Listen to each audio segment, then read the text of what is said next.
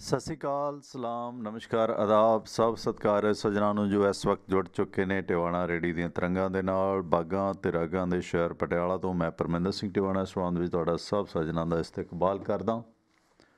ਸੋਮਵਾਰ ਤੋਂ ਸ਼ਨੀਵਾਰ ਸਵੇਰੇ 8 ਵਜੇ ਤੋਂ ਲੈ ਕੇ 9 ਵਜੇ ਤੱਕ ਤੇ ਸ਼ਾਮ ਨੂੰ ਇਸ ਵਕਤ 7 ਵਜੇ ਤੋਂ ਲੈ ਕੇ 9 ਵਜੇ ਤੱਕ, ਸਵੇਰੇ 8 ਵਜੇ ਤੋਂ ਲੈ ਕੇ 10 ਵਜੇ ਤੱਕ 2 ਘੰਟੇ ਸਵਖਤੇ ਤੇ 2 ਘੰਟੇ ਸ਼ਾਮਾਂ ਨੂੰ, ਜਾਂ ਕਹਿ ਲਈਏ 2 ਘੰਟੇ ਤੜਕੇ ਤੇ 2 ਘੰਟੇ ਆਥਣ ਨੂੰ ਆਪਾਂ ਇਹ ਗੱਲ ਕਰਨੀ ਹੁੰਦੀ ਹੈ ਵਿਰਾਸਤ, ਸਿਆਸਤ ਦੀ, ਧਰਮ ਤੇ ਕਰਮ ਦੀ, ਜਿਸ ਦੇ ਵਿੱਚ ਤੁਸੀਂ ਮੇਰਾ ਸਾਥ ਦਿੰਦੇ ਹੋ। ਫ਼ੋਨ ਨੰਬਰ ਦੇ ਜ਼ਰੀਏ ਤੁਸੀਂ ਵੀ ਇਸ ਪ੍ਰੋਗਰਾਮ ਦੇ ਨਾਲ ਜੁੜਦੇ ਹੋ।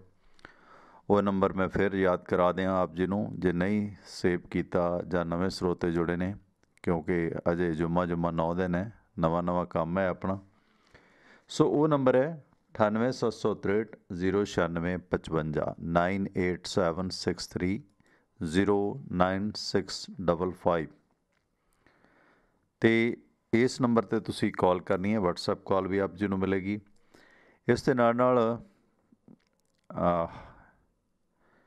ਤੁਸੀਂ ਜੇ ਇਸ ਰੇਡੀਓ ਪ੍ਰੋਗਰਾਮ ਨੂੰ ਸੁਣਨਾ ਹੈ ਤਾਂ ਅਮਰੀਕਾ ਦੇ ਵਿੱਚ ਖਾਸ ਕਰਕੇ ਸਹੂਲਤ ਹੈ ਸਾਡੇ ਵੱਲੋਂ ਇਹ ਤੁਹਾਨੂੰ, ਤੁਸੀਂ ਫ਼ੋਨ 'ਤੇ ਕਾਲ ਕਰਨਾ। ਲਿਸਨ ਟੂ ਕਾਲ ਨੰਬਰ ਹੈ 667 930 9260, ਜਾਣੀ ਕਿ 667 930 9260। ਇਸ ਨੰਬਰ 'ਤੇ ਕਾਲ ਕਰਕੇ ਇਸ ਪ੍ਰੋਗਰਾਮ ਨੂੰ ਸੁਣ ਸਕਦੇ ਹੋ। ਸਾਡੀਆਂ ਐਪਸ ਤੁਹਾਨੂੰ ਮਿਲਣਗੀਆਂ ਆਈਫੋਨ ਐਪਸ 'ਤੇ ਜਾਂ ਫਿਰ ਐਂਡਰਾਇਡ 'ਤੇ। ਜੇ ਕੋਈ ਹੋਰ ਜਾਣਕਾਰੀ ਹੈ ਜਾਂ ਪ੍ਰੋਗਰਾਮ ਸੁਣਨ ਦਾ ਜ਼ਰੀਆ ਵੈਬਸਾਈਟ 'ਤੇ ਵੀ ਹੈ, ਤੁਸੀਂ ਸਾਡੀ ਵੈਬਸਾਈਟ tiwanaradio.com ਦੇ ਜ਼ਰੀਏ ਵੀ ਇਸ ਪ੍ਰੋਗਰਾਮ ਨੂੰ ਸੁਣ ਸਕਦੇ ਹੋ। ਇਸ ਪ੍ਰੋਗਰਾਮ ਦੇ ਜਿਹੜੇ ਟਿਵਾਣਾ ਰੇਡੀਓ ਦੇ ਰਿਪੀਟ ਪ੍ਰੋਗਰਾਮ ਨੇ ਉਹ ਰੋਜ਼ਾਨਾ 2 ਘੰਟੇ ਸਵੇਰੇ 2 ਘੰਟੇ ਸ਼ਾਮ ਦੇ ਪ੍ਰੋਗਰਾਮ ਹੁੰਦੇ ਨੇ। ਇਸ ਪ੍ਰੋਗਰਾਮ ਦੇ ਲਾਈਵ ਤੋਂ ਬਾਅਦ 2-4 ਘੰਟੇ ਬਾਅਦ ਜਦੋਂ ਕਿ ਉਹ ਅਪਲੋਡ ਹੋ ਜਾਂਦਾ ਉਦੋਂ ਹੀ ਉਹ ਤੁਹਾਨੂੰ ਮਿਲ ਜਾਂਦਾ ਹੈ ਟਿਵਾਣਾ ਰੇਡੀਓ ਦੇ YouTube ਪੇਜ 'ਤੇ। ਉਸ ਪੇਜ ਨੂੰ ਸਬਸਕ੍ਰਾਈਬ ਕਰੋ ਅਤੇ ਅੱਗੇ ਸਾਂਝਾ ਕਰੋ, ਇਹ ਆਪ ਜੀ ਨੂੰ ਗੁਜ਼ਾਰਿਸ਼ ਹੈ, ਇਹ ਤੁਹਾਡਾ ਆਪਣਾ ਮੰਚ ਹੈ। ਅਤੇ ਅੱਜ ਦਿਨ ਹੈ ਬੁੱਧਵਾਰ ਅਤੇ ਜਨਵਰੀ ਹੈ 2021, 7 ਮਾਘ ਹੋ ਗਿਆ ਅਤੇ ਸੰਮਤ ਨਾਨਕਸ਼ਾਹੀ ਹੋ ਗਿਆ 552। ਅਤੇ ਅੱਜ ਸ਼੍ਰੀ ਗੁਰੂ ਗੋਬਿੰਦ ਸਿੰਘ ਮਹਾਰਾਜ ਦਾ ਪ੍ਰਕਾਸ਼ ਪੁਰਬ ਵੀ ਹੈ। ਫੇਸਬੁੱਕ 'ਤੇ ਫੋਟੋ ਪਾਈ ਹੈ ਦਸ਼ਮੇਸ਼ ਪਿਤਾ ਦੀ, ਅਜੈਬ ਸਿੰਘ ਲਾਡਲ ਹੋਰਾਂ ਨੇ, ਧੰਨਵਾਦ ਹੈ, ਮਿਹਰਬਾਨੀ, ਆਪ ਨੂੰ ਵੀ ਮੁਬਾਰਕਾਂ ਹੋਣ। ਅਤੇ ਭਾਰਤ ਸਰਕਾਰ ਅਤੇ ਕਿਸਾਨਾਂ ਦੇ ਦਰਮਿਆਨ ਇਸ ਵਕਤ ਦਿੱਲੀ ਦੇ ਵਿਗਿਆਨ ਭਵਨ ਦੇ ਵਿੱਚ ਗੱਲਬਾਤ ਚੱਲ ਰਹੀ ਹੈ। ਇਹ ਗੱਲਬਾਤ ਦੇ ਵਿੱਚ ਪਹਿਲੇ ਗੇੜ ਦੇ ਵਿੱਚ ਤਾਂ ਸਰਕਾਰ ਨੇ ਸਪਸ਼ਟ ਕਹਿ ਦਿੱਤਾ ਕਿਸਾਨਾਂ ਨੂੰ ਕਿ ਅਸੀਂ ਕਾਨੂੰਨ ਰੱਦ ਨਹੀਂ ਕਰਾਂਗੇ, ਪਰ ਬਾਅਦ ਦੇ ਵਿੱਚ ਜਿਹੜੀ ਅਪਡੇਟ ਆ ਰਹੀ ਹੈ ਕਿ ਅੱਜ ਦੀ ਗੱਲਬਾਤ ਦੇ ਵਿੱਚ ਕਿਸਾਨਾਂ ਦੇ ਅੱਗੇ ਸਰਕਾਰ ਝੁਕੀ ਹੈ। ਸਰਕਾਰ ਹੁਣ ਇਸ ਗੱਲ 'ਤੇ ਆ ਗਈ ਹੈ ਕਿ ਕਾਨੂੰਨ ਜਿਹੜੇ ਮੋਦੀ ਸਾਹਿਬ ਨੇ ਨਵੇਂ ਕਾਨੂੰਨ ਬਣਾਏ ਨੇ, ਅਸੀਂ 2 ਸਾਲ ਵਾਸਤੇ ਇਹਨਾਂ ਨੂੰ ਰੱਦ ਕਰ ਦਿੰਦੇ ਹਾਂ ਅਤੇ MSP ਦੇ ਮਾਮਲੇ 'ਤੇ ਕਮੇਟੀ ਬਣਾ ਦਿੰਦੇ ਹਾਂ, ਉਹ ਕਮੇਟੀ ਫੈਸਲਾ ਕਰੇਗੀ। ਸੋ ਦਿੱਲੀ ਦੇ ਵਿਗਿਆਨ ਭਵਨ ਦੇ ਵਿੱਚ ਚੱਲ ਰਹੀ ਇਸ ਮੀਟਿੰਗ ਦੇ ਦੌਰਾਨ ਇਹ ਅਪਡੇਟ ਆ ਰਹੀ ਹੈ ਕਿ ਭਾਰਤ ਸਰਕਾਰ ਇਸ ਗੱਲ 'ਤੇ ਰਜ਼ਾਮੰਦ ਹੋ ਗਈ ਹੈ ਕਿ ਉਹ ਇਸ ਕਾਨੂੰਨ ਨੂੰ ਹਾਲ ਦੀ ਘੜੀ, ਜਿਸ ਤਰ੍ਹਾਂ ਸੁਪਰੀਮ ਕੋਰਟ ਨੇ ਹੋਲਡ 'ਤੇ ਰੱਖਿਆ ਅਤੇ ਭਾਰਤ ਸਰਕਾਰ 2 ਸਾਲ ਲਈ ਇਸ ਕਾਨੂੰਨ ਨੂੰ ਰੋਕਣ 'ਤੇ ਰਜ਼ਾਮੰਦ ਹੋ ਗਈ ਹੈ, ਅਤੇ ਪਰ ਕਾਨੂੰਨ ਰੱਦ ਕਰਨ 'ਤੇ ਅਜੇ ਰਜ਼ਾਮੰਦ ਨਹੀਂ ਹੈ। ਪਰ ਕਿਸਾਨ ਇਸ ਕਾਨੂੰਨ ਨੂੰ ਰੱਦ ਕਰਨ 'ਤੇ, ਕਾਨੂੰਨ ਵਾਪਸ ਕਰਨ 'ਤੇ ਹੀ ਅੜੇ ਨੇ, ਕਿਉਂਕਿ ਜਿਸ ਤਰ੍ਹਾਂ ਦਾ ਪ੍ਰੈਸ਼ਰ ਬਣ ਰਿਹਾ ਹੈ, ਅੱਜ ਸੁਪਰੀਮ ਕੋਰਟ ਦੇ ਵਿੱਚ ਵੀ ਭਾਰਤ ਸਰਕਾਰ ਨੂੰ ਨਮੋਸ਼ੀ ਝੱਲਣੀ ਪਈ, ਕਿਉਂਕਿ ਭਾਰਤ ਦੀ ਸੁਪਰੀਮ ਕੋਰਟ ਦੇ ਚੀਫ ਜਸਟਿਸ ਸ਼ਰਦ ਅਰਵਿੰਦ ਬੋਬੜੇ ਨਾਗਪੁਰ ਵਾਲਿਆਂ ਨੇ ਵੀ ਕਹਿ ਦਿੱਤਾ ਕਿ ਹਰ ਕੰਮ ਦੇ ਵਿੱਚ ਜ਼ਰੂਰੀ ਨਹੀਂ ਕਿ ਸੁਪਰੀਮ ਕੋਰਟ ਹੀ ਵੇਖੇ। ਕੋਈ ਪ੍ਰਦਰਸ਼ਨ ਕਰਦਾ, ਕਿਸਾਨ ਮਾਰਚ ਕਰਦੇ ਨੇ, ਇਸ ਦੇ ਵਾਸਤੇ ਚੰਗਾ ਬੁਰਾ ਕੰਮ ਵੇਖਣਾ ਸੁਪਰੀਮ ਕੋਰਟ ਦਾ ਕੰਮ ਨਹੀਂ ਹੈ, ਸੁਪਰੀਮ ਕੋਰਟ ਦੀ ਜੋਬ ਨਹੀਂ ਹੈ, ਇਹ ਜੋਬ ਪੁਲਿਸ ਦੀ ਹੈ। ਸੁਪਰੀਮ ਕੋਰਟ ਨੇ ਪਿਛਲੀ ਮੀਟਿੰਗ ਦੇ ਵਿੱਚ ਵੀ ਕਹਿ ਦਿੱਤਾ ਸੀ ਕਿ ਪੁਲਿਸ ਸੋਚੇ ਕਿ ਕਿਸਾਨਾਂ ਨੂੰ ਇਹ ਮਾਰਚ ਕਰਨ ਦੇਣਾ ਜਾਂ ਨਹੀਂ। ਅਤੇ ਅੱਜ ਸੁਪਰੀਮ ਕੋਰਟ ਵੱਲੋਂ ਇਸ ਮੁਤਲਕ ਜਿਹੜੀ ਅਰਜ਼ੀ ਲਗਾਈ ਗਈ ਸੀ ਕਿ ਕਿਸਾਨਾਂ ਨੂੰ ਇਹ ਪਰੇਡ ਕਰਨ ਤੋਂ 26 ਜਨਵਰੀ ਨੂੰ ਰੋਕਿਆ ਜਾਵੇ, ਕਿਉਂਕਿ ਇਸ ਕਿਸਾਨਾਂ ਦੇ ਪਰੇਡ ਕਰਨ ਦੇ ਨਾਲ ਭਾਰਤ ਸਰਕਾਰ ਦੀ ਛਵੀ ਅੰਤਰਰਾਸ਼ਟਰੀ ਪੱਧਰ 'ਤੇ ਖਰਾਬ ਹੋਵੇਗੀ। ਸੁਪਰੀਮ ਕੋਰਟ ਨੇ ਇਸ 'ਤੇ ਸੁਣਵਾਈ ਕਰਨ ਤੋਂ ਬਾਅਦ ਆਖ ਦਿੱਤਾ ਕਿ ਇਹ ਪੁਲਿਸ ਦੇ ਅਧਿਕਾਰ ਖੇਤਰ ਦਾ ਮਾਮਲਾ ਹੈ, ਦਿੱਲੀ ਪੁਲਿਸ ਇਸ ਬਾਰੇ ਖੁਦ ਫੈਸਲਾ ਕਰੇ। ਇਸ ਦੇ ਨਾਲ ਅਦਾਲਤ ਨੇ ਕੇਂਦਰ ਸਰਕਾਰ ਨੂੰ ਵੀ ਕਹਿ ਦਿੱਤਾ ਕਿ ਇਸ ਮਾਮਲੇ ਜਿਹੜੀ ਪਟੀਸ਼ਨ ਤੁਸੀਂ ਸਾਨੂੰ ਭੇਜੀ ਹੈ ਉਹ ਆਪਣੀ ਪਟੀਸ਼ਨ ਵਾਪਸ ਲੈ ਲਓ। ਅੱਜ ਦੀ ਸੁਪਰੀਮ ਕੋਰਟ ਦੀ ਇਸ ਪਟੀਸ਼ਨ ਦੀ ਸੁਣਵਾਈ chief justice S A Bobde, justice A S Bopanna ਤੇ ਜਸਟਿਸ ਵੀ ਰਾਮ ਸੁਬਰਾਮਨੀਅਮ ਦੇ ਬੈਂਚ ਨੇ ਕੀਤੀ। ਇਸ ਦੌਰਾਨ ਇਹ ਰੈਲੀ ਕੱਢਣ ਦੇ ਮੁੱਦੇ 'ਤੇ ਸੁਪਰੀਮ ਕੋਰਟ ਦੇ ਤਿੰਨਾਂ ਜੱਜਾਂ ਨੇ ਆਖਿਆ ਕਿ ਇਸ ਮਸਲੇ ਨਾਲ ਨਜਿੱਠਣ ਦਾ ਅਧਿਕਾਰ ਪੁਲਿਸ ਕੋਲ ਹੈ। ਅਸੀਂ ਤੁਹਾਨੂੰ ਦੱਸਿਆ ਕਿ ਅਸੀਂ ਕੋਈ ਨਿਰਦੇਸ਼ ਨਹੀਂ ਦੇਵਾਂਗੇ, ਇਹ ਤੁਸੀਂ ਵੇਖਣਾ ਕਿ ਤੁਸੀਂ ਉਹਨਾਂ ਨੂੰ ਆਗਿਆ ਦਿੰਦੇ ਹੋ ਜਾਂ ਨਹੀਂ। ਜਿਹੜੀ ਸਾਨੂੰ ਤੁਸੀਂ ਆਪਣੀ ਅਰਜ਼ੀ ਲਾਈ ਹੈ ਇਹ ਵਾਪਸ ਲੈ ਲਓ। ਕਿਉਂਕਿ ਸੁਪਰੀਮ ਕੋਰਟ ਦੇ ਰੁੱਖ ਦੇ ਵਿੱਚ ਇਹ ਜਿਹੜਾ ਬਦਲਾਅ ਆਇਆ ਇਸ ਦੇ ਕਈ ਸਾਰੇ ਕਾਰਨ ਨੇ। ਵੈਸੇ ਤਾਂ ਮਾਣਯੋਗ ਅਦਾਲਤ ਦੀ ਕਿਸੇ ਵੀ ਫੈਸਲੇ ਦੀ ਤਮੀਲ ਹੀ ਕਰਾਉਣੀ ਹੁੰਦੀ ਹੈ, ਆਲੋਚਨਾ ਨਹੀਂ ਕਰਨੀ ਹੁੰਦੀ, ਮਾਣਯੋਗ ਅਦਾਲਤ ਹੈ। ਪਰ ਇਸ ਦੌਰਾਨ ਜਿਸ ਤਰ੍ਹਾਂ ਕੁਝ ਹਰਿਆਣਾ ਦੇ ਕਿਸਾਨ ਕਹਿੰਦੇ ਸੀ ਕਿ ਦੇਖੋ ਜੇ ਤਾਂ ਮਾਣਯੋਗ ਅਦਾਲਤ ਸਾਡੇ 'ਤੇ ਗੌਰ ਕਰਦੀ ਹੈ ਫਿਰ ਤਾਂ ਸਾਡੇ ਲਈ ਮਾਣਯੋਗ ਹੈ, ਨਹੀਂ ਅਸੀਂ ਮਾਣਯੋਗ ਅਦਾਲਤ ਤੋਂ ਕੀ, ਇਹ ਗੱਲ ਹਰਿਆਣਵੀ ਤਾਊਆਂ ਨੇ ਆਖੀ ਸੀ। ਅੱਜ ਇਹ ਚੀਜ਼ਾਂ ਇਹ ਨਹੀਂ ਕਿ ਇੱਥੇ ਤੱਕ ਸੀਮਤ ਨੇ। ਅੱਜ ਤੇ ਗੱਲ ਕਹਿੰਦੀ ਹੈ ਤੂੰ ਮੈਨੂੰ ਮੂੰਹੋਂ ਕੱਢ, ਮੈਂ ਤੈਨੂੰ ਕੈਨੇਡੀਓਂ ਵੀ ਕਢਾ ਦੂੰ। ਉਹ ਪਿੰਡ ਦੀ ਗੱਲ ਨਹੀਂ ਰਹੀ। ਜਿਸ ਤਰ੍ਹਾਂ ਪੋਲੀਟੀਕਲ ਪਾਰਟੀਆਂ ਨੇ, ਰਾਹੁਲ ਗਾਂਧੀ ਨੇ ਵੀ ਆਖਿਆ ਕਿ ਮੈਂ ਸੁਪਰੀਮ ਕੋਰਟ ਦੇ ਫੈਸਲੇ ਦੇ ਬਾਰੇ ਕੁਝ ਨਹੀਂ ਕਹਾਂਗਾ, ਸੁਪਰੀਮ ਕੋਰਟ ਨੂੰ ਖੁਦ ਦੇਖਣਾ ਚਾਹੀਦਾ ਕਿ ਕੀ ਕਰਨਾ ਜਾਂ ਕੀ ਨਹੀਂ ਕਰਨਾ। ਇਸ ਦੇ ਨਾਲ ਮਹਾਰਾਸ਼ਟਰ ਦੇ ਮਰਾਠਿਆਂ ਦੇ ਸਾਹਮਣਾ ਅਖਬਾਰ ਦੇ ਵਿੱਚ ਜਿਹਦਾ ਅਕਸਰ ਕਈ ਵਾਰੀ ਸਖਤ ਸ਼ਬਦਾਂ ਦੇ ਲਈ, ਕੱਟੜ ਸ਼ਬਦਾਂ ਦੇ ਲਈ ਜਾਣਿਆ ਜਾਂਦਾ, ਸਾਹਮਣਾ ਅਖਬਾਰ ਹੈ ਮਹਾਰਾਸ਼ਟਰ ਦੇ ਵਿੱਚ ਸ਼ਿਵ ਸੈਨਾ ਦਾ, ਉਸ ਦੇ ਵਿੱਚ ਤਾਂ ਕਹਿ ਦਿੱਤਾ ਸੀ ਕਿ ਸੁਪਰੀਮ ਕੋਰਟ ਨੂੰ ਮੋਦੀ ਸਰਕਾਰ ਵੱਲੋਂ ਵਰਤਿਆ ਜਾ ਰਿਹਾ। ਇਹ ਕਈ ਸਾਰੇ ਕਾਰਨ ਬਣੇ ਸੀ ਜਿਸ ਸੰਬੰਧੀ ਅੱਜ ਸੁਪਰੀਮ ਕੋਰਟ ਨੇ ਇਸ ਅਰਜ਼ੀ ਨੂੰ ਵਾਪਸ ਕਰ ਦਿੱਤਾ। ਕਿਉਂਕਿ ਸ਼ਾਂਤਮਈ ਅੰਦੋਲਨ ਕਰਨ ਦੀ ਅਗਲੇ ਨੇ ਗੱਲ ਆਖੀ ਹੈ, ਉਹ ਹੁਣ ਸ਼ਾਂਤਮਈ ਅੰਦੋਲਨ ਰਹਿੰਦਾ ਜਾਂ ਨਹੀਂ ਰਹਿੰਦਾ ਉਹ ਬਾਅਦ ਦੀ ਗੱਲ ਹੈ। ਪਰ ਇਸ ਦੌਰਾਨ ਪਹਿਲਾਂ ਹੀ ਉਸ 'ਤੇ ਪਾਬੰਦੀ ਲਾਉਣ ਦਾ ਅਧਿਕਾਰ ਸੁਪਰੀਮ ਕੋਰਟ ਨਹੀਂ ਸਮਝਦਾ ਕਿ ਉਹਨਾਂ ਦੇ ਕੋਲ ਹੈ। ਸੋ ਇੱਕ ਅੱਛਾ ਕਦਮ ਹੈ, ਸਵਾਗਤ ਕੀਤਾ ਜਾਣਾ ਚਾਹੀਦਾ। ਸੋ ਸੁਪਰੀਮ ਕੋਰਟ ਦੇ ਇਹਨਾਂ ਆਦੇਸ਼ਾਂ ਤੋਂ ਮਗਰੋਂ ਮੋਦੀ ਸਰਕਾਰ ਨੇ ਆਪਣੀ ਅਰਜ਼ੀ ਵਾਪਸ ਲੈ ਲਈ ਹੈ। ਦੂਜੇ ਬੰਨੇ ਜਿਹੜੀ ਕਮੇਟੀ ਸੁਪਰੀਮ ਕੋਰਟ ਨੇ ਬਣਾਈ ਸੀ, ਉਸ ਕਮੇਟੀ 'ਤੇ ਜਿਹੜੇ ਸਵਾਲ ਚੁੱਕੇ ਜਾ ਰਹੇ ਸਨ ਉਸ 'ਤੇ ਵੀ ਸੁਪਰੀਮ ਕੋਰਟ ਨੇ ਸਖਤ ਨੋਟਿਸ ਲਿਆ। ਕਿਉਂਕਿ ਇਸ ਕਮੇਟੀ ਦੀ ਜਿਵੇਂ ਖਿੱਲੀ ਉੱਡੀ ਹੈ, ਇਸ ਦੇ ਹੀ ਇੱਕ ਮੈਂਬਰ ਨੇ, ਭਾਵੇਂ ਦਬਾਅ ਤਾਂ ਇੰਨਾ ਨਹੀਂ ਸੀ, ਠੀਕ ਹੈ, ਉਹ ਕਾਂਗਰਸ ਨਾਲ ਹਮ ਖਿਆਲ ਸੀਗਾ, ਭੁਪਿੰਦਰ ਸਿੰਘ ਮਾਨ, ਉਸ ਦਾ ਬੇਟਾ ਪੰਜਾਬ ਪਬਲਿਕ ਸਰਵਿਸ ਕਮਿਸ਼ਨ ਦਾ ਮੈਂਬਰ ਸੀ।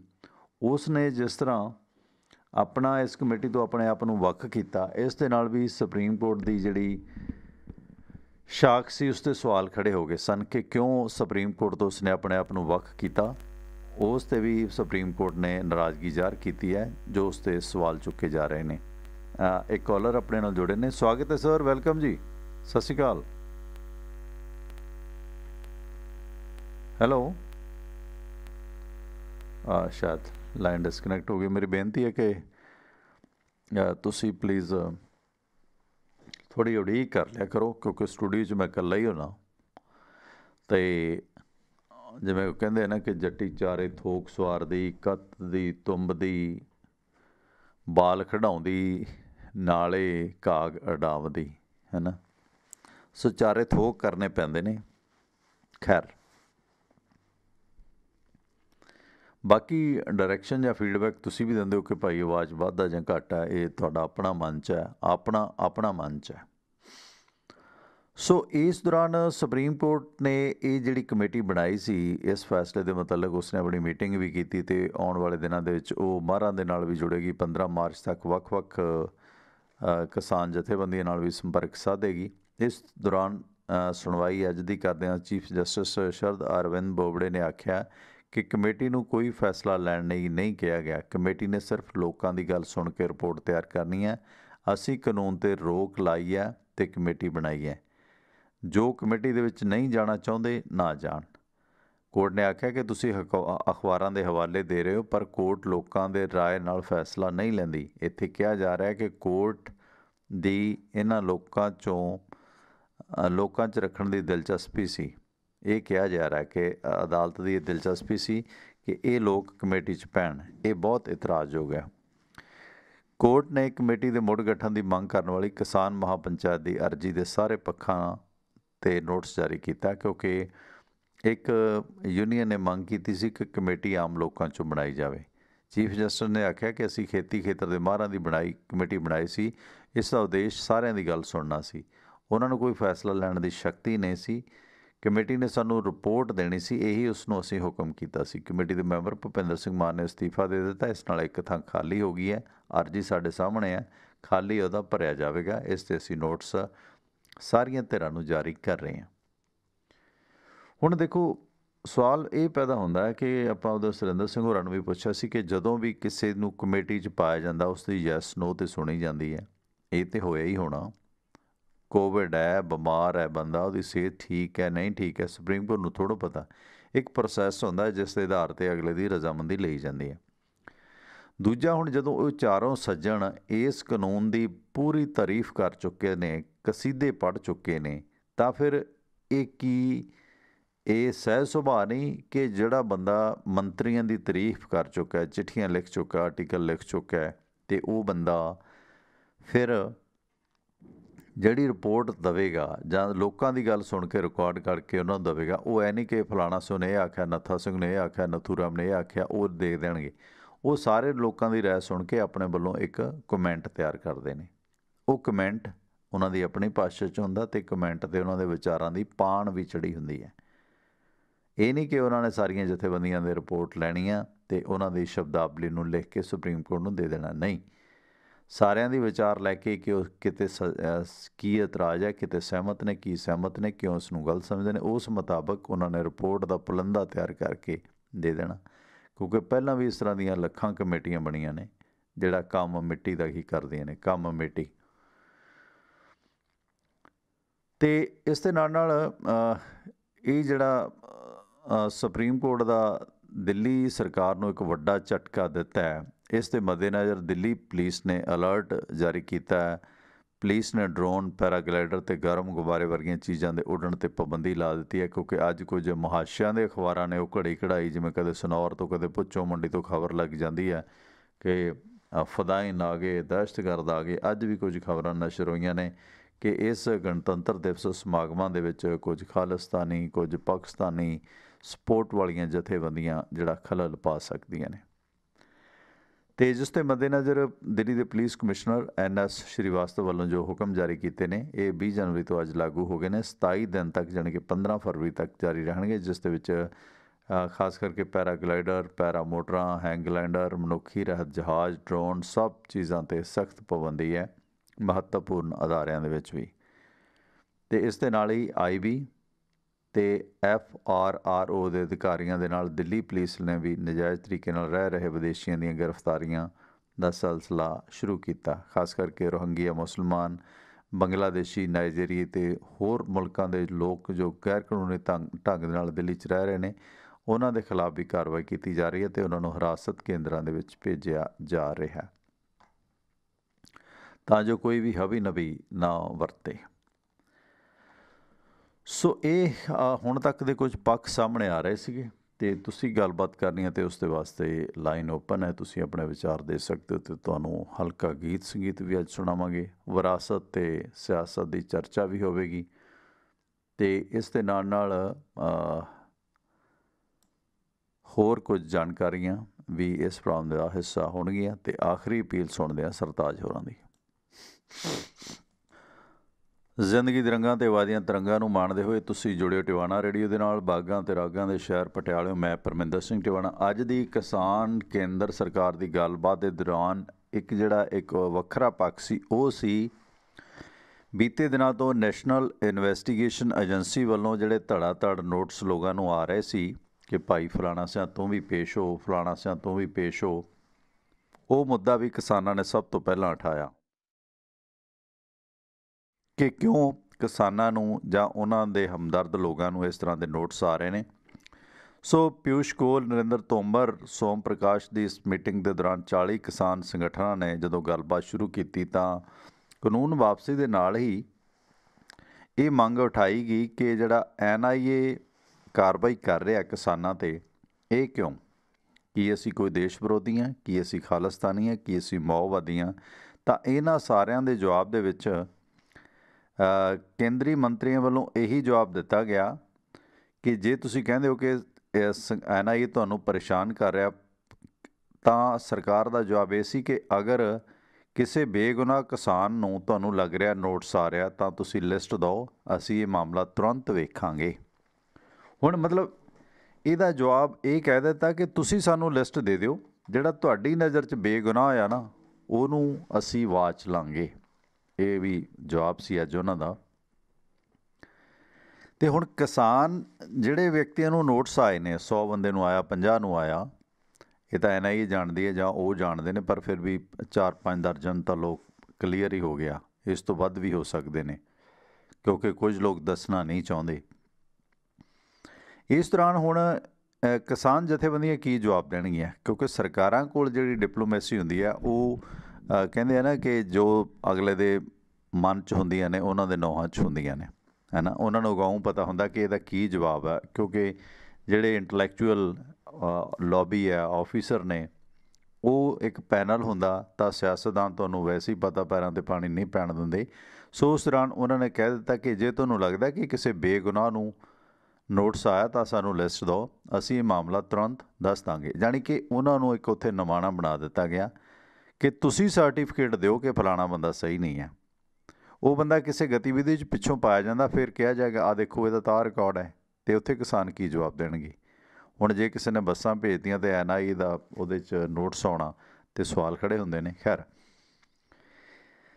ਟਿੱਕਰੀ ਬਾਰਡਰ 'ਤੇ 2 ਕਿਸਾਨਾਂ ਦੀ ਮੌਤ ਹੋਈ ਹੈ। ਇਸ ਪ੍ਰਦਰਸ਼ਨ ਦੇ ਵਿੱਚ ਸ਼ਾਮਲ ਬਜ਼ੁਰਗ ਕਿਸਾਨ ਧੰਨਾ ਸਿੰਘ ਦੀ ਮੌਤ ਹੋਈ ਹੈ, ਮੌਤ ਦੀ ਵਜ੍ਹਾ ਨਹੀਂ ਚੱਲੀ। ਅਤੇ ਉਧਰ 42 ਸਾਲ ਦੇ ਕਿਸਾਨ ਜੈ ਭਗਵਾਨ ਰਾਣਾ ਦੀ ਵੀ ਮੌਤ ਹੋਈ ਹੈ। ਰੋਹਤਕ ਜ਼ਿਲ੍ਹੇ ਦਾ ਰਹਿਣ ਵਾਲਾ ਸੀ। ਇਸ ਨੇ ਮੰਗਲਵਾਰ ਨੂੰ ਸਲਫਾਸ ਖਾ ਲਿਆ ਸੀ ਅਤੇ ਇਸ ਦੀ ਮੌਤ ਹੋ ਗਈ ਹੈ। ਇਸ ਨੇ ਆਪਣੇ ਪ੍ਰੈਸ ਨੋਟ ਦੇ ਵਿੱਚ ਲਿਖਿਆ ਕਿ ਇਹ ਹੁਣ ਅੰਦੋਲਨ ਨਹੀਂ ਰਿਹਾ ਬਲਕਿ ਮੁੱਦੇ ਦੀ ਲੜਾਈ ਬਣ ਗਈ ਹੈ ਅਤੇ ਕਿਸਾਨਾਂ ਅਤੇ ਕੇਂਦਰ ਦੀ ਗੱਲਬਾਤ ਦੇ ਦਰਮਿਆਨ ਵੀ ਕੋਈ ਮਾਮਲਾ ਸੁਲਝਦਾ ਨਜ਼ਰ ਨਹੀਂ ਆਉਂਦਾ, ਜਿਸ ਤੋਂ ਨਿਰਾਸ਼ ਹੋ ਕੇ ਮੈਂ ਜ਼ਹਿਰ ਖਾ ਰਿਹਾ। ਜਿਹੜੀ ਕਿਸਾਨਾਂ ਦੇ ਵਾਸਤੇ ਕਮੇਟੀ ਬਣਾਈ ਗਈ ਸੀ ਇਸ ਮਸਲੇ ਦੇ ਹੱਲ ਦੇ ਮੁਤਲਕ ਸੁਪਰੀਮ ਕੋਰਟ ਵੱਲੋਂ, ਉਹਦੀ ਵੀ ਕੱਲ੍ਹ ਮੀਟਿੰਗ ਹੋਈ ਸੀ, ਜਿਸ ਦੇ ਵਿੱਚ 3 ਮੈਂਬਰਾਂ ਨੇ ਕੱਲ੍ਹ ਦਿੱਲੀ ਦੇ ਵਿੱਚ ਪਹਿਲੀ ਮੀਟਿੰਗ ਕੀਤੀ ਹੈ। ਇਸ ਦੇ ਵਿੱਚ ਅੱਗੇ ਕੀ ਪ੍ਰਕਿਰਿਆ, ਕਦੋਂ ਉਹਨਾਂ ਨੇ ਮੀਟਿੰਗ ਕਰਨੀ ਹੈ, ਕੀ ਸੁਝਾਅ ਲੈਣੇ ਨੇ, ਕਿੱਦਾਂ ਰਿਪੋਰਟ ਤਿਆਰ ਕਰਨੀ ਹੈ, ਇਸ ਸੰਬੰਧੀ ਇਸ ਕਮੇਟੀ ਨੇ ਚਰਚਾ ਕੀਤੀ। ਅਤੇ ਇਸ ਕਮੇਟੀ ਨੇ ਦੱਸਿਆ ਕਿ 21 ਜਨਵਰੀ ਨੂੰ ਉਹਨਾਂ ਦੀ ਜਿਹੜੀ ਇਹ ਕਮੇਟੀ ਹੈ ਉਹ ਕਿਸਾਨ ਸੰਗਠਨਾਂ ਦੇ ਨਾਲ ਬੈਠਕ ਕਰੇਗੀ। ਜੋ ਕਿਸਾਨ ਨਹੀਂ ਆਏਗਾ ਉਹ ਉਹਨੂੰ ਮਿਲਣ ਜਾਣਗੇ। ਸੋ ਔਨਲਾਈਨ ਸੁਝਾਅ ਮੰਗਣ ਦੇ ਵਾਸਤੇ ਪੋਰਟਲ ਬਣਾਇਆ ਗਿਆ। 15 ਮਾਰਚ ਤੱਕ ਇਹ ਕਿਸਾਨਾਂ ਦੇ ਸੁਝਾਅ ਰਿਕਾਰਡ ਕਰਨਗੇ। ਇਸ ਤੋਂ ਪਹਿਲਾਂ ਇਸ ਕਮੇਟੀ ਦੇ ਮੈਂਬਰਾਂ ਦੀ ਨਿੱਜੀ ਰਾਏ ਕਾਨੂੰਨ ਦੇ ਪੱਖ ਦੇ ਵਿੱਚ ਹੋਣ ਦਾ ਹਵਾਲਾ ਦਿੰਦੇ ਹੋਏ ਉਹਨਾਂ ਨੂੰ ਬਦਲਣ ਦੀ ਅਰਜ਼ੀ ਸੁਪਰੀਮ ਕੋਰਟ 'ਚ ਜੋ ਹੋਈ ਸੀ, ਉਸ 'ਤੇ ਜਸਟਿਸ ਬੋਬੜੇ ਨੇ ਅੱਜ ਕਹਿ ਦਿੱਤਾ ਕਿ ਕਿਸੇ ਵੀ ਵਿਅਕਤੀ ਦੀ ਇਸ ਕਮੇਟੀ ਦੇ ਵਿੱਚ ਸ਼ਾਮਲ ਹੋਣ ਤੋਂ ਪਹਿਲਾਂ ਜੋ ਵਿਚਾਰ ਸੀ ਉਹਨਾਂ ਦਾ ਇਸ ਕਮੇਟੀ ਦੇ ਰਿਪੋਰਟ 'ਤੇ ਕੋਈ ਅਸਰ ਨਹੀਂ ਪਵੇਗਾ। ਨਾ ਹੀ ਇਸ ਬਣਾ 'ਤੇ ਉਸ ਬੰਦੇ ਨੂੰ ਅਯੋਗ ਠਹਿਰਾਇਆ ਜਾ ਸਕਦਾ ਕਿ ਉਹ ਬੰਦਾ ਪਹਿਲਾਂ ਹੀ ਸਰਕਾਰ ਦੀ ਤਾਰੀਫ ਕਰ ਚੁੱਕਾ। ਇਸ ਕਰਕੇ ਇਸ ਕਮੇਟੀ 'ਚੋਂ ਰਿਜੈਕਟ ਕੀਤਾ ਜਾਵੇ, ਕਿਉਂਕਿ ਇੱਕ ਜਥੇਬੰਦੀ ਨੇ ਇਸ ਕਮੇਟੀ ਦੇ ਇਤਰਾਜ਼ ਉਠਾਉਂਦੇ ਹੋਏ ਆਮ ਪਬਲਿਕ ਦੇ ਵਿੱਚੋਂ ਕਮੇਟੀ ਮੈਂਬਰ ਲਏ ਜਾਣ ਦੀ ਗੁਜ਼ਾਰਿਸ਼ ਸੁਪਰੀਮ ਕੋਰਟ ਨੂੰ ਕੀਤੀ ਸੀ। ਹਾਲਾਂਕਿ ਜਿਹੜੀਆਂ ਪਿਛਲੀਆਂ ਮੀਟਿੰਗਾਂ ਹੋ ਚੁੱਕੀਆਂ ਨੇ, 14 ਅਕਤੂਬਰ ਨੂੰ ਇਹ ਮੀਟਿੰਗਾਂ ਦਾ ਸਿਲਸਿਲਾ ਸ਼ੁਰੂ ਹੋਇਆ ਸੀ ਅਤੇ ਫਿਰ 13 ਨਵੰਬਰ ਨੂੰ, 1 ਦਸੰਬਰ ਨੂੰ, 3 ਦਸੰਬਰ ਨੂੰ, 5 ਦਸੰਬਰ ਨੂੰ, 8 ਦਸੰਬਰ ਨੂੰ, 30 ਦਸੰਬਰ ਨੂੰ, 4 ਜਨਵਰੀ ਨੂੰ, 8 ਜਨਵਰੀ ਨੂੰ ਹੋਈ ਸੀ। ਫਿਰ 15 ਰੱਖੀ ਗਈ ਤਾਰੀਖ, ਫਿਰ 15 ਤੋਂ 19 ਰੱਖੀ ਗਈ ਅਤੇ 19 ਤੋਂ ਅੱਜ 20 ਕਰ ਦਿੱਤੀ ਗਈ। ਅਤੇ ਇਸ ਦੌਰਾਨ ਇਸ ਕਮੇਟੀ ਦਾ ਮਾਮਲਾ ਵੀ ਉੱਠਿਆ ਸੀ ਕਿ ਇਸ ਦੇ ਵਿੱਚ ਜਿਹੜੇ ਕਿਸਾਨ ਹਤੈਸ਼ੀ ਜਾਂ ਨਿਰਪੱਖ ਮੈਂਬਰ ਲਏ ਜਾਣ, ਅਤੇ ਇਸ ਸਿਲਸਿਲੇ ਵਿੱਚ ਇਹ ਕਿਸਾਨ ਤਕਰੀਬਨ ਆਪਣਾ ਪੱਖ ਰੱਖਿਆ ਸੀਗਾ। ਸੋ ਐਡਵੋਕੇਟ AP ਸਿੰਘ ਦੇ ਜ਼ਰੀਏ ਇਹ ਅਪੀਲ ਦਾਖਲ ਕੀਤੀ ਗਈ ਸੀ, ਜਿਸ ਦੇ ਵਿੱਚ ਸੁਪਰੀਮ ਕੋਰਟ ਨੂੰ ਕਿਹਾ ਗਿਆ ਸੀ ਕਿ ਬਹੁਤ ਅਫਸੋਸ ਦੇ ਨਾਲ ਇਹ ਜ਼ਿਕਰ ਕਰਨਾ ਪੈਂਦਾ ਕਿ ਕਮੇਟੀ ਦੇ ਵਿੱਚ ਸ਼ਾਮਲ ਮੈਂਬਰ ਪਹਿਲਾਂ ਹੀ ਆਪਣੇ ਵਿਚਾਰ ਦੇ ਚੁੱਕੇ ਨੇ, ਇਸ ਕਰਕੇ ਉਹਨਾਂ ਨੂੰ ਇਸ ਕਮੇਟੀ 'ਤੇ ਤਸੱਲੀ ਨਹੀਂ ਹੈ। ਅਤੇ ਹਾਲਾਂਕਿ ਅੱਜ ਵੀ ਜਿਹੜੀ ਮੀਟਿੰਗ ਹੋਈ ਹੈ ਉਸ ਦੇ ਵਿੱਚ ਵੀ ਅਪਡੇਟ ਮੈਂ ਇੱਕ ਵਾਰੀ ਫੇਰ ਦੇ ਦਿਆਂ ਕਿ ਇਹਨਾਂ ਨੇ ਤਾਂ ਕਿਹਾ ਸੀਗਾ, ਕੇਂਦਰ ਸਰਕਾਰ ਦੇ ਤਰਫੋਂ ਜਿਹੜੇ ਮੰਤਰੀ ਸੀ ਉਹਨਾਂ ਨੇ ਤਾਂ ਕਿਹਾ ਕਿ ਅਸੀਂ ਇਸ ਨੂੰ 2 ਮਹੀਨੇ ਵਾਸਤੇ 2 ਸਾਲ ਵਾਸਤੇ ਹੋਲਡ 'ਤੇ ਪਾ ਲੈਂਦੇ ਹਾਂ ਜਾਂ 2 ਸਾਲ ਲਾਗੂ ਨਹੀਂ ਕਰਦੇ। पर रद्द नहीं किए जा सकते। सो पहले गेड़ की मीटिंग के दौरान जिहड़ा तेवर सीगे सरकार दे वो काफ़ी सख्त सीगे, पर उस तो बाद घंटा डेढ़ घंटा लंच चलता रहा। सो दिल्ली के विग्यान भवन के जिहड़े सोम प्रकाश, रेल मंत्री पीयूष गोयल ते नरेंद्र सिंह तोमर तिन्ने ही आगू सीगे केंद्र सरकार दे, ते किसानां दे 40 जथेबंदियों के मैंबर सी। सो ये जिहड़ी मीटिंग है हाल की घड़ी चल रही है। तो इस दौरान इस मीटिंग दे विचों शायद इस तो वध अजे तक कुछ नहीं निकलिया।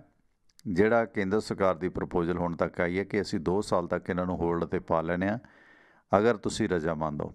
तो जिहड़ा MSP है, मिनीमम सपोर्ट प्राइस है, उस ते असीं एक कमेटी बना दिंदे आ, वो तय कर लेगी कि की करना की नहीं करना। खैर, तो हुण तुहानूं कुछ सुणाउने आ अच्छा जिहा गीत संगीत, ते उस तो बाद फिर कुछ होर रोचक जानकारियां विरासती विरसे नाल संबंधित, क्योंकि खबरां तकरीबन सवेरे तुहानूं सारियां सुना चुके हैं। तो खबरां ते तां इह है कि जिस तरह अडानी ग्रुप नूं तिरुवनंतपुरम जां गुवाहाटी हवाई अड्डे उन्हां दे हवाले कीते जा रहे ने, उस संबंधी जिहड़े इन्हां अड्डियां दे विच स्टाफ काम करदा एयरपोर्ट्स ते एयरपोर्ट अथॉरिटी ऑफ इंडिया दा, उन्होंने इस संबंधी इन्हां अड्डियां दे निजीकरण का विरोध करते हुए अज ते कल 2 दिनों तो प्रदर्शन एयरपोर्ट अथॉरिटी ऑफ इंडिया के खिलाफ दिता। पर मोदी सरकार एक पासे जिस तरह कह रही है कि असी देश की भलाई के वास्ते ये किया, हुण दे जिहड़े लीडर ने उन्हां कोल आधुनिक समझ नहीं है, पर इसके सूरत हाल गुजरात तो देखे जा सकते हैं। जिस तरह सूरत दे विच 15 मजदूर सी जिहड़े उन्हां दी मौत दर्दनाक हुई है, क्योंकि एक बच्चा 6 औरतां समेत ये 15 मजदूर मेहनत मशक्कत करन तो बाद सुत्ते सन फुटपाथ ते, बेघरे लोग सन, तो फुटपाथ ते सुत्ते पियां ते एक ट्रक आ चढ़िया, जिस कारण इन्हां 15 लोगों दी जानां सूरत शहर दे विच गईयां ने। उगा शहर है, कारोबारी शहर है गुजरात का। तो इस दौरान जे सूरत हाल गुजरात दे भी ये ने, जिथों प्रधानमंत्री साहब CM रहे, तो उन्होंने गुजरात मॉडल दीयां गल्लां देश विदेश कीतियां। जे उत्थे भी 15-15 मजदूर बेघर ने, जिन्होंने कोई जिथे वो लेबर करते हैं उत्थे उन्होंने कोई शैल्टर हाउस नहीं, सरकार का कोई शैल्टर हाउस नहीं ठंड के बावजूद, तो उत्थे भी जे सुत्ते पे मजदूरां ते इस तरह मौत दंद नाउंदी है, तो फिर किहड़ा गुजरात का मॉडल हो सकता है। किहड़ियां असीं गल्लां करदे हां, 3000 करोड़ रुपए दीयां असीं मूर्तियां बना दित्तियां वल्लभ भाई पटेल दीयां। चंगा हुंदा इस 3000 करोड़ नाल पता नहीं किन्ने क जिहड़े गरीब लोग ने उन्हां दीयां छत्तां बनाईयां जा सकदियां सी। उस जिहड़ा वल्लभ भाई पटेल दा ये स्मारक है, स्टैचू ऑफ यूनिटी, उस ते लोगों नूं लियाउण वास्ते 6 जगह तो 8 जगह तो 6 सुपरफास्ट ट्रेनां चलाईयां गईयां ने, पर फिर भी लोग की उत्थे आउणा चाहुंदे ने, जां ये जिहड़े इस तरह मजदूर गुजरात दे विच मर रहे ने, मेहनतकश लोग जिन्हां दा सहारा सिर्फ नीली छत है, तो उन्हां नूं इन्हां मूर्तियां दा की फायदा। भगवान दे रब दे मंदिरां दे विच, गुरुद्वारियां दे विच, मस्जिदां दे विच जे इन्ना सोना लग्या, वो सोने का उन्हां भगतां नूं की फायदा जिन्हां दो अपने सौण नूं जगह ना होवे। सो इस करके धर्म भी वो चीज़ कहता कि असीं वो करिए जिसका लोगों नूं फायदा होवे। धार्मिक स्थानां ते चढ़ाए सोने ते सिर्फ कबूतर बैठा करते हैं, तो जां फिर किसी नूं इह माण हो जाता कि साडा धार्मिक स्थान है इन्ना सोहना वड्डा विशाल है, सोना लग्या, इस तो बाद उसका की फायदा। फायदा उसका तां है जे उस धर्म के सारे पैरोकार भुखे ढिड ना सौंदे होण, उन्हां दा रहण बसेरा होवे, वो भी माण महसूस करन कि असीं भी इस रब दे जाए हाँ, असीं भी इस रब दे जी हाँ। तो ये चीज़ां जदों हुंदियां ने, तो फिर कई लोग सोचते हैं कि ये तो नास्तिक गल है, ये तो कामरेडी विचार ने, ये तो धर्म विरोधी विचार ने। पर गुरमत का फलसफा भी इन्हां विचारां दी ही पैरवाई करदा है कि इंसानियत की बात पाउणा ही धर्म की बात पाउणा हुंदा है। धर्म के माने की ने, वो सानूं असल माने दे विच समझने चाहिए ने। तो कुछ बोल सुनते हैं, उस तो बाद आपका स्वागत रहेगा। कुछ विरासती चर्चावां इस तो बाद। जिंदगी दे रंगां ਆਵਾਜ਼ ਦੀਆਂ ਤਰੰਗਾਂ ਨੂੰ ਮਾਣਦੇ ਹੋਏ ਇਸ ਵਕਤ ਤੁਸੀਂ ਜੁੜੇ ਹੋ ਟਿਵਾਣਾ ਰੇਡੀਓ ਦੇ ਨਾਲ। ਬਾਗਾਂ ਤੇ ਰਾਗਾਂ ਦੇ ਸ਼ਹਿਰ ਪਟਿਆਲਿਓਂ ਮੈਂ ਪਰਮਿੰਦਰ ਸਿੰਘ ਟਿਵਾਣਾ। ਮੁਹੱਬਤ ਕੈਸੀ ਸ਼ੈ ਹੈ, ਬੰਦਾ ਗੁਲਾਮ ਹੋ ਕੇ ਰਹਿ ਜਾਂਦਾ ਰੂਹਾਂ ਦਾ। ਖੈਰ, ਮੁਹੱਬਤ ਨਾਲ ਸੰਸਾਰ ਸੋਹਣਾ ਬਣਦਾ ਹੈ, ਫਿਰ ਸਾਰਾ ਪਿੰਡ ਆਪਣਾ ਮੁਲਕ ਹੀ ਲੱਗਦਾ ਜਦੋਂ ਮੁਹੱਬਤ ਹੋਈ ਹੋਵੇ। ਖੈਰ, ਇਸ ਵਕਤ ਦੀਪ ਬਿਲਗਾ ਕੈਨੇਡਾ ਤੋਂ ਆਪਣੇ ਨਾਲ ਜੁੜੇ ਨੇ। ਬਿਲਗਾ ਸਾਹਿਬ, ਸਵਾਗਤ ਹੈ, ਵੈਲਕਮ। ਹਾਂਜੀ, ਸਭ ਸਰੋਤਿਆਂ ਨੂੰ ਸਤਿ ਸ੍ਰੀ ਅਕਾਲ ਜੀ। ਮਿਹਰਬਾਨੀ, ਸਤਿ ਸ਼੍ਰੀ ਅਕਾਲ ਤੇ ਬਿਲਗਾ ਸਾਹਿਬ, ਕੀ ਹਾਲ ਹਾਂਜੀ, ਚਾਲ ਹੈ? ਹਾਂ, ਬਸ ਬਹੁਤ ਵਧੀਆ, ਕਿਰਪਾ ਪ੍ਰਮਾਤਮਾ। ਸਭ ਤੋਂ ਪਹਿਲਾਂ ਸਭ ਨੂੰ ਜੀ ਗੁਰੂ ਗੋਬਿੰਦ ਸਿੰਘ ਜੀ ਦੇ ਪ੍ਰਕਾਸ਼ ਦਿਵਸ ਦੀਆਂ ਬਹੁਤ ਬਹੁਤ ਵਧਾਈਆਂ ਹੋਣ। ਤੁਹਾਨੂੰ ਵੀ, ਤੁਹਾਨੂੰ ਤੇ ਵੀ। ਹਾਂਜੀ, ਆ ਤੁਸੀਂ ਇਹ ਖਬਰ ਸ਼ੇਅਰ ਕਰ ਰਹੇ ਸੀਗੇ 에ਅਰਪੋਰਟ ਦੇ ਅਥਾਰਟੀ ਸੰਬੰਧ ਚ ਕਰ ਰਹੇ ਸੀਗੇ। ਮੈਂ ਕਹਿੰਦਾ ਇਹ ਕਿਸਾਨ ਸੰਘਰਸ਼ ਦੀ ਪ੍ਰਾਪਤੀ ਆ। ਆਫਟਰ ਲੋਕ ਬੋਲਣ ਤਾਂ ਲੱਗੇ ਆ ਨਾ, 6 ਸਾਲਾਂ ਤੋਂ ਜਿੱਦਾਂ ਇਹ ਧੱਕੀ ਆਉਂਦੇ ਸੀ ਕੰਮ, ਜੋ ਹੱਥ ਆਇਆ ਵੇਚ ਦਿਓ, ਜੋ ਹੱਥ ਆਇਆ ਵੇਚ ਦਿਓ। ਮੈਂ ਜੀ। ਕਹਿੰਦਾ ਇੱਕ ਪ੍ਰਾਪਤੀ ਮੰਨੀ ਜਾ ਸਕਦੀ ਆ। ਐਟਲੀਸਟ ਲੋਕੀ ਆਪਣੇ ਹੱਕ ਦੇ ਲਈ ਬੋਲਣ ਤਾਂ ਲੱਗੇ ਆ ਨਾ। ਇਹਦਾ ਹਾਲਾਤ ਹੀ ਇਹਨਾਂ ਨੇ ਇਦਾਂ ਦੇ ਬਣਾਤੇ ਸੀ ਵੀ ਜਿਸ ਤੋਂ ਭਿਖਾਰੀ ਬਣਾ ਕੇ ਛੱਡ ਦੇਣਾ। ਇਹ ਚੰਗੇ ਸ਼ਗਨ ਆ, ਆਪਾਂ ਮੰਨ ਸਕਦੇ ਆ। ਤੇ ਹੋ ਸਕਦਾ ਵੀ ਜਿਹੜੇ ਇਹਦੇ ਵਿੱਚੋਂ ਜਿੱਦਾਂ ਅੰਨਾ ਹਜ਼ਾਰੇ ਅੰਦੋਲਨ ਦੇ ਵਿੱਚੋਂ ਆਪ ਪਾਰਟੀ ਉਤਪੰਨ ਹੋਈ ਸੀ, ਇਹਦੇ ਵਿੱਚੋਂ ਕੁਝ ਨਾ ਕੁਝ ਚੰਗੇ ਲੀਡਰ ਨਿਕਲ ਕੇ ਜ਼ਰੂਰ ਸਾਹਮਣੇ ਆਉਣਗੇ ਤੇ ਚੰਗੇ ਭਵਿੱਖ ਦੀ ਆਪਾਂ ਵੀ ਆਸ ਕਰਦੇ ਹਾਂ ਵੀ ਕੈਨੇਡਾ, ਅਮਰੀਕਾ ਵਰਗੇ ਮੁਲਕ ਜਿੱਦਾਂ ਹੈਗੇ ਆ ਵਿਕਾਸਸ਼ੀਲ, ਸਾਡਾ ਦੇਸ਼ ਵੀ ਇਹਦੀ ਤਰੱਕੀ ਕਰੇ। ਚਲੋ ਅਸੀਂ ਇੱਕ ਗੱਲ ਭਾਜੀ ਮੈਂ ਕਹਿੰਦਾ ਵੀ ਚਲੋ ਸਭ ਕੁਝ ਹੈਗਾ ਕੈਨੇਡਾ ਅਮਰੀਕਾ ਦੇ ਵਿੱਚ, ਪਰ ਜੋ ਮੋਹ ਆਪਣੇ ਦੇਸ਼ ਦੇ ਨਾਲ ਆ ਨਾ, ਉਹਦੇ ਨਾਲ ਦੀ ਕਿਤੇ ਵੀ ਰੀਸ ਹੈ ਨਹੀਂ। ਅਸੀਂ ਵੀ ਚਾਹੁੰਦੇ ਵੀ ਜੋ ਅਸੀਂ ਸੁੱਖ ਸਹੂਲਤਾਂ ਇੱਥੇ ਮਾਣਦੇ ਆ, ਉਹੀ ਸੁੱਖ ਸਹੂਲਤਾਂ ਇੱਥੇ ਦੇ ਲੋਕ ਵੀ ਮੰਨਣ। ਇੱਥੇ ਦੀ ਜੇ ਕਰਪਸ਼ਨ ਹੀ ਖਤਮ ਹੋ ਜਾਵੇ ਨਾ, ਸਿਸਟਮ ਸੁਧਰ ਜਾਵੇ, ਮੈਂ ਕਹਿੰਦਾ ਕੈਨੇਡਾ ਅਮਰੀਕਾ ਨੂੰ ਵੀ ਅਸੀਂ ਮਾਤ ਪਾ ਜਾਵਾਂਗੇ ਭਾਜੀ। ਚਲੋ ਦਿਓ ਵਿਚਾਰ। ਬਾਕੀ ਇੱਕ ਮਾੜੀ ਇੱਕ ਬੇਨਤੀ ਕਰਨੀ ਸੀਗੀ। ਪ੍ਰੋਗਰਾਮ ਦੇ ਵਿੱਚ ਨਾ ਡਾਕਟਰ ਸ਼ਮਿੰਦਰ ਹੋਣਾ ਜਾਂ ਕਿਸੇ ਡਾਕਟਰ ਨੂੰ ਜ਼ਰੂਰ ਲੈ ਕੇ ਆਇਆ ਕਰੋ। ਕਿਸੇ ਨਾ ਕਿਸੇ ਟੌਪਿਕ ਤੇ ਗੱਲਬਾਤ ਕਰਦੇ ਆ ਤਾਂ ਵਧੀਆ ਲੱਗਦਾ। ਤੁਸੀਂ ਪਿੱਛੇ ਜਿਹੇ ਇੱਕ ਇੰਟਰਵਿਊ ਕੀਤੀ ਸੀ ਡਾਕਟਰ ਸ਼ਮਿੰਦਰ ਹੋਣਾ, ਸ਼ਾਇਦ ਪਟਿਆਲੇ ਤੋਂ, ਹਨਾ? ਸ਼ਾਇਦ ਮੈਨੂੰ ਨਾਮ ਸ਼ਾਇਦ ਗਲਤ, ਡਾਕਟਰ ਅਰਿੰਦਰਮਨ ਸਿੰਘ ਮਾਲ। ਨਹੀਂ, ਲੇਡੀਜ਼ ਡਾਕਟਰ ਆ ਉਹ, ਡਾਕਟਰ ਲੇਡੀ ਡਾਕਟਰ ਆ। ਅੱਛਾ, ਡਾਕਟਰ ਹਰਸ਼ਿੰਦਰ ਕੌਰ। ਹਾਂ, ਕਾਫੀ ਹਾਂਜੀ ਸਿਹਤ ਦੇ ਹਾਂਜੀ ਹਾਂਜੀ ਮੁਤਲਕ ਹਾਂਜੀ ਵਧੀਆ ਵਿਚਾਰ ਰੱਖਦੇ ਨੇ। ਹਾਂਜੀ, ਕੋਈ ਨਾ ਕੋਈ ਤੁਸੀਂ ਲੈ ਕੇ ਆਇਆ ਕਰੋ ਕਿਸੇ ਨਾ ਕਿਸੇ ਟੌਪਿਕ ਤੇ। ਵੀਕ ਦੇ ਵਿੱਚ ਇੱਕ ਅੱਧਾ ਦਿਨ ਰੱਖਿਆ ਕਰੋ, ਇਸ ਤੇ ਅਵੇਅਰਨੈਸ ਮਿਲਦੀ ਆ। ਓਕੇ ਭਾਜੀ, ਥੈਂਕ ਯੂ ਜੀ। ਮਿਹਰਬਾਨੀ, ਮਿਹਰਬਾਨੀ, ਬਹੁਤ ਧੰਨਵਾਦ। ਬਿਲਕੁਲ ਮਿਹਰਬਾਨੀ, ਥੈਂਕ ਯੂ। ਸੋ ਬਿਲਕੁਲ ਦੇਖੋ, ਜਿਸ ਤਰ੍ਹਾਂ ਇਹਨਾਂ ਚੀਜ਼ਾਂ ਦਾ ਵਿਰੋਧ ਹੋਣ ਲੱਗਿਆ, ਕਿਉਂਕਿ ਜਿਸ ਤਰ੍ਹਾਂ ਆਪਾਂ ਗੱਲਬਾਤ ਕਰੀ ਦੀ ਹੈ ਕਿ ਜਦੋਂ ਬਾਹਰ ਦਾ ਆਬਾਦਕਾਰੀ ਐਕਟ ਜਿਹੜਾ ਸੀ ਲੱਗਿਆ ਸੀ ਅਤੇ ਲੋਕਾਂ ਨੇ ਫਿਰ ਉਸ ਦਾ ਵਿਰੋਧ ਕੀਤਾ ਸੀ, ਜਿਹਨੂੰ ਪਗੜੀ ਸੰਭਾਲੋ ਜੱਟਾ ਲਹਿਰ ਕਿਹਾ ਜਾਂਦਾ। ਅਤੇ ਜਦੋਂ ਉਹ ਅੰਦੋਲਨ ਸਫਲ ਹੋ ਗਿਆ, ਅੰਗਰੇਜ਼ਾਂ ਨੂੰ ਉਹ ਕਾਲੇ ਕਾਨੂੰਨ ਵਾਪਸ ਲੈਣੇ ਪਏ, ਤਾਂ ਉਸ ਤੋਂ ਬਾਅਦ ਲੋਕਾਂ ਦਾ ਹੌਸਲਾ ਬਣਿਆ। ਮਹਾਤਮਾ ਗਾਂਧੀ ਸਾਊਥ ਅਫਰੀਕਾ ਤੋਂ ਚੇਚਾ ਉਸ ਅੰਦੋਲਨ ਦੀ ਸਫਲਤਾ ਵੇਖ ਕੇ ਭਾਰਤ ਆਏ ਅਤੇ ਭਾਰਤ ਦੇ ਵਿੱਚ ਉਹਨਾਂ ਨੇ ਜੰਗੀ ਆਜ਼ਾਦੀ ਲਹਿਰ ਦੀ ਸ਼ੁਰੂਆਤ ਨੂੰ ਹੋਰ ਤੇਜ਼ ਕੀਤਾ। ਸੋ ਲੋਕਾਂ ਨੂੰ ਇੱਕ ਆਸ ਬੱਝਦੀ ਹੈ ਜਦੋਂ ਉਹਨਾਂ ਨੂੰ ਕੁਝ ਮਿਲ ਜਾਂਦਾ, ਕਿਉਂਕਿ ਉਸ ਅੰਦੋਲਨ ਨੇ ਲੋਕਾਂ ਨੂੰ ਬੂਸਟ ਕੀਤਾ, ਲੋਕਾਂ ਨੂੰ ਉਤਸ਼ਾਹਿਤ ਕੀਤਾ। ਅਤੇ ਉੱਧਰੋਂ ਟਰੰਪ ਹੁਣੇ ਰਵਾਨਾ ਹੋ ਗਏ, ਏਅਰਫੋਰਸ 1 ਦੇ ਵਿੱਚ ਆਖਰੀ ਝਟਕਾ।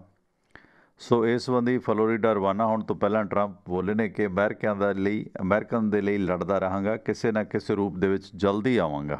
ਕਹਿੰਦੇ ਇਹ ਤਾਂ ਸ਼ੁਰੂਆਤ ਹੈ, ਹਟਦਾ ਨਹੀਂ ਥਾਣੇਦਾਰ। ਸੋ ਟਰੰਪ ਵਾਈਟ ਹਾਊਸ ਤੋਂ ਆਪਣਾ ਟੈਂਡਫੋੜੀ ਲੈ ਕੇ ਫਲੋਰੀਡਾ ਰਵਾਨਾ ਹੋ ਗਏ ਨੇ। ਸੋ ਵਧਾਈ ਭਾਸ਼ਣ ਦੇ ਦੌਰਾਨ ਟਰੰਪ ਅਤੇ ਮਲੇਨੀਆ ਨੇ ਅਮਰੀਕਨ ਲੋਕਾਂ ਦਾ ਧੰਨਵਾਦ ਕੀਤਾ। ਹਾਲਾਂਕਿ ਟਰੰਪ ਨੇ ਆਪਣੀ ਸਪੀਚ ਦੇ ਵਿੱਚ ਇਸ ਗੱਲ ਦਾ ਸੰਕੇਤ ਵੀ ਦਿੱਤਾ ਕਿ ਉਹ ਕਿਸੇ ਨਾ ਕਿਸੇ ਰੂਪ ਦੇ ਵਿੱਚ ਫਿਰ ਲੋਕਾਂ ਦੇ ਵਿੱਚ ਆਉਣਗੇ। ਸੋ ਟਰੰਪ ਨੇ ਨਵੇਂ ਐਡਮਿਨਿਸਟ੍ਰੇਸ਼ਨ ਨੂੰ ਵਧਾਈ ਦਿੱਤੀ, ਉਸਨੇ ਪ੍ਰਸ਼ਾਸਨ ਨੂੰ ਵਧਾਈ ਦਿੱਤੀ, ਪਰ ਜੋ ਬਾਈਡਨ ਦੇ ਸਹੁੰ ਚੁੱਕ ਸਮਾਗਮ ਦੇ ਵਿੱਚ ਇਹ ਪਹਿਲੇ ਰਾਸ਼ਟਰਪਤੀ ਹੋਣਗੇ ਜਿਹੜੇ ਨਹੀਂ ਆ ਰਹੇ, ਮੌਜੂਦਾ ਸਾਬਕਾ ਰਾਸ਼ਟਰਪਤੀ ਹੋ ਕੇ ਰਾਸ਼ਟਰਪਤੀ ਦੇ ਸਹੁੰ ਚੁੱਕ ਸਮਾਗਮ ਵਿੱਚ ਜਿਹੜੇ ਨਹੀਂ ਆ ਰਹੇ। ਸੋ ਆਪਣੀ ਜਿੱਦ ਦਾ ਧੁਨ ਦਾ ਪੱਕਾ ਬੰਦਾ ਇਹ, ਕੀ ਕਹੋਗੇ ਇਸ ਤਰ੍ਹਾਂ ਦੇ ਬੰਦੇ ਬਾਰੇ? ਪਰ ਇਹਨਾਂ ਨੂੰ ਐਪਰੀਸ਼ੀਏਟ ਕਰਨ ਵਾਲੇ ਵੀ ਬਹੁਤ ਲੋਕ ਨੇ, ਬਥੇਰੇ ਲੋਕ ਟਰੰਪ ਦੇ ਫੈਨ ਨੇ। ਸੋ ਟਰੰਪ ਨੇ ਇਸ ਨਵੇਂ ਐਡਮਿਨਿਸਟ੍ਰੇਸ਼ਨ ਨੂੰ ਵਧਾਈ ਦਿੱਤੀ, ਪਰ ਉਸਨੇ ਜੋ ਬਾਈਡਨ ਪ੍ਰਸ਼ਾਸਨ ਦੀ ਕੋਈ ਵੀ ਨਾਂ ਤੱਕ ਨਹੀਂ ਲਿਆ। ਇਹ ਵੀ ਆਖਿਆ ਕਿ ਮੈਂ ਦੇਖਦਾ ਰਹੂੰਗਾ ਅਤੇ ਸੁਣਦਾ ਰਹਾਂਗਾ। ਜਿਸ ਵਕਤ ਟਰੰਪ ਵਧਾਈ ਲੈ ਰਿਹਾ ਸੀ, ਉਸ ਵਕਤ ਜੋ ਬਾਈਡਨ ਚਰਚ ਪਹੁੰਚੇ। ਅਮਰੀਕਨ ਇਤਿਹਾਸ ਦੇ ਵਿੱਚ ਉਹ ਦੂਜੇ ਰਾਸ਼ਟਰਪਤੀ ਹੋਣਗੇ ਜੋ ਕੈਥੋਲਿਕ ਨੇ। ਬਾਈਡਨ ਨੇ ਇੱਥੇ ਪ੍ਰੇਅਰ ਦੇ ਵਿੱਚ ਹਿੱਸਾ ਲਿਆ ਅਤੇ ਇਸ ਦੌਰਾਨ ਜਿਹੜਾ ਖਾਸ ਕਰਕੇ ਲੋਕਾਂ ਦੇ ਵਿੱਚ ਬੜਾ ਉਤਸ਼ਾਹ ਵੀ ਸੀ ਨਵੇਂ ਪ੍ਰਸ਼ਾਸਨ ਦੇ ਮੁਤਲਕ। ਉਹਨਾਂ ਦੇ ਨਾਲ ਜੋ ਬਾਈਡਨ ਦੇ ਨਾਲ ਕੁਝ ਡੈਮੋਕ੍ਰੇਟ ਮੈਂਬਰ ਵੀ ਸੀ। ਖਾਸ ਗੱਲ ਇਹ ਰਹੀ ਕਿ ਟਰੰਪ ਦੇ ਕਰੀਬੀ ਸਹਿਯੋਗੀ ਰਹੇ ਮਿਚ ਮੈਕਡੋਨਲ ਵੀ ਉਹਨਾਂ ਦੇ ਨਾਲ ਸੀ। ਮਿਚ ਨੇ ਟਰੰਪ ਦੇ ਉੱਤੇ ਮਹਾਯੋਗ ਦਾ ਜਿਹੜਾ ਸਮਰਥਨ ਵੀ ਕੀਤਾ ਸੀ। ਭਾਰਤੀ ਸਮੇਂ ਮੁਤਾਬਕ ਸ਼ਾਮ 6:50 'ਤੇ ਟਰੰਪ ਵਾਈਟ ਹਾਊਸ ਦੇ ਵਿੱਚੋਂ ਮਿਲੇਨੀਅਮ ਦੇ ਨਾਲ ਨਿਕਲੇ ਅਤੇ ਹੈਲੀਕਾਪਟਰ 'ਤੇ ਉਹ ਐਂਡਰਿਊਜ਼ ਬੇਸ ਪੁੱਜੇ, ਜਿੱਥੇ ਉਹਨਾਂ ਨੇ ਉਪਚਾਰਕ ਤੌਰ 'ਤੇ ਉਹਨਾਂ ਨੂੰ ਵਧਾਈ ਦਿੱਤੀ ਗਈ। ਅਤੇ ਇਸ ਤੋਂ ਬਾਅਦ ਉਹ ਫਲੋਰੀਡਾ ਦੇ ਵਾਸਤੇ ਆਪਣੇ ਰਿਜ਼ੋਰਟ ਮਾਰ-ਏ-ਲਾਗੋ ਚਲੇ ਗਏ। ਅਤੇ ਸਮਰਥਕਾਂ ਨੇ ਆਖਿਆ ਕਿ ਫਿਰ ਉਹਨੇ ਆਪਣੇ ਸਮਰਥਕਾਂ ਨੂੰ ਆਖਿਆ ਕਿ ਫਿਰ ਕਿਸੇ ਨਾ ਕਿਸੇ ਰੂਪ ਦੇ ਵਿੱਚ ਮੁਲਾਕਾਤ ਹੁੰਦੀ ਰਹੇਗੀ। ਸੋ ਲੋਕਾਂ ਦਾ ਸ਼ੁਕਰੀਆ ਕੀਤਾ, ਆਪਣੇ ਪਰਿਵਾਰ ਆਪਣੇ ਦੋਸਤਾਂ ਦਾ ਵੀ ਸ਼ੁਕਰੀਆ ਕੀਤਾ। ਅਤੇ ਉਸਨੇ ਆਖਿਆ ਕਿ ਮੇਰੇ ਜੀ ਕਾਰਜਕਾਲ ਬਹੁਤ ਖਾਸ ਰਿਹਾ। ਅਸੀਂ ਬਹੁਤ ਅਮਰੀਕਨ ਲੋਕਾਂ ਦੀ ਸੇਵਾ ਆਪਣੇ ਤਰੀਕੇ ਨਾਲ ਕੀਤੀ ਹੈ ਅਤੇ ਅਮਰੀਕਾ ਫੌਜ ਨੂੰ ਰੀਬਿਲਡ ਕੀਤਾ, ਸਾਬਕਾ ਸੈਨਿਕਾਂ ਨੂੰ ਸਨਮਾਨਿਤ ਕੀਤਾ।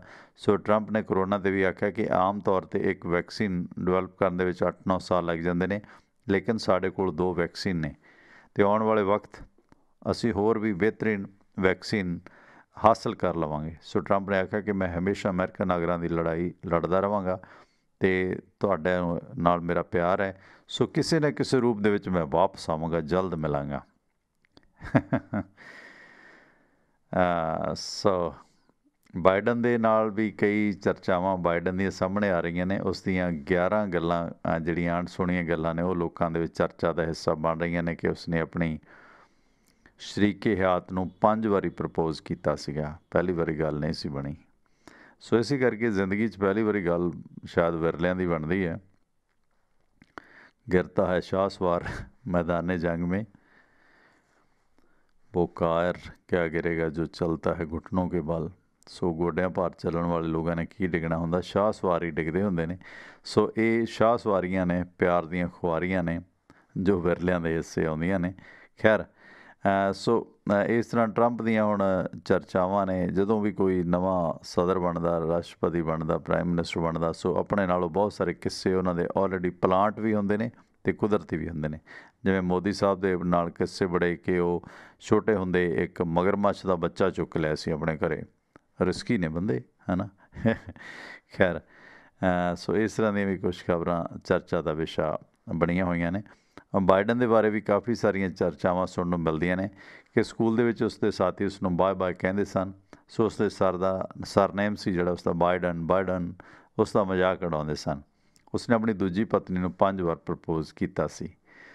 ਸੋ 1972 ਦੇ ਵਿੱਚ ਜੋ ਬਾਈਡਨ ਦੀ ਪਹਿਲੀ ਪਤਨੀ ਤੋਂ ਉਸਦੀ ਇੱਕ ਬੇਟੀ ਇੱਕ ਕਾਰ ਐਕਸੀਡੈਂਟ ਦੇ ਵਿੱਚ ਮਾਰੇ ਗਏ ਸਨ ਅਤੇ 2015 ਦੇ ਵਿੱਚ ਬ੍ਰੇਨ ਕੈਂਸਰ ਬੇਟਾ ਸੀ ਜਿਹੜਾ ਉਸਦਾ, ਉਹ ਵੀ ਇਸ ਦੁਨੀਆ ਤੋਂ ਰੁਖਸਤ ਹੋ ਗਿਆ ਸੀ। 1987 ਅਤੇ 2008 ਦੇ ਵਿੱਚ ਬਾਈਡਨ ਨੇ ਡੈਮੋਕ੍ਰੇਟਿਕ ਪਾਰਟੀ ਦੀ ਤਰਫੋਂ ਰਾਸ਼ਟਰਪਤੀ ਦੀ ਉਮੀਦਵਾਰੀ ਹਾਸਲ ਕਰਨ ਦੀ ਕੋਸ਼ਿਸ਼ ਕੀਤੀ, ਲੇਕਿਨ ਉਹ ਦੋਨੇ ਵਾਰ ਅਸਫਲ ਰਹੇ। ਸੋ ਅਮਰੀਕਾ ਦੇ ਰਾਸ਼ਟਰਪਤੀ ਬਣ ਗਏ ਨੇ ਜੋ ਬਾਈਡਨ। ਸੋ ਦੁਨੀਆ ਦੇ ਸਭ ਤੋਂ ਪੁਰਾਣੇ ਲੋਕਤੰਤਰ ਅਮਰੀਕਾ ਦੇ ਸਭ ਤੋਂ ਉਮਰ ਦਰਾਜ਼ ਜਾਣੀ ਕਿ ਬਜ਼ੁਰਗ ਪ੍ਰੈਜ਼ੀਡੈਂਟ ਨੇ। ਇਸ ਵਕਤ ਉਹਨਾਂ ਦੀ ਉਮਰ 78 ਸਾਲ 2 ਮਹੀਨੇ ਆ। ਸੋ ਗੱਲ ਇਹ ਹੈ ਕਿ ਹੁਣ ਬਾਈਡਨ ਦੀ ਉਮਰ ਦੇਖ ਕੇ ਕਈ ਸਾਡੇ ਵਾਲੇ ਕਹਿਣਗੇ ਅਸੀਂ ਅਜੇ ਥੋੜ੍ਹੇ ਬੁੜੇ ਹੋਏ ਹਾਂ। ਜੇ ਐਡੇ ਵੱਡੇ ਮੁਲਕ ਦਾ ਰਾਸ਼ਟਰਪਤੀ 78 ਸਾਲ ਦਾ ਬਣ ਸਕਦਾ ਅਤੇ ਅਸੀਂ ਪੰਜਾਬ ਸੂਬੇ ਦੇ ਫਿਰ 90 ਸਾਲ ਦੇ ਮੁੱਖ ਮੰਤਰੀ ਕਿਉਂ ਨਹੀਂ ਬਣ ਸਕਦੇ, ਹੈ ਨਾ। ਸੋ ਸਾਡੇ ਵਾਲਿਆਂ ਨੂੰ ਥੋੜ੍ਹਾ ਬਹਾਨਾ ਮਿਲ ਜਾਏਗਾ ਇਸ ਨਾਲ। ਅਤੇ ਇਸ ਦੌਰਾਨ ਭਾਵੇਂ ਉਹ 2 ਵਾਰ ਅਸਫਲ ਰਿਹਾ ਅਤੇ 2 ਵਾਰ ਵਾਈਸ ਪ੍ਰੈਜ਼ੀਡੈਂਟ ਵੀ ਉਹ ਬਣੇ ਰਹੇ ਅਤੇ ਬਰਾਕ ਓਬਾਮਾ ਨੇ ਉਹਨਾਂ ਨੂੰ ਅਮਰੀਕਨ ਇਤਿਹਾਸ ਦਾ ਬੈਸਟ ਵਾਈਸ ਪ੍ਰੈਜ਼ੀਡੈਂਟ ਦੱਸਿਆ ਸੀਗਾ। ਸੋ ਬਾਈਡਨ 36 ਸਾਲ ਸੈਨੇਟਰ ਅਤੇ 8 ਸਾਲ ਵਾਈਸ ਪ੍ਰੈਜ਼ੀਡੈਂਟ ਰਹੇ ਸਨ। ਸੋ ਬਾਈਡਨ ਦੀ ਪਹਿਲੀ ਸ਼ਾਦੀ 1966 ਦੇ ਵਿੱਚ ਹੋਈ ਸੀ। ਉਸਦੀ ਪਤਨੀ ਦਾ ਨਾਂ ਨੇਲੀਆ ਸੀ। ਬਾਈਡਨ ਦੇ ਮੁਤਾਬਕ ਮੇਰੀ ਹੋਣ ਵਾਲੀ ਸੱਸ ਨੇ ਇੱਕ ਦਿਨ ਪਹਿਲਾਂ ਮੈਨੂੰ ਪੁੱਛਿਆ ਸੀ ਕੀ ਕੰਮ ਕਰਦੇ ਹੋ, ਤਾਂ ਮੇਰਾ ਜਵਾਬ ਸੀ ਕਿ ਮੈਂ ਇੱਕ ਦਿਨ ਇਸ ਦਾ ਦੇਸ਼ ਦਾ ਰਾਸ਼ਟਰਪਤੀ ਬਣੂੰਗਾ। ਸੋ ਇਹ ਵੀ ਹੈ ਬੰਦੇ ਦਾ ਹੌਸਲਾ ਹੈ ਨਾ। ਪਰ ਅਗਲੀ ਦਾ ਕਹਿੰਦੀ ਆ ਵੀ ਹੁਣ ਕੀ ਆ, ਹੁਣ ਦੱਸ, ਬਣੇਗਾ ਜਦੋਂ ਵੇਖੀ ਜਾਊ। ਖੈਰ ਇਹ ਸੀ ਕੁਛ ਇੰਟਰਸਟਿੰਗ ਗੱਲਾਂ ਜੋ ਬਾਈਡਨ ਦੇ ਬਾਰੇ ਚਰਚਾ ਦਾ ਵਿਸ਼ਾ। ਜਿਸ ਤਰ੍ਹਾਂ ਸਾਡੇ ਲੀਡਰਾਂ ਦੇ ਵਿੱਚ ਵੀ ਇਹ ਗੱਲਾਂ, ਕੁਛ ਲੀਡਰ ਇਸ ਤਰ੍ਹਾਂ ਦੀਆਂ ਚੀਜ਼ਾਂ ਆਪਣੇ ਬਾਰੇ ਪਲਾਂਟ ਕਰਦੇ ਹੁੰਦੇ ਆ। ਉਹਨਾਂ ਦਾ ਇੱਕ ਆਪਣਾ ਮੀਡੀਆ ਮਾਫੀਆ ਹੁੰਦਾ। ਸਤਿ ਸ਼੍ਰੀ ਅਕਾਲ ਜੀ, ਤੁਸੀਂ ਓਨਰ ਹੋ? ਸਤਿ ਸ਼੍ਰੀ ਅਕਾਲ ਸਰ ਜੀ। ਸਤਿ ਸ਼੍ਰੀ ਅਕਾਲ ਜੀ। ਉਹ ਕੌਣ ਬੋਲ ਰਹੇ ਹੋ? ਹਾਂਜੀ ਸਰ ਜੀ, ਮੈਂ ਗੁਰਤੇਜ ਬਹਾਦਰ मार्केट मंडी अंदर तो मोहम्मद अनवर अंसारी बोलदा सर। हाँ ओके, मोहम्मद अनवर अंसारी साहब की हाल चाल है जी? ਹਾਲ ਚਾਲ ਬਹੁਤ ਵਧੀਆ ਸਰ ਜੀ, ਤੁਹਾਡੇ ਨਾਲ ਹਾਲ ਚਾਲ ਹੋਰ ਵੀ ਵਧੀਆ ਹੋ ਗਿਆ ਟਿਵਾਣਾ ਰੇਡੀਓ ਦੇ ਨਾਲ ਗੱਲਬਾਤ ਕਰਕੇ। क्या बात है अंसारी साहब, ठंडा घट गई अहमदगढ़ वाले हो?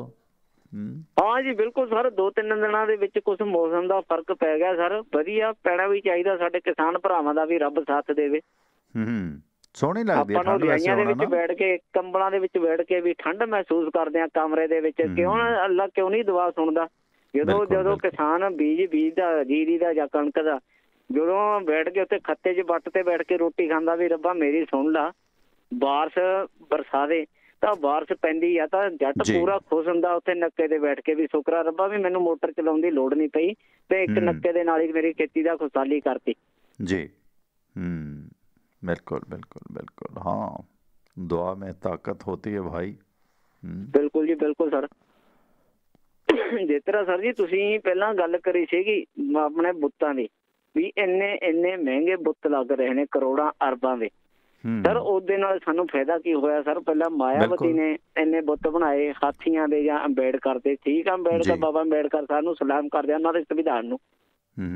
ਸਰ ਅਸੀਂ ਗੱਲ ਕਰੀਏ ਸਰ ਮਸਜਿਦਾਂ ਦੀ, ਮੰਦਿਰ ਦੀ, ਗੁਰਦੁਆਰੇ ਦੀ, ਸਰ ਮੈਂ ਮਾਫੀ ਚਾਹੁੰਦਾ ਪਹਿਲਾਂ ਸਭ ਤੋਂ, ਜਾਂ ਕੋਈ ਬੰਦਾ ਕੋਈ ਕੱਟੜਪੰਥੀ ਜਾਂ ਕੋਈ ਹੋਰ ਕੋਈ ਸੁਣਦਾ ਹੋਵੇ ਵੀ ਕਿਸੇ ਦੇ ਦਿਲ ਨੂੰ ਠੋਸ ਨਾ ਪਹੁੰਚਾਈਏ। ਕਹਿੰਦੇ ਲਫ਼ਜ਼ਾਂ ਦੇ ਨਾਲ ਜਿਹੜੇ ਜ਼ਖਮ ਹੋ ਜਾਂਦੇ ਨੇ ਸਾਰੇ ਮੱਲਮਾਂ ਦੇ ਨਾਲ ਵੀ ਨਹੀਂ ਭਰੇ ਜਾਂਦੇ। ਤੇ ਸਰ ਜਿਹੜੀਆਂ ਗੱਲਾਂ ਕਰਦੇ ਆ ਜਾਂ ਕੋਈ ਮਸਜਿਦ ਦੀ ਗੱਲ ਕਰਦਾ, ਜਿਸ ਤਰ੍ਹਾਂ ਤੁਸੀਂ ਕਿਹਾ ਨਾ ਵੀ ਉੱਤੇ ਆਪਾਂ ਸੋਨਾ ਲਾਤਾ ਬਿੱਠਾਂ ਨਾਲ ਲਿਬੜ ਜਾਂਦਾ ਜਾਂ ਕਿਸੇ ਦਾ ਬੁੱਤ ਲੱਗਿਆ ਹੋਇਆ, ਕਦੋਂ ਸਾਫ਼ ਕਰਦੇ ਆ ਸਰ? ਦਿਨ ਵਾਲੇ ਦਿਨ, ਵੀ ਅੱਜ ਜਨਮ ਦਿਹਾੜਾ ਕਿਸੇ ਦਾ ਵੀ, ਜਾਂ ਧਾਰਮਿਕ ਗੁਰੂ ਦਾ, ਜਾਂ ਕਿਸੇ ਆਪਣੇ ਸੰਵਿਧਾਨਕਾਂ ਦਾ, ਜਾਂ ਜਿਨ੍ਹਾਂ ਨੇ ਸ਼ਹੀਦੀਆਂ ਦਿੱਤੀਆਂ ਨੇ ਉਸੇ ਦਿਨ ਹੀ ਕਰਦਿਆਂ ਕਿ ਨਾ ਦੁਬਾਰਾ ਤੋਂ ਤਾਂ ਪੁੱਛਦੇ ਨਹੀਂ, ਜਾਂ ਬੜੇ ਜਾ ਕੇ ਹਾਰ ਪਹਿਨਾ ਕੇ ਬੜੇ ਭਾਸ਼ਣ ਦੇ ਕੇ ਚੱਟੇ ਕੁੜਤੇ ਪਜਾਮੇ ਜਾਕਟਾਂ ਪਾ ਕੇ ਦੇ ਕੇ ਆ ਜਾਂਦੇ। ਸਰ ਜੀ ਇਹਨਾਂ ਦੀ ਗੱਲ ਕਰੀਏ ਸਰ ਮੰਦਿਰ ਮਸਜਿਦ ਦੀ, ਇਹਨਾਂ ਨੇ ਮੰਦਿਰ ਦਾ ਨੂੰ ਚੱਕਿਆ, ਸਾਨੂੰ ਬਿਲਕੁਲ ਵੀ ਅਫਸੋਸ ਨਹੀਂ ਹੈਗਾ ਵੀ ਮਸਜਿਦ ਢਾਹ ਕੇ ਮੰਦਿਰ ਬਣਾਈ ਆ, ਬਿਲਕੁਲ ਵੀ ਨਹੀਂ, ਅੱਜ ਵੀ ਨਹੀਂ ਢਰਕ ਹੋ ਕੇ ਕਹਿੰਦੇ ਆ। ਸਰ ਜੀ ਸਾਨੂੰ ਫਾਇਦਾ ਕੀ ਹੈ? ਇੰਨੇ ਮੰਦਿਰ ਨੇ, ਇੰਨੀਆਂ ਮਸਜਿਦਾਂ ਨੇ, ਸਾਡੇ ਮਸਜਿਦ ਸ਼ਹਿਰ ਦੇ ਵਿੱਚ ਇੱਕ ਹੁੰਦੀ ਸੀ, ਥਾਂ ਮਸਜਿਦਾਂ 5-7 ਬਣ ਗਈਆਂ, ਠੀਕ ਆ, ਲੋਕਾਂ ਨੂੰ ਸਹੂਲਤਾਂ ਕਿੰਨੀਆਂ ਹੋ ਗਈਆਂ ਵੀ ਘਰ ਦੇ ਲਵੇ ਆ। ਸਰ ਕਿਉਂ ਨਹੀਂ ਜਾਂਦੇ ਹੈਗੇ? ਅਸੀਂ ਉੱਥੇ ਕਿਉਂ ਨਹੀਂ ਜਾਂਦੇ? ਅਸੀਂ ਪਹਿਲਾਂ ਦੂਰ ਸੀ ਤਾਂ ਜਲਦੀ ਜਾਂਦੇ ਸੀਗੇ, ਇਬਾਦਤ ਕਰਦੇ ਸੀ, ਹੁਣ ਲਵੇ ਹੋ ਗਈਆਂ, ਜੇ ਸਹੂਲਤਾਂ ਹੋ ਗਈਆਂ ਸਰ ਕੋਈ ਜਾਂਦਾ ਨਹੀਂ, ਨਾ ਕੋਈ ਮੰਦਿਰ ਨਾ ਗੁਰਦੁਆਰੇ। ਹਰ ਪਿੰਡ 'ਚ ਇੱਕ ਗੁਰਦੁਆਰਾ ਹੁੰਦਾ ਸੀ ਤਾਂ ਥਾਂ ਮੁਹੱਲੇ ਦੇ ਵਿੱਚ ਲੋਕਾਂ ਨੇ 2 ਧੜਿਆਂ ਕਰਕੇ 2-2 ਬਣਾ ਲਏ। ਸਰ ਕਿਉਂ ਅਸੀਂ ਪੈਸਾ ਬਰਬਾਦ ਕਰਦੇ ਹਾਂ? ਸਰ ਸਰਕਾਰਾਂ ਨੇ ਹੁਣ ਤੱਕ 6 ਸਾਲ ਤੱਕ ਇਹਨਾਂ ਨੇ ਇਹ ਚੀਜ਼ਾਂ ਨੂੰ ਵੀ ਪੈ ਨਿਕਲੇ ਨੇ। ਸਰ ਇਹਨਾਂ ਨੇ ਕਿਸੇ ਨੂੰ ਸਹੂਲਤ ਸਿਹਤ ਦੀ ਜਾਂ ਕਿਸੇ ਨੂੰ ਪੜ੍ਹਾਈ ਦੀ ਦਿੱਤੀ ਆ? ਜੇ ਉੱਥੇ ਪੜ੍ਹਾਈ ਦਾ ਜਾਂ ਕੋਈ ਸਿਹਤ ਦਾ ਸੈਂਟਰ ਬਣਾਇਆ ਜਾਂਦਾ, ਕਿਉਂ ਇੰਨਾ ਪੈਸਾ ਸਰ ਸਾਡੀਆਂ ਸਰਕਾਰਾਂ ਨੇ ਬਰਬਾਦ ਕੀਤਾ? ਦੇਸ਼ ਨੂੰ ਅੱਗੇ ਕਰਨ ਦੇ ਲਈ, ਆਪਣੇ ਧਰਮ ਦਾ ਨੂੰ ਉੱਚਾ ਕਰਨ ਦੇ ਲਈ ਤਾਂ ਵੱਡੇ ਸਰਮਾਏਦਾਰਾਂ ਨੂੰ ਵੇਚਤਾ। ਸਰ ਹੁਣ ਟ੍ਰੇਨਾਂ ਦੀਆਂ ਵੀਡੀਓ ਆਉਣ ਲੱਗੀਆਂ, ਉੱਤੇ ਲਿਖਿਆ ਹੁੰਦਾ ਸੀ ਉਰੇ ਭਾਰਤ ਵੀ ਉੱਤਰ ਰੇਲਵੇ ਭਾਰਤ, ਹੁਣ ਲਿਖ ਕੇ ਆ ਰਿਹਾ ਅੰਡਾਨੀ ਰੇਲਵੇ ਹੁਣ ਦੀਆਂ ਵੀਡੀਓ। ਸਰ ਕੀ ਸਮਝ ਨਹੀਂ ਆਉਂਦੀ ਕੀ ਸਰ ਸਾਡਾ ਨਹੀਂ ਇਹ ਭਵਿੱਖ? ਸਰ ਕਿਸਾਨ ਆਪਦੇ ਲਈ ਨਹੀਂ ਬੈਠੇ, ਉਹ ਬੁੜੇ ਆਪਦੀਆਂ ਕੁਰਬਾਨੀਆਂ ਦੇਣ ਨੂੰ ਆਪਦੇ ਲਈ ਨਹੀਂ ਬੈਠੇ, ਉਹ ਆਪਦੇ ਬੱਚੇ ਪੋਤਿਆਂ ਦੇ ਲਈ ਬੈਠੇ ਨੇ ਸਰ ਜੀ। ਕਹਿੰਦੇ ਨੇ ਕਹਿੰਦਾ ਸਰ ਪਾਣੀ ਦੀਆਂ ਲੜਾਈਆਂ ਹੋਣਗੀਆਂ। ਸਰ ਮੈਂ ਅੱਲਾ ਅੱਗੇ ਦੁਆ ਕਰਦਾ, ਮੈਂ ਸਰ ਸੁਣ ਕੇ ਡਰ ਲੱਗਦਾ ਹੁੰਦਾ ਜਦੋਂ ਰੇਡੀਓ ਤੇ ਮੈਡਮ ਸਗੀਦ ਜਲੰਧਰ ਵਾਲੀ ਗੱਲ ਕਰ ਦਿੰਦੀ ਵੀ ਆਉਣ ਵਾਲੇ ਸਮੇਂ 'ਚ ਲੜਾਈਆਂ ਪਾਣੀ ਤੇ ਹੋਣਗੀਆਂ, ਵੀ ਰੱਬ ਦਾ ਖੁਦਾ ਦਾ ਵਾਸਤਾ ਇਹੋ ਜਿਹੀ ਗੱਲ ਨਾ ਹੋਵੇ। ਕਿਉਂ ਸਰ ਇਹ ਜਿਹੀਆਂ ਆਪਾਂ ਗੱਲਾਂ ਕਰਦੇ ਹਾਂ ਸਰ, ਪਾਣੀ ਦੀਆਂ ਲੜਾਈਆਂ ਜਾਂ ਕੋਈ ਹੋਰ, ਇਹ ਧਰਮ ਦੀਆਂ ਜਾਂ ਕਾਸੇ ਦੀਆਂ ਕਿਉਂ ਆਪਾਂ ਕਰੀਏ? ਸਰ ਬੱਚੇ ਕੀ ਕਰਨਗੇ ਸਾਡੇ ਲਈ? ਕੀ ਛੱਡ ਕੇ ਗਏ? ਕੀ ਕਰਿਆ? ਅਸੀਂ ਕੁਝ ਕਰਿਆ ਸਾਡੇ ਬਜ਼ੁਰਗਾਂ ਨੇ ਜੀ। ਸਰ ਸਲਾਮ ਸਰ, ਹੁਣ ਸਰਕਾਰ ਦੇਖੋ 2 ਸਾਲਾਂ ਤੇ ਆ ਕੇ ਡਿੱਗ ਗਈ। ਸਰ ਸਰਕਾਰ ਨੂੰ ਆਪਦੇ ਆਪ ਸ਼ਰਮ ਆਉਣੀ ਚਾਹੀਦੀ ਆ। ਸਰ ਉਹ ਦੇਖੋ ਅਮਰੀਕਾ ਦਾ ਰਾਸ਼ਟਰਪਤੀ ਕਿੰਨਾ ਵਧੀਆ ਵਾ, ਕਿੰਨੀ ਵਧੀਆ ਸੋਚ ਆ। ਅਸੀਂ ਧਰਮ ਦੇ ਨਹੀਂ ਕਰਦੇ ਵੀ ਉਹਨੇ ਪਾਕਿਸਤਾਨ ਨੂੰ ਸੱਦਾ ਦਿੱਤਾ, ਉਹਨੇ ਸਰ ਉੱਥੇ ਦੇ ਪਹਿਲਾਂ ਹੀ ਬੰਦਿਆਂ ਨੂੰ ਕਹਿਤਾ ਵੀ ਕੋਈ ਲਿਖਤੀ ਪੜ੍ਹੀ ਦੇ ਵਿੱਚ ਨਹੀਂ ਨਾਗਰਿਕਤਾ। ਸਰ ਇਨਸਾਨ ਰਹਿੰਦੇ ਨੇ ਉੱਥੇ, ਕੋਈ ਜਾਨਵਰ ਤਾਂ ਨਹੀਂ ਰਹਿੰਦੇ। ਉਹਨਾਂ ਨੂੰ ਦੇਖ ਕੇ ਸਾਨੂੰ ਸਿੱਖਣਾ ਚਾਹੀਦਾ। ਇਹ ਗੱਲਾਂ ਕਰਦੇ ਨੇ ਨਾਗਰਿਕਤਾ ਕਿਉਂ? ਮੈਂ ਇੱਥੇ ਆਪਦੇ ਸਰ ਸ਼ਹਿਰ 'ਚ ਜੰਮਿਆ ਪੜਿਆ, ਮੇਰੇ ਦਾਦੇ ਇੱਥੇ ਹੀ ਨੇ, ਮੇਰੇ ਪੜਦਾਦੇ ਇੱਥੇ ਦੇ ਸੀ। ਸਰ ਮੈਂ ਦੇਖਾ ਮੁਹੰਮਦ ਅਨਵਰ ਅੰਸਾਰੀ, ਮੈਂ ਕਿਉਂ ਨਾ ਲਿਖਾ ਮੁਹੰਮਦ ਅਨਵਰ ਅੰਸਾਰੀ ਹਿੰਦੁਸਤਾਨੀ? ਕਿਉਂ ਮੈਂ ਹਿੰਦੂ ਬਣ ਗਿਆ ਹਿੰਦੁਸਤਾਨੀ ਲਿਖਣ ਦੇ ਪਿੱਛੇ? ਮੇਰਾ ਜਜ਼ਬਾ ਸਰ ਮੈਂ ਸਲਾਮ ਕਰਦਾ ਆਪਣੇ ਭਾਰਤ ਨੂੰ, ਹਿੰਦੁਸਤਾਨ ਨੂੰ। ਕਿਉਂ ਅਸੀਂ ਪਾਕਿਸਤਾਨ ਦੀ ਕਿਉਂ ਕਰੀਏ ਜਾਂ ਜੰਮੂ ਦੀ? ਕਿਉਂ ਵੀ ਸਾਡੇ ਉੱਥੇ ਭਾਈਚਾਰਾ ਰਹਿੰਦਾ ਵਾ। ਜੀ ਪਰ ਇੱਥੇ ਦੇ ਲੋਕ ਨੇ, ਇੱਥੇ ਦੀਆਂ ਲੋਕਾਂ ਨੇ ਸ਼ਹੀਦੀਆਂ ਦਿੱਤੀਆਂ ਨੇ, ਕਿਉਂ ਇਹ ਲੋਕਾਂ ਦੇ ਵਿੱਚ ਜਾਤ ਪਾਤ ਦੇ ਵਿੱਚ ਫੁੱਟ ਪਾ ਰਹੇ ਨੇ? ਇਹ ਸਰ ਬੇਨਤੀ ਆ, ਬਸ ਹਰ ਵਕਤ ਗੁਰਦੁਆਰੇ, ਮਸਜਿਦ 'ਚ, ਮੰਦਿਰ 'ਚ ਦੁਆ ਕਰਿਆ ਕਰੋ, ਸਭ ਦਾ ਇੱਕ ਭਾਈਚਾਰਾ। ਇੱਕ ਪਹਿਲਾਂ ਮੇਰਾ ਸਲਾਮ ਆ ਸਰ ਮੋਦੀ ਸਾਹਿਬ ਨੂੰ, ਰੇਡੀਓ ਟਿਵਾਣਾ ਜਰੀਏ ਸਰ ਜੀ, ਇਹਨਾਂ ਨੇ ਪਹਿਲਾਂ ਤਾਂ ਸਰ ਲੋਕਾਂ 'ਚ ਫੁੱਟ ਪਾਈ ਤੇ ਹੁਣ ਇਕਜੁੱਟ ਕੀਤਾ ਸਰ। ਧੰਨਵਾਦ ਕਰਦੇ ਇਹਨਾਂ ਦਾ, ਜੋ ਕਿ ਹਰ ਇੱਕ ਪਲੇਟਫਾਰਮ ਦੇ ਬੰਦੇ ਇਕੱਠੇ ਨੇ, ਕੋਈ ਜਾਤ ਪਾਤ ਨਹੀਂ, ਖੂਨ ਇੱਕ ਆ। ਸਲਾਮ ਆ ਮੋਦੀ ਸਾਹਿਬ ਨੂੰ ਸਰ, ਸਾਰੇ ਪਰਿਵਾਰ ਵੱਲੋਂ ਜੀ, ਥੈਂਕ ਯੂ, ਧੰਨਵਾਦ ਜੀ, ਮਿਹਰਬਾਨੀ। ਮੁਹੰਮਦ ਅਹਿਮਦ ਅੰਸਾਰੀ ਸਾਹਿਬ ਜੁੜੇ ਸਨ ਅਹਿਮਦਗੜ੍ਹ ਤੋਂ। ਬਿਲਕੁਲ, ਦੇਖੋ ਗੱਲ ਉਹੀ ਹੈ ਨਾ ਕਿ ਅਸੀਂ ਇਸ ਤਰ੍ਹਾਂ ਦੀਆਂ ਚੀਜ਼ਾਂ ਬਣਾ ਕੇ ਉਹਨਾਂ ਚੀਜ਼ਾਂ ਦਾ ਫਾਇਦਾ ਕੀ ਹੈ? ਬਿਹਤਰ ਹੋਵੇ ਉਹਨਾਂ ਮਹਾਨ ਵਿਅਕਤੀਆਂ ਦੇ ਨਾਂ 'ਤੇ ਕੋਈ ਅਜਿਹੀ ਚੀਜ਼ ਸਿਰਜੀ ਜਾਵੇ ਜਿਸ ਦਾ ਆਵਾਮ ਨੂੰ ਫਾਇਦਾ ਹੋਵੇ। ਵੱਲਭ ਭਾਈ ਪਟੇਲ ਸਾਹਿਬ ਦੇ ਨਾਂ 'ਤੇ ਵੱਡਾ ਹੌਸਪੀਟਲ, ਕੋਈ ਸੰਸਥਾ ਬਣ ਜਾਂਦੀ ਜਿਸ ਦੇ ਵਿੱਚ ਲੋੜਵੰਦ ਲੋਕ ਆਪਣੀ ਵਧੀਆ ਬਿਹਤਰੀਨ ਗੁਜ਼ਰ ਬਸਰ ਕਰ ਸਕਦੇ। ਜਦੋਂ ਗਾਹੇ ਬਗਾਏ ਕੋਈ ਪੁੱਛੇ ਕਿੱਥੇ ਗਏ ਸੀ, ਉਹਨਾਂ ਨੇ ਕਹਿੰਦੇ ਸੀ ਅਸੀਂ ਪਟੇਲ ਸਾਹਿਬ ਦੇ ਹੌਸਪੀਟਲ 'ਚ ਦਾਖਲ ਸੀ, ਜਾਂ ਪਟੇਲ ਸਾਹਿਬ ਦੇ ਵੱਲਭ ਭਾਈ ਪਟੇਲ ਹੌਸਪੀਟਲ 'ਚੋਂ ਅਸੀਂ ਇਲਾਜ ਕਰਾ ਰਹੇ ਹਾਂ, ਜਾਂ ਵੱਲਭ ਭਾਈ ਪਟੇਲ ਰਹਿਣ ਬਸੇਰੇ ਦੇ ਵਿੱਚ ਅਸੀਂ ਰਹਿ ਰਹੇ ਹਾਂ, ਜਾਂ ਵੱਲਭ ਭਾਈ ਪਟੇਲ ਹੋਰਾਂ ਦੇ ਕਾਲਜ 'ਚੋਂ ਜਾਂ ਸਕੂਲ 'ਚ ਸਾਡੇ ਬੱਚੇ ਪੜ੍ਹਦੇ ਨੇ, ਜਾਂ ਉਸ ਇਨਕਲੇਵ ਦੇ ਵਿੱਚ ਰਹਿ ਰਹੇ ਹਾਂ ਜੋ ਵੱਲਭ ਭਾਈ ਦੇ ਨਾਂ 'ਤੇ ਹੈ ਨਾ। ਸੋ ਉਹ ਚੀਜ਼ਾਂ ਕਿਤੇ ਨਾ ਕਿਤੇ ਯਾਦ ਕੀਤੀਆਂ ਜਾਂਦੀਆਂ ਨੇ, ਬਸ਼ਰਤੇ ਇਸ ਤਰ੍ਹਾਂ ਦੀਆਂ ਚੀਜ਼ਾਂ। ਇੱਕ ਮੂਰਤੀ ਹੈ, ਕੀ ਉਸ ਦਾ ਬੈਨੀਫਿਟ ਹੈ?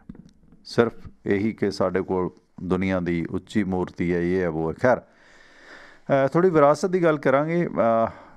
ਪਹਿਲਾ ਸਿਆਸਤੀ ਘੰਟਾ ਤਕਰੀਬਨ ਖਤਮ ਹੋ ਗਿਆ। ਨਾਲ ਤੁਸੀਂ ਕੋਈ ਕਾਲ ਕਰਨੀ ਹੋਵੇ ਤਾਂ ਸਵਾਗਤ ਹੈ, ਕਿਉਂਕਿ ਕੁਝ ਜਿਹੜੀਆਂ ਕਥਾਵਾਂ ਨੇ ਨਾ, ਉਹ ਸਾਨੂੰ ਲੱਗਦਾ ਹੁੰਦਾ ਕਿ ਸਿਰਫ ਸਾਡੇ ਧਰਮ 'ਚ ਹੀ ਨੇ, ਪਰ ਉਹਨਾਂ ਕਥਾਵਾਂ ਦੀ ਜਿਹੜੀ ਰੂੜੀ ਹੈ, ਰੂੜੀ ਉਹ ਗੋਹੇ ਦੀ ਰੂੜੀ ਨਹੀਂ, ਉਹਦੀ ਮੁੱਢੀ ਹੈ ਨਾ ਜਿਹੜੀ, ਉਹ ਦੂਜੇ ਥਾਵਾਂ ਤੋਂ ਆਉਂਦੀ ਹੈ। ਜਿਸ ਤਰ੍ਹਾਂ ਬਹੁਤ ਸਾਰੇ ਕਿੱਸੇ ਨੇ, ਉਹ ਕਿੱਸਾ ਇੱਕ ਥਾਂ 'ਤੇ ਵਾਪਰਿਆ ਹੁੰਦਾ, ਪਰ ਉਸ ਕਿੱਸੇ ਦਾ ਉਹਦੇ ਕਰੈਕਟਰ ਨਾਂ ਬਦਲ ਕੇ ਹੋਰ ਪਾਸੇ ਪ੍ਰਮੋਟ ਹੋ ਜਾਂਦਾ। ਸੋ ਬਹੁਤ ਸਾਰੇ ਪ੍ਰਚਾਰਕਾਂ ਤੋਂ ਤੁਸੀਂ ਸੰਮਣ ਅਤੇ ਮੂਸਣ ਦੀ ਕਥਾ ਸੁਣੀ ਹੋਣੀ ਹੈ। ਸੰਮਣ ਅਤੇ ਮੂਸਣ ਉਹ ਕੌਣ ਸੀਗੇ? ਇਸ ਕਥਾ ਦਾ ਜਿਹੜਾ ਪਿਛੋਕੜ ਹੈ, ਇਹ ਸੰਸਾਰ ਦੀਆਂ ਕੁਝ ਮਹੱਤਵਪੂਰਨ ਅਤੇ ਸਭ ਤੋਂ ਵੱਧ ਪ੍ਰਸਾਰਿਤ ਹੋਈਆਂ ਲੋਕ ਕਥਾਵਾਂ 'ਚੋਂ ਇੱਕ ਹੈ। ਤਕਰੀਬਨ ਇਸ ਦਾ ਜੋ ਵੱਖ-ਵੱਖ ਮੁਲਕਾਂ ਦੇ ਵਿੱਚ ਇਸ ਦੀ ਜੋ ਰੂੜੀ ਮਿਲਦੀ, ਜਾਣੀ ਕਿ ਇਹਦਾ ਵਜੂਦ ਮਿਲਦਾ ਸੰਮਣ ਅਤੇ ਮੂਸਣ ਦਾ, ਇਹ 2500 ਸਾਲ ਪੁਰਾਣਾ ਹੈ। ਕਈ ਵਾਰੀ ਇਹਨਾਂ ਦਾ ਨਾਂ ਬਦਲਿਆ ਹੋਇਆ, ਸੰਮਣ ਅਤੇ ਮੂਸਣ ਦੀ ਜਗ੍ਹਾ ਆਪਣੇ ਆਪਣੇ ਖਿੱਤੇ ਦੇ ਮੁਤਾਬਕ ਉਹਦਾ ਨਾਂ ਬਦਲ ਲਿਆ ਜਾਂਦਾ। ਅਤੇ ਇਸ 'ਤੇ ਅੱਜ ਆਪਾਂ ਸੰਮਣ ਅਤੇ ਮੂਸਣ, ਕਿਉਂਕਿ ਬਹੁਤ ਸਾਰੇ ਲੋਕਾਂ ਨੇ ਇਹ ਕਥਾ ਕੀਰਤਨੀਆਂ ਤੋਂ, ਰਾਗੀਆਂ ਤੋਂ ਸੁਣੀ ਹੋਣੀ, ਉਹ 'ਤੇ ਚਰਚਾ ਕਰਾਂਗੇ। ਭੈਣ ਰਾਣੀ ਹਰਵਿੰਦਰ ਜੌਲ, ਸਤਿ ਸ਼੍ਰੀ ਅਕਾਲ ਭੈਣ ਜੀ, ਸਵਾਗਤ ਹੈ ਤੁਹਾਡਾ। ਸੌਰੀ, 1 ਸੈਕਿੰਡ ਹੋਲਡ ਰੱਖਿਓ ਭੈਣ ਰਾਣੀ, 1 ਸੈਕਿੰਡ, ਤੁਹਾਡੇ ਵਾਲੀ ਲਾਈਨ ਥਰੂ ਨਹੀਂ ਹੋ ਰਹੀ, 1 ਸੈਕਿੰਡ ਹੋਲਡ ਰੱਖਣਾ। ਸਤਿ ਸ਼੍ਰੀ ਅਕਾਲ ਭੈਣ ਹਰਵਿੰਦਰ, ਹੁਣ ਤੁਸੀਂ ਏਅਰ 'ਤੇ ਆ ਚੁੱਕੇ ਹੋ। ਹਾਂਜੀ, ਤੁਹਾਨੂੰ ਬਹੁਤ ਹੀ, ਸਾਰੇ ਸਰੋਤਿਆਂ ਨੂੰ ਵੀ, ਟਿਵਾਣਾ ਰੇਡੀਓ ਨੂੰ ਵੀ, ਤੁਹਾਨੂੰ ਵੀ ਭਾਜੀ, ਸਾਰੇ ਆਵਾਮ ਨੂੰ ਗੁਰਪੁਰਬ ਦੀਆਂ, ਦਸ਼ਮੇਸ਼ ਪਿਤਾ ਦੇ ਆਗਮਨ ਦੀਆਂ ਬਹੁਤ ਬਹੁਤ ਲੱਖ ਲੱਖ ਵਧਾਈ ਹੈ ਜੀ। ਜੀ ਬਹੁਤ ਬਹੁਤ ਤੁਹਾਨੂੰ ਵੀ ਜੀ। ਹਾਂਜੀ, ਤੇ ਉਹ ਬਹੁਤ ਵਧੀਆ, ਜਿਵੇਂ ਉਹਨਾਂ ਨੇ ਇੱਕ ਜ਼ੁਲਮ ਦੇ ਖਿਲਾਫ ਲੜਾਈ ਲੜੀ, ਇਸੇ ਤਰ੍ਹਾਂ ਹੁਣ ਸਾਰੇ ਹੀ ਆਪਣੇ ਵੀਰ, ਮਾਮਾ, ਭਰਾ ਸਭ ਉੱਥੇ ਬੈਠੇ ਨੇ, ਬਜ਼ੁਰਗ ਜਿਹੜੇ, ਉਹ ਵੀ ਇੱਕ ਜ਼ੁਲਮ ਦੀ ਲੜਾਈ ਲੜ ਰਹੇ ਨੇ, ਖਿਲਾਫ, ਜ਼ੁਲਮ ਦੇ ਖਿਲਾਫ। ਹਾਂਜੀ, ਤੇ ਬਾਕੀ ਹੋਰ ਵੀ ਵਧਾਈਆਂ, ਪਤਾ ਨਹੀਂ ਟਰੰਪ ਦੇ ਜਾਣ ਦੀਆਂ ਤੁਹਾਨੂੰ ਦਈਏ ਕਿ ਬਿਡਨ ਦੇ ਆਉਣ ਦੀਆਂ ਦਈਏ, ਇਹ ਤਾਂ ਪਤਾ ਨਹੀਂ ਹੁਣ। ਜੀ ਮਤਲਬ ਬਹੁਤ ਸਾਰੇ ਲੋਕਾਂ ਨੇ ਤਾਂ ਭੈਣੇ ਲੋਹੜੀ ਮਨਾ ਲਈ, ਇਸ ਰਾਏ ਦਲਿੱਦਰ ਜਾਏ, ਦਲਿੱਦਰ ਦੀ ਜੜ ਚੁੱਲ੍ਹੇ ਪਾਏ। ਹਾਂਜੀ ਹਾਂਜੀ, ਵੈਸੇ ਹੁਣ ਮਲੇਨੀਆ ਨਾ ਭੈਣੇ ਘਸੁੰਨ ਬਹੁਤ ਫੇਰੂ ਟਰੰਪ ਦੇ ਘਰੇ ਗਏ ਦੇ ਨਾ, ਜਿਵੇਂ ਉਹ ਇੱਕ ਏਅਰਪੋਰਟ ਤੇ ਨਹੀਂ ਸੀ ਜਾਂਦਾ, ਉਹਦਾ ਹੱਥ ਪੜਦਾ ਸੀ, ਉਹ ਕਹਿੰਦੇ ਭਰਾਂ ਦਵਾ ਉਹ, ਹੈ ਨਾ। ਪਤਾ ਨਹੀਂ, ਇਹ ਤਾਂ ਕਈ ਬੰਦੇ ਕੁੱਟ ਖਾਣ ਵਾਲੇ ਹੁੰਦੇ ਆ, ਵੈਸੇ ਮੰਨਣਾ ਪਊ ਭੈਣੇ। ਇਹ ਜੋਕਰ ਜਿਹਾ ਨਾ, ਪਤਾ ਨਹੀਂ, ਬਹੁਤ ਹੀ, ਵੈਸੇ ਇਹਨੂੰ ਵੋਟਾਂ ਤਾਂ ਬਹੁਤ ਮਿਲੀਆਂ, ਆਪਣੇ ਜਿੰਨੇ ਇੱਥੇ ਇੰਡੀਅਨ ਵੀ ਬਹੁਤ, ਜਿਹੜੇ ਬਿਜ਼ਨਸ ਵਾਲੇ ਜਾਂ ਬਿਜ਼ਨਸ ਮਾਈਂਡਡ ਲੋਕ ਸੀ, ਉਹਨਾਂ ਨੇ ਬਹੁਤ ਵੋਟ ਪਾਈ ਹੈ ਇਹਨੂੰ, ਇੰਡੀਅਨ ਨੇ। ਉਹ ਕਹਿੰਦੇ ਵੀ ਜਿਹੜੇ ਰਿਪਬਲਿਕਨ ਨੇ, ਤੇ ਮਤਲਬ ਉਹ ਇਸ ਗੱਲੋਂ ਲਾਈਕ ਕਰਦੇ ਸੀ ਇਹਨੂੰ, ਟਰੰਪ ਨੂੰ, ਰਿਪਬਲਿਕਨਾਂ ਨੂੰ, ਕਿਉਂਕਿ ਜਿਹੜੇ ਡੈਮੋਕ੍ਰੈਟਿਕ ਨੇ ਵੀ, ਇਹ ਜਿਹੜੇ ਲੋ ਇਨਕਮ ਵਾਲੇ ਨੇ, ਜਾਂ ਜਿਹੜੇ ਨਹੀਂ ਕੰਮ ਕਰਦੇ, ਤੇ ਉਹਨਾਂ ਨੂੰ ਬੈਨੀਫਿਟ ਦੇਈ ਜਾਂਦੇ ਨੇ ਤੇ ਸਾਡੀ ਟੈਕਸ ਦਾ ਪੈਸਾ ਉਧਰ ਸਿੱਟਦੇ ਨੇ ਇਹ। ਤੇ ਬਹੁਤ ਸਪੋਰਟ ਸੀ ਇੱਥੇ ਸਾਡੇ ਸਿਟੀ ਦੇ ਵਿੱਚ ਵੀ। ਆਲਮੋਸਟ ਤੁਸੀਂ ਕਹੋ ਵੀ ਦੂਜੇ ਤੀਜੇ ਘਰ ਦੇ ਵਿੱਚ ਟਰੰਪ ਦੇ ਬਾਹਰਲੇ ਪਾਸੇ ਬੱਚਿਆਂ ਨੇ ਬਣਾਏ ਹੋਏ ਨੇ ਉਹ ਚੌਕ ਲੈ ਕੇ, ਝੰਡੇ ਹੁਣ ਤੱਕ ਵੀ ਲੱਗੇ ਹੋਏ ਨੇ। ਜਿਹੜੇ ਸੀਨੀਅਰ ਨੇ ਉਹ ਤਾਂ ਹਾਂਜੀ ਸੀਨੀਅਰ ਤਾਂ ਇੱਥੇ ਬਹੁਤ ਹੀ ਵॉलंटियर ਸੀਗੇ ਜਿਹੜੇ ਇਹਦੇ ਬੈਨਰ ਲੈ ਲੈ ਕੇ ਥੋੜੀ ਥੋੜੀ ਦੂਰ ਜੀ। ਅੱਛਾ, ਥੋੜਾ ਨੈਟਵਰਕ ਦਿੱਕਤ ਹੈ। ਗੱਲਬਾਤ ਹੋ ਰਹੀ ਭੈਣ ਹਰਵਿੰਦਰ ਜੌਹਰ ਨਾਲ ਕੈਲੀਫੋਰਨੀਆ ਤੋਂ। ਜੀ ਜੀ ਭੈਣ ਜੀ। ਹਾਂਜੀ, ਤੇ ਬਾਕੀ ਜੀ ਜੀ ਗੱਲ ਕਰੋ ਭੈਣ ਜੀ। ਹਾਂਜੀ, ਤੇ ਮੈਂ ਤਾਂ ਇਹੀ ਕਹਿਣਾ ਸੀਗਾ ਜਿਹੜੀ ਹੁਣ ਇਹਦੇ ਬਾਰੇ ਤੁਸੀਂ ਥੋੜਾ ਜਿਹਾ ਜ਼ਿਆਦਾ ਐਕਸਪਲੇਨ ਕਰਕੇ ਦੱਸੋ ਕਿ ਉਹ ਜਿਵੇਂ ਟਰੈਕਟਰ ਮਾਰਚ ਉਹ ਅੱਜ ਜਿਵੇਂ ਨਿਊਜ਼ ਪੜ੍ਹਦੇ ਸੀ ਕਿ ਉਹ ਕਰਨ ਨਹੀਂ ਦੇ ਰਹੇ, ਤੇ ਵੀ ਇਹ ਕੀ ਬਣੂਗਾ ਇਹਨਾਂ ਦਾ ਇਸ ਤੋਂ ਕੀ ਨਿਕਲੂਗਾ ਇਹ ਗੱਲ ਚੋਂ ਹੁਣ ਟਰੈਕਟਰ ਮਾਰਚ ਬਾਰੇ? ਰਾਈਟ, ਕੋਈ ਨਹੀਂ ਭੈਣ, ਗੱਲ ਕਰਦੇ ਹਾਂ। ਥੈਂਕ ਯੂ, ਮਿਹਰਬਾਨੀ। ਹਾਂਜੀ ਚਲੋ ਠੀਕ, ਹਾਂਜੀ ਸਤਿ ਸ਼੍ਰੀ ਅਕਾਲ। ਸਤਿ ਸ਼੍ਰੀ ਅਕਾਲ। ਸੋ ਭੈਣ ਰਾਣੀ ਹਰਵਿੰਦਰ ਜੌਹਰ ਜੁੜੇ ਸਨ। ਦੇਖੋ, ਜੋ ਸੁਪਰੀਮ ਕੋਰਟ ਨੇ ਹੁਣ ਕਹਿ ਦਿੱਤਾ ਨਾ, ਸੁਪਰੀਮ ਕੋਰਟ ਨੇ ਖੁਦ ਵੀ ਮੰਨਿਆ ਕਿ ਸਾਡੇ ਫੈਸਲਿਆਂ ਦੀ ਬਹੁਤ ਆਲੋਚਨਾ ਹੋ ਰਹੀ ਹੈ ਬੇਲੋੜੀ, ਕਿਉਂਕਿ ਸਵਾਲ ਉੱਠ ਰਹੇ ਨੇ ਇਹਨਾਂ ਕਮੇਟੀ ਮੈਂਬਰਾਂ 'ਤੇ ਕਿ ਪੋਲੀਟੀਕਲ ਲੋਕ ਨੇ, ਸਰਕਾਰ ਦੀ ਤਾਰੀਫ ਕਰਦੇ ਲੋਕ ਨੇ, ਇਹਨਾਂ ਦੀ ਰਿਪੋਰਟ ਪਤਾ ਹੀ ਹੈ ਕੀ ਆਏਗੀ। ਸੋ ਸੁਪਰੀਮ ਕੋਰਟ ਨੇ ਇਹ ਜਿਹੜੀ ਅੱਜ ਦਿੱਲੀ ਭਾਰਤ ਸਰਕਾਰ ਦੀ ਅਪੀਲ ਰੱਦ ਕੀਤੀ ਹੈ ਕਿ ਇਹ 'ਤੇ ਪਾਬੰਦੀ ਲਾਓ। ਸਰਕਾਰ ਨੂੰ ਕਹਿ ਦਿੱਤਾ ਕਿ ਤੁਸੀਂ ਵੇਖੋ। ਹੁਣ ਇਹ ਪੋਲੀਟੀਕਲ ਲੋਕ ਨੇ, ਇਹਨਾਂ ਨੇ ਪੋਲੀਟੀਕਲ ਮਾਈਲੇਜ ਲੈਣੀ ਆ। ਇਹ ਠੀਕ ਹੈ ਕਿ ਪ੍ਰੈਸ਼ਰ ਅੰਬਾਨੀਆਂ ਅਡਾਨੀਆਂ ਦੇ ਨਾਲ ਵਰਲਡ ਬੈਂਕ ਦਾ ਵੀ ਹੈਗਾ, ਕੌਮਾਂਤਰੀ ਮੁਦਰਾ ਕੋਸ਼ ਦਾ ਵੀ ਹੈਗਾ, ਸੰਸਾਰ ਬੈਂਕ ਦਾ ਵੀ ਹੈਗਾ, ਉਹ ਸਾਰੀਆਂ ਚੀਜ਼ਾਂ ਦਾ ਪ੍ਰੈਸ਼ਰ ਹੈ। ਪਰ ਹੁਣ ਜਿਸ ਤਰ੍ਹਾਂ ਸੁਪਰੀਮ ਕੋਰਟ ਆਪਣੇ ਆਪ ਨੂੰ ਵੱਖ ਹੋ ਗਈ ਹੈ, ਹੁਣ ਇਹਨਾਂ ਦੀ ਆਈ ਇਹੀ ਸਿੱਝਣ। ਹੁਣ ਜ਼ਿੰਮੇਵਾਰੀ ਕਿਤੇ ਨਾ ਕਿਤੇ ਜੋ ਆਲੋਚਨਾ ਹੋ ਰਹੀ ਸੀ, ਭਾਵੇਂ ਉਹ ਸਾਹਮਣਾ ਅਖਬਾਰ ਦੇ ਵਿੱਚ ਮਰਾਠੇ ਕਰਦੇ ਨੇ ਜਾਂ ਹੋਰ ਲੋਕ ਕਰਦੇ ਨੇ, ਕਈ ਜਿਹੜੇ ਸੀਨੀਅਰ ਵਕੀਲ ਨੇ, ਸੀਨੀਅਰ ਸਿਟੀਜ਼ਨ ਨੇ, ਉਹਨਾਂ ਨੇ ਵੀ ਸੁਪਰੀਮ ਕੋਰਟ ਦੀ ਮਾफ़ ਕਰਨਾ। ਕੁਝ ਲੋਕਾਂ ਨੇ ਤਾਂ ਸੋਸ਼ਲ ਸਾਈਟਸ 'ਤੇ ਸੁਪਰੀਮ ਕੋਰਟਾਂ ਤੱਕ ਵੀ ਕਹਿ ਦਿੱਤਾ। ਸੋ ਜਿਸ ਤਰ੍ਹਾਂ ਮਿਆਰ ਡਿੱਗ ਰਿਹਾ ਸੀ, ਉਸ ਮੁਤਾਬਕ ਸੁਪਰੀਮ ਕੋਰਟ ਨੇ ਆਪਣਾ ਪੰਨਾ ਬਚਾਇਆ, ਚੰਗੀ ਗੱਲ ਹੈ। ਹੁਣ ਇਹ ਸਰਕਾਰ ਦੀ ਗੱਲ ਆ ਗਈ ਹੈ, ਕਿਉਂਕਿ ਇਹ ਕਹਿੰਦੇ ਸੀ ਨਾ ਨਰਿੰਦਰ ਤੋਮਰ, ਜਦੋਂ ਪਹਿਲਾਂ ਸੁਪਰੀਮ ਕੋਰਟ ਦਾ ਫੈਸਲਾ ਆਇਆ, ਜਦੋਂ ਕਾਨੂੰਨ ਹੋਲਡ 'ਤੇ ਰੱਖ ਦਿੱਤਾ, ਇਹ ਅੱਜ ਵੀ ਕਹਿੰਦੇ ਨੇ ਤੁਸੀਂ ਸੁਪਰੀਮ ਕੋਰਟ ਜਾਓ। ਕਦੇ ਸਰਕਾਰਾਂ ਤਾਂ ਲੋਕ ਤਾਂ ਸੁਪਰੀਮ ਕੋਰਟ ਜਾਂਦੇ ਵੇਖੇ ਨੇ, ਪਰ ਇੱਥੇ ਸਰਕਾਰ ਸੁਪਰੀਮ ਕੋਰਟ 'ਚ ਜਾ ਰਹੀ ਹੈ। ਜੇ ਸਾਰਾ ਦੇਸ਼ ਨੂੰ ਪ੍ਰਸ਼ਾਸਨ ਨੇ ਕੰਟਰੋਲ ਨਹੀਂ ਕਰਨਾ, ਜੇ ਕੋਈ ਪ੍ਰਦਰਸ਼ਨ ਕਰਦਾ ਤਾਂ ਸੁਪਰੀਮ ਕੋਰਟ ਤੋਂ ਹੀ ਆ ਕੇ ਬੰਦ ਕਰਾਓ, ਅਤੇ ਫਿਰ ਮੋਦੀ ਸਾਹਿਬ ਤੁਹਾਨੂੰ 800 ਕਰੋੜ ਦਾ ਜਹਾਜ਼ ਦਿੱਤੇ ਦਾ ਕੀ ਫਾਇਦਾ? ਤੁਸੀਂ ਜ਼ਿੰਮੇਵਾਰੀ ਚੁੱਕੋ। ਉਹ ਅਧਿਕਾਰਤ ਜੱਜ ਕਿਉਂ ਜ਼ਿੰਮੇਵਾਰੀ ਚੁੱਕਣ ਕਿ ਪ੍ਰਦਰਸ਼ਨ ਕਰਨਾ ਜਾਂ ਨਹੀਂ ਕਰਨਾ? ਅਤੇ ਤੁਸੀਂ ਕਾਨੂੰਨ ਤੋੜੇ ਨੇ। ਇਹ ਜਿਹੜਾ ਕਾਨੂੰਨ ਬਣਾਉਣਾ ਸਟੇਟ ਦਾ ਅਧਿਕਾਰ ਸੀ, ਅਤੇ ਤੁਸੀਂ ਉੱਥੇ ਡਾਕਾ ਮਾਰਿਆ, ਸੁਪਰੀਮ ਕੋਰਟ ਤਾਂ ਉੱਥੇ ਨਹੀਂ ਬੋਲਿਆ। ਸੋ ਇਸ ਕਰਕੇ ਮੈਂ ਸਮਝਦਾ ਕਿ ਮੋਦੀ ਸਰਕਾਰ ਦੀ ਇੱਕ ਕਰਾਰੀ ਹਾਰ ਹੈ, ਜੋ ਅੱਜ ਸੁਪਰੀਮ ਕੋਰਟ ਨੇ ਇਸ ਸੁਣਵਾਈ ਨੂੰ ਕਰਨਾ ਇਨਕਾਰ ਕਰ ਦਿੱਤਾ। ਸਵਾਗਤ ਹੈ ਸਰ, ਵੈਲਕਮ। ਤੁਸੀਂ ਔਨ 에ਅਰ ਆ ਚੁੱਕੇ ਹੋ। ਸਤਿ ਸ਼੍ਰੀ ਅਕਾਲ। ਸਤਿ ਸ਼੍ਰੀ ਅਕਾਲ ਟਮਣਾ ਜੀ। ਸਤਿ ਸ਼੍ਰੀ ਅਕਾਲ ਜੀ, ਸਵਾਗਤ ਹੈ ਤੁਹਾਡਾ। ਰਵਿੰਦਰ ਜੋਸ਼ਨ। ਹਾਂ ਜੋਸ਼ਨ ਸਾਹਿਬ, ਕਿਵੇਂ, ਕਿੱਥੇ ਹੋ ਅੱਜ ਕੱਲ੍ਹ ਤੁਸੀਂ? ਅਸੀਂ ਰਾਜਪੁਰੇ ਪਹੁੰਚ ਗਏ ਟਮਣਾ ਜੀ, ਜਾ ਰਹੇ ਹਾਂ ਦਿੱਲੀ ਨੂੰ। ਹਾਂਜੀ, ਤੇ ਰਾਤ ਨੂੰ ਇੱਥੇ ਸਟੇ ਆ, ਅੰਬਾਲੇ ਸਟੇ ਆ, ਫਿਰ ਸਵੇਰੇ ਉੱਥੋਂ ਤੁਰਾਂਗੇ ਤੜਕੇ 6 ਵਜੇ। ਅੱਛਾ, ਰਾਜਪੁਰੇ ਲਾਇਆ ਨਾਕਾ? ਹਾਂਜੀ, ਸਾਡੇ ਰਾਜਪੁਰੇ ਇੱਥੇ ਹੁਣ ਰੁਕੇ ਆ, ਇੱਥੇ ਲੰਗਰ ਛਕ ਰਹੀ ਸੀ ਸਾਰੀ ਸੰਗਤ। ਅੱਛਾ, ਤੇ ਮੈਂ ਕੁਝ ਤੁਹਾਡੇ ਨਾਲ ਜਿਵੇਂ ਸ਼ੇਅਰ ਕਰਨਾ ਚਾਹੁੰਦਾ। ਜਿਵੇਂ ਸਵੇਰੇ ਅਸੀਂ ਘਰੋਂ ਤੁਰੇ ਆ, ਬੜਾ ਇਮੋਸ਼ਨਲ ਸੀਨ ਸੀ। ਜਿਵੇਂ ਟਮਾਣਾ ਜੀ, ਚਲੋ ਕੰਗਣਾ ਨੇ ਤੇ ਆਪਣੀਆਂ ਮਾਤਾਵਾਂ ਦੀ ਕਿੰਨੀ ਗਲਤ ਲੈਂਗੁਏਜ ਯੂਜ਼ ਕੀਤੀ ਜੀ। ਅੱਜ ਜਦੋਂ ਅਸੀਂ ਘਰੋਂ ਨਿਕਲੇ ਨਾ, ਤੇ ਹਰ ਇੱਕ ਘਰ ਦੇ ਬਾਹਰ 70 80 ਸਾਲਾਂ ਦੀ ਬੇਬੇ ਬਾਹਰ ਖੜੀ ਸੀ। ਤੇ ਟਮਾਣਾ ਜੀ, ਜਦੋਂ ਅਸੀਂ ਲੰਘ ਰਹੇ ਸੀ ਤਾਂ ਉਹਨਾਂ ਨੇ ਨਾ ਹੱਥ ਜੋੜੇ ਹੋਏ ਸੀ ਤੇ ਆਪਣੀ ਜੁੱਤੀ ਸਾਈਡ ਤੇ ਲਾਈ ਹੋਈ ਸੀ ਤੇ ਅਰਦਾਸਾਂ ਕਰ ਰਹੇ ਸੀ, ਮਤਲਬ ਵੀ ਇਹ ਜਿੱਤ ਕੇ ਆਉਣ। ਤੇ ਉਹ ਕਿੱਡਾ ਇਮੋਸ਼ਨਲ ਸੀਨ ਸੀ ਕਿ ਤੁਸੀਂ ਮੰਨਣਾ ਨਹੀਂ ਕਿ ਸਾਡੇ ਅੱਖਾਂ 'ਚ ਅੱਥਰੂ ਆ ਗਏ ਸੀ। ਕਿੰਨੀਆਂ ਮਤਲਬ ਉਹ ਦੁਆਵਾਂ ਕਰ ਰਹੇ ਆ ਵੀ ਇਹ ਜਿੱਤ ਕੇ ਘਰ ਆਉਣ। ਹਾਂਜੀ ਹਾਂਜੀ। ਤੇ ਬਾਕੀ ਮੈਂ ਇੱਕ ਹੋਰ ਗੱਲ ਕਹਿਣੀ ਟਮਾਣਾ ਜੀ, ਵੀ ਸਾਡੀਆਂ ਖੁੱਲੀਆਂ ਅਸਮਾਨ ਥੱਲੇ ਕੱਟੀਆਂ ਰਾਤਾਂ ਇੱਕ ਦਿਨ ਤਪਦਾ ਸੂਰਜ ਲੈ ਕੇ ਆਉਣਗੀਆਂ। ਮੋਦੀ ਸਾਹਿਬ ਇੱਕ ਦਿਨ ਤਪਦਾ ਸੂਰਜ ਲੈ ਕੇ ਆਉਣਗੀਆਂ। ਇਹ ਜਿਹੜੀਆਂ ਖੁੱਲੇ ਅਸਮਾਨ ਥੱਲੇ ਅਸੀਂ ਰਾਤਾਂ ਕੱਟ ਰਹੇ ਹਾਂ ਨਾ ਅੱਜ ਸਾਰੇ ਕਿਸਾਨ ਵੀਰ, ਇਹ ਇੱਕ ਦਿਨ ਤਪਦਾ ਸੂਰਜ ਲੈ ਕੇ ਜ਼ਰੂਰ ਆਉਣਗੀਆਂ। ਬਿਲਕੁਲ, ਪੂਰਾ ਬਹੁਤ ਬਹੁਤ ਧੰਨਵਾਦ ਤੁਹਾਡਾ ਜੀ।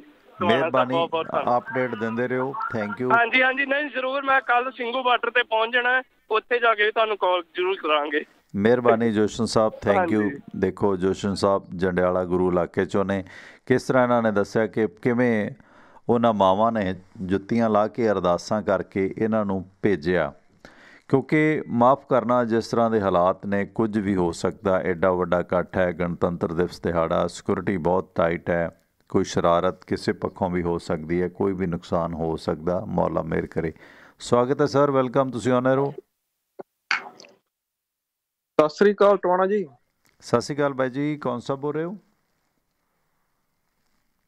ਟਵਾਣਾ ਜੀ ਮੈਂ ਦਲਜੀਤ ਬੋਲਦਾ, ਦਲਜੀਤ ਪੰਧੇਰ ਬੋਲਦਾ ਟਵਾਣਾ ਜੀ। ਹਾਂ ਪੰਧੇਰ ਸਾਹਿਬ, ਸਵਾਗਤ ਹੈ। ਕਿੱਥੋਂ? ਕੈਨੇਡਾ ਤੋਂ? ਹਾਂ ਜੀ। ਨਹੀਂ, ਨਿਊਯਾਰਕ ਤੋਂ, ਅਮਰੀਕਾ ਤੋਂ ਬੋਲਦਾ। ਅੱਛਾ, ਅਮਰੀਕਾ ਤੋਂ। ਮੇਰੇ ਕੋਲ ਸੇਵ ਨਹੀਂ ਨੰਬਰ ਤੁਹਾਡਾ ਇਤਫਾਕਨ ਜੀ। ਪੰਧੇਰ ਸਾਹਿਬ ਜੀ। ਹਾਂਜੀ, ਨਹੀਂ ਟਵਾਣਾ ਜੀ, ਮੈਂ ਇਹ ਗੱਲ ਕਰਨੀ ਸੀ। ਚਲੋ ਉਦਾਂ ਤਾਂ ਵੈਸੇ ਕਾਨੂੰਨ ਰੱਦ ਹੋਣੇ ਚਾਹੀਦੇ ਆ, ਬਿਲਕੁਲ ਹੋਣੇ ਚਾਹੀਦੇ ਆ ਇਹ, ਤੇ ਪਰ ਇਹ ਨਾ ਪਰਮਾਨੈਂਟ ਸੋਲਿਊਸ਼ਨ ਨਹੀਂ ਹੈਗਾ। ਦੇਖਿਓ ਤੁਸੀਂ 4-5 ਸਾਲ ਬਾਅਦ ਇਹ ਫੇਰ ਕੋਈ ਨਾ ਕੋਈ ਹੋਰ ਸਰਕਾਰ ਆ ਜਾਣੀ ਆ ਜਾਂ ਕੁਝ ਵੀ ਹੋ ਜਾਣਾ, ਤੇ ਫੇਰ ਗੱਲ ਉੱਠਣੀ ਆ। ਇਹ ਆਪਾਂ ਨੂੰ ਨਾ ਚੇਂਜ ਲਿਆਉਣ ਦੀ ਲੋੜ ਹੈ। ਜਿੱਦਾਂ ਪ੍ਰਗਟ ਸਿੰਘ ਹੁਣੀ ਕਹਿੰਦੇ ਹੁੰਦੇ, ਸਮੇਂ ਦੇ ਹਾਣੀ ਬਣਨਾ ਪੈਣਾ ਆਪਾਂ ਨੂੰ। ਜੇ ਆਪਾਂ ਸਮੇਂ ਦੇ ਹਾਣੀ ਨਹੀਂ ਬਣੋਗੇ ਫੇਰ ਆਪਾਂ ਪਿੱਛੇ ਰਹਿ ਜਾਓਗੇ। ਤੇ ਜਿਸ ਤਰ੍ਹਾਂ ਕੇਜਰੀਵਾਲ ਵੀ ਕਹਿੰਦਾ ਹੁੰਦਾ ਸੀ, ਜਿੱਦਾਂ ਪਹਿਲਾਂ ਚਲੋ ਉਹਦੀ ਚੰਗੀ ਗੱਲ ਸੀ, ਉਹਨੇ ਕਹਿੰਦਾ ਸੀ ਵੀ ਜੇ ਤੁਸੀਂ ਚਿੱਕੜ ਨੂੰ ਸਾਫ਼ ਕਰਨਾ ਤਾਂ ਚਿੱਕੜ ਦੇ ਵਿੱਚ ਤੁਹਾਨੂੰ ਵੜਨਾ ਪੈਣਾ। ਤੇ ਉਹ ਜਿੱਦਾਂ ਪੋਲੀਟਿਕਸ ਆ, ਜਿੱਦਾਂ ਦੇ ਪੋਲੀਟਿਕਸ ਦੇ ਉੱਤੇ ਡਿਪੈਂਡ ਤਾਂ ਆਪਣੀ ਲਾਈਫ ਕਰਦੀ ਆ, ਆਪਾਂ ਇਹਨੂੰ ਇਗਨੋਰ ਨਹੀਂ ਕਰ ਸਕਦੇ। ਤੇ ਇਸ ਕਰਕੇ ਬੰਦੇ ਨੂੰ ਇਨਵੋਲਵ ਤਾਂ ਪੋਲੀਟਿਕਸ ਹੋਣਾ ਚਾਹੀਦਾ, ਪਰ ਉਹ ਹੀ ਆ ਜਿੱਦਾਂ ਵੀ ਚੰਗੇ ਬੰਦੇ ਅੱਗੇ ਆਉਣ। ਹਾਂਜੀ, ਚੰਗੇ ਬੰਦੇ ਅੱਗੇ ਆਉਣ।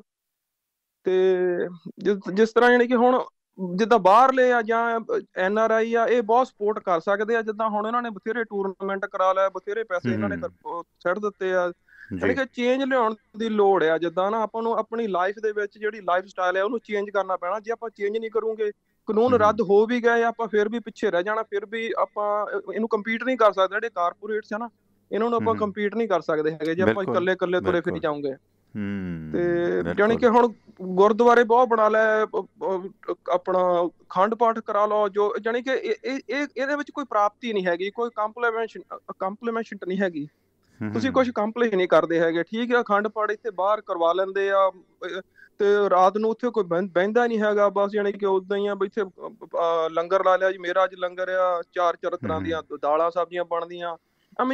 ਉਹ ਤਾਂ ਪੈਸੇ ਦੀ ਵੇਸਟੇਜ ਆ। ਜਿੱਦਾਂ ਕੋਈ ਤੁਸੀਂ ਇਹ ਚੀਜ਼ ਆਪਾਂ ਸਾਰੇ ਜਾਣੇ ਰਲ ਕੇ ਪਿੰਡ ਨੂੰ ਅਡਾਪਟ ਕਰੀਏ। ਜਿੱਦਾਂ ਹੁਣ ਉਹਨਾਂ ਨੇ ਸੈਲੋ ਬਣਾਏ ਆ, NRI ਭਰਾ ਸਾਰੇ ਇੱਥੋਂ ਕਰਕੇ ਆਪਣੇ ਪਿੰਡਾਂ ਦੇ ਵਿੱਚੋਂ ਉੱਥੇ ਕੋਈ ਇਸ ਤਰ੍ਹਾਂ ਦਾ ਕੁਝ ਕਰਨ ਦੀ ਲੋੜ ਹੈ। ਉਹਦੇ ਨਾਲ ਆਪਾਂ ਸਰਵਾਈਵ ਕਰੂਗੇ, ਨਹੀਂ ਤਾਂ ਸਸਟੇਨੇਬਿਲਿਟੀ ਹੈ ਨਹੀਂ।